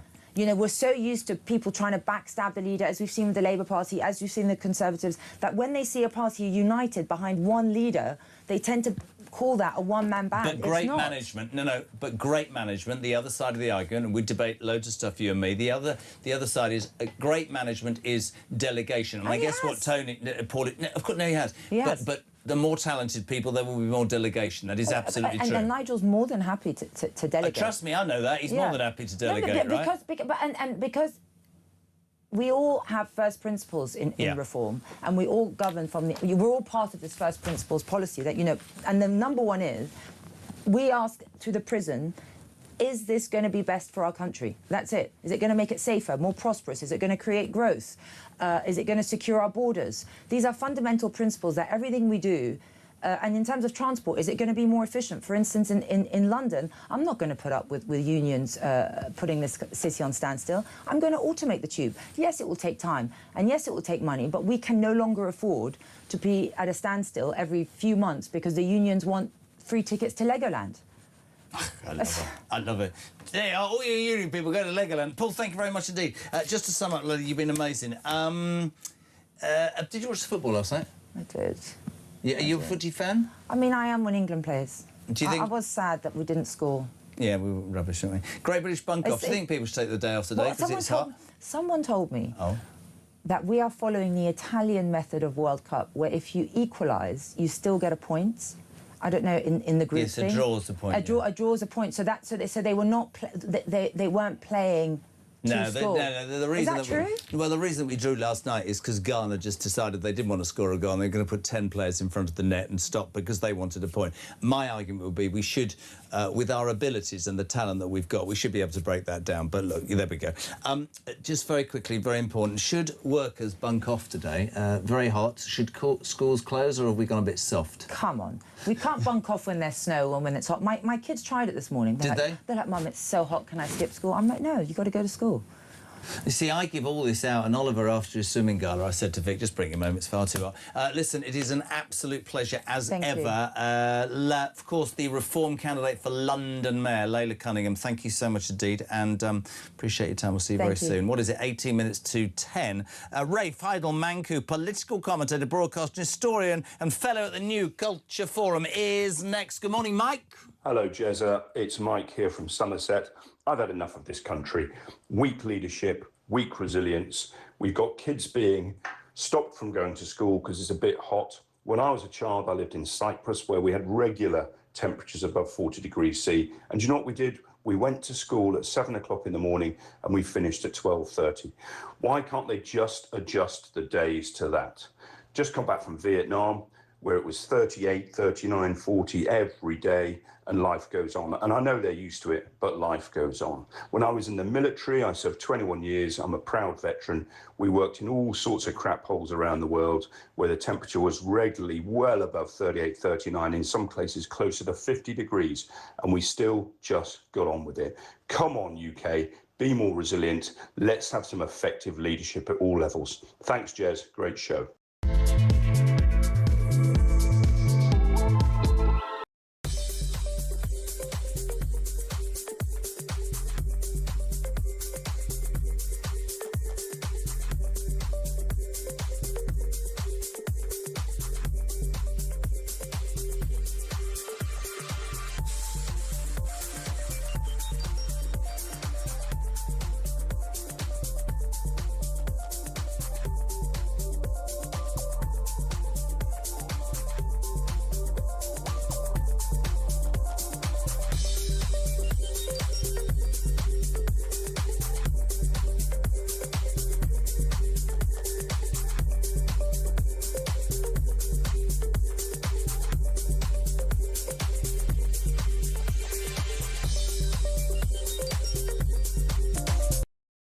Across the UK, on DAB+, on YouTube, on your mobile, and on your side. This is Talk. Welcome back, 9:45. Thank you to Layla Cunningham. Good point from Steve. He says, trouble is, Jez, about putting too much out there, that every time Reform puts forward a policy, one of the other parties hijack it to make it their own. It's too early to lay them all out. Strange how none of the other parties don't get so much scrutiny, especially about policies and funding. Brad says, listen to this. Read temperature, Jez. True story. Mrs H and me, that must be his wife, were driving through Death Valley in the States. It's a good start to a story, isn't it? Temperatures were 52 degrees. Not a tree or a bit of shade in sight. I said, if this car breaks down, we're going to die in the middle of nowhere. A few miles later, I promise you, what did we come across? A solitary guy on a push bike. Really? They're tough, them Americans. I've got biscuit in my mouth. 0344 499 1000, 9:45, we say good morning. I love this man. He is legendary. Rafe, or even Rafe Heidel-Manku. Rafe, good morning. How are you, sir? Very good. Hope you're coping with this weather. Oh, look at you. This is British, right? Whilst they're all going, oh, I'm not going to work today. I'm going to wear shorts. The man still turns up for an interview. You're watching on YouTube in a bloody bow tie. That's quality, it is, Rafe. We can talk about the Winston Churchill thing in a minute. I just want to ask you, as a man who's into how this country's run and democracy and stuff like this, it's extraordinary, the news this morning, that a man who 14 days ago wasn't even an MP is due to start receiving government briefings and meetings with the Cabinet Secretary, I'm talking about Andy Burnham, before the nominations to be the next Labour leader / Prime Minister are even open, Rafe. No, it's a remarkable state of affairs, and it just goes, I think, to reinforce what a shambles we do have in our elite institutions, not least, of course, Parliament, and it also goes to show the dearth of talent that exists on the front bench, that they have to actually look outside to find somebody, and are so desperate to get him in that they are actually, you know, sort of toying with long-standing constitutional procedure. And of course, to do any of this without a leadership contest, to me, is absurd, because I can just imagine the scene 6 months or a year to now when Andy Burnham reveals his true colours, and people will say, oh my God, we never asked for any of this. Well, there is a moment to have those discussions, and it is now. That's why it's crucial, I would say, to have a discussion where he can lay out his stall, and we can see whether he is really the same Andy Burnham we all know, or whether he's going to be promising something different. Who is the Andy Burnham that you know? What is it about this man? Because, I mean, I keep quoting, I have to say that Layla didn't agree, but Sarah Vine's written in the Mail this morning that he's sort of the Labour equivalent of Boris Johnson, has a certain verve, has a certain sort of something about him that people follow, but that actually scratching the surface and you would discover that this could lead to problems. It did with Boris. What do you know? What are your thoughts about Andy Burnham? Well, the first thing to say is that he isn't the Messiah, as was said, as was yelled out in the House of Commons when he was sworn in. This is a man who is a failure. He twice failed. He ran and failed to secure leadership of the Labour Party before. He lost to Jeremy Corbyn. I mean, losing to Jeremy Corbyn should be an ultimate requirement that you never stand for office again. And, you know, this is a man, as I said before, you know, Winston Churchill said it's very hard for a nation to look up to somebody who always has his ear to the ground. He's already performed so many U-turns in his desperate attempt to climb the ladder and become leader. He was all in favour of rejoining Brexit. Now he's against it. There are so many things that he said which he has U-turned on in the space of a few days or weeks, knowing that he's got a chance to become Prime Minister now. And I just wonder whether we're going to be repeating what happened with Keir Starmer. Keir Starmer said what needed to be said to get the left on side and replace Jeremy Corbyn. And then as soon as he got into power, of course, he disappointed the left by being something very different. I think he's going to get the reverse with Andy Burnham. He's now trying to talk a very centrist talk in order to replace Keir Starmer. But I fear once he gets into power, we're going to see a very different type of Prime Minister. And people may, can you imagine this? They may be longing for Keir Starmer's... Well, Phil in Cheshire makes a really good point, Rafe. He says, guys, Labour have changed the salesman. The problem is, in my mind, the product's still crap. Well, the product can be even worse, because as much as we've been deriding Rachel from Customer Complaints and Keir Starmer, I think having Ed Miliband as Chancellor is the most disastrous thing that could happen. And, you know, Ed Miliband, we know full well, is campaigning to become Chancellor. He's already advising Andy Burnham.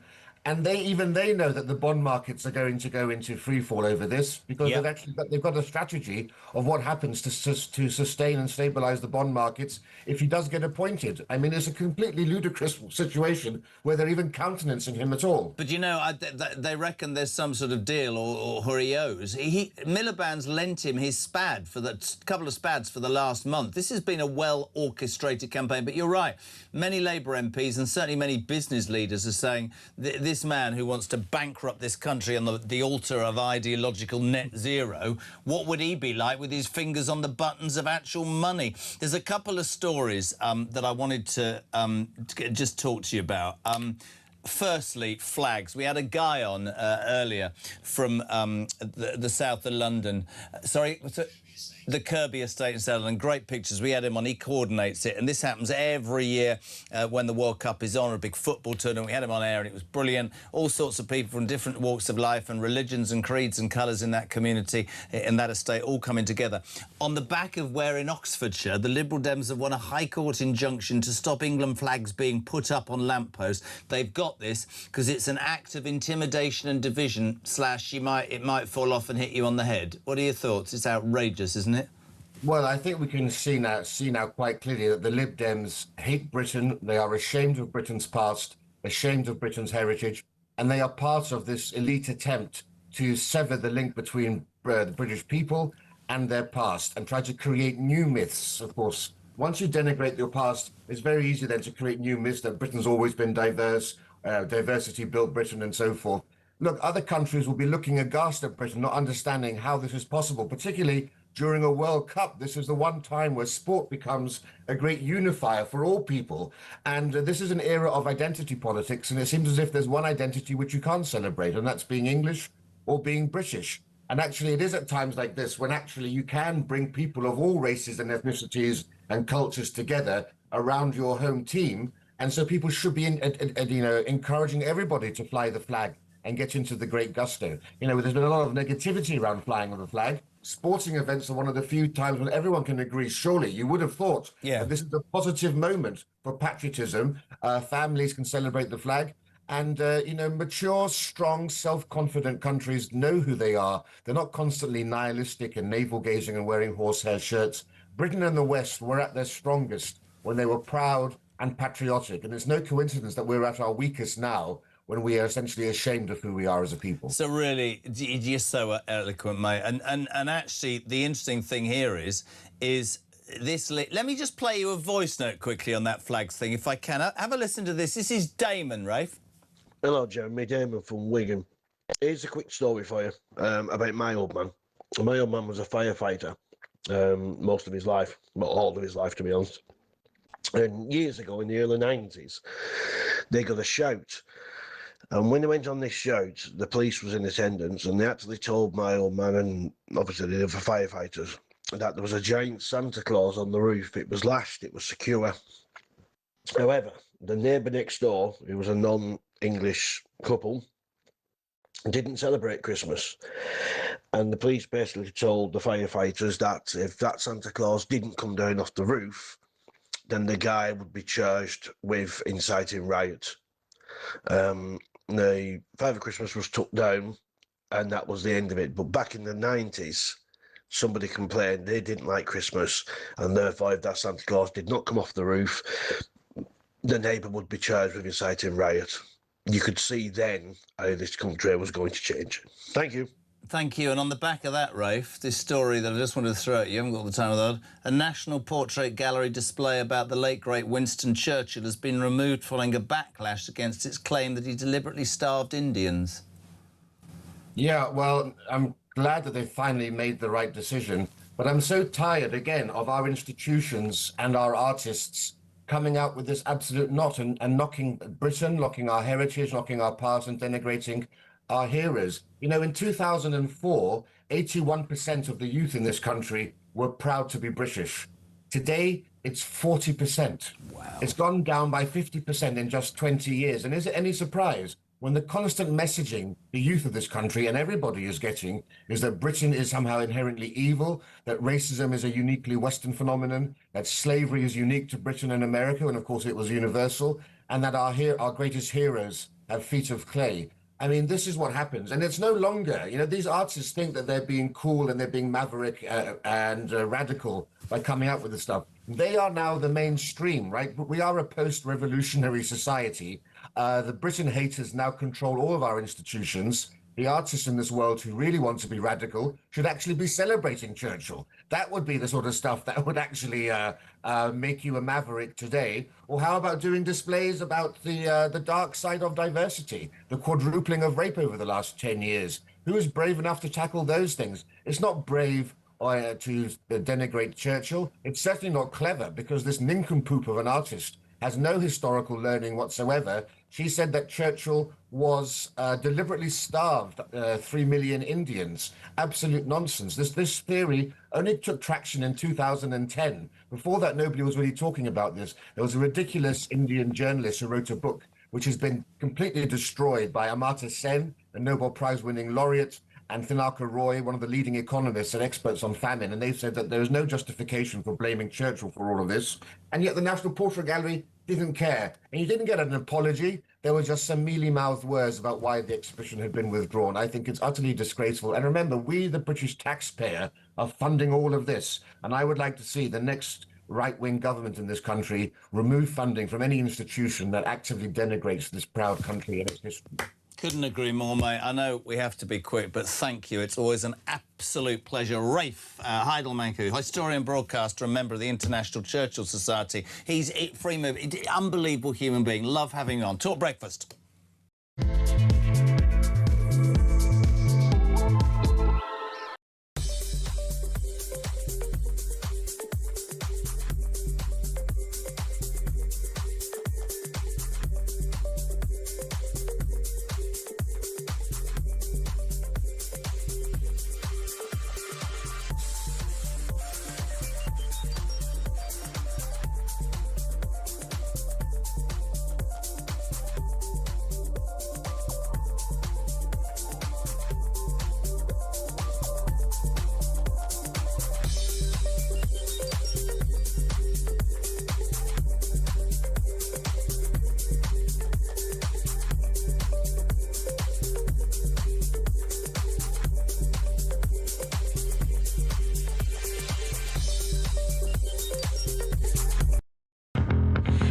I think if Andy Burnham wants to introduce major changes to our constitution, he's talked about overhauling the House of Lords. He's also talked about overhauling our electoral system, bringing in some form of PR, moving along devolution, giving more power to municipal mayors like he still is.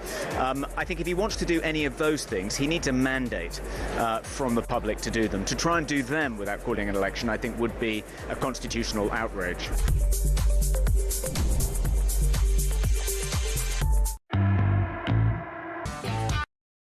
Across the UK, on DAB+, on YouTube, on your mobile, and on your side.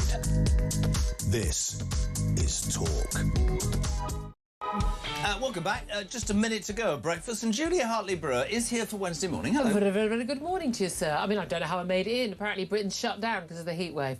A load of people around my way, definitely on the tube this morning, though, I think because they, like us, have got a reasonably-ish air-conditioned office, better than home. Oh, yeah, I'm going to stay. I think I should stay in this studio. Just going to sit on the floor down here.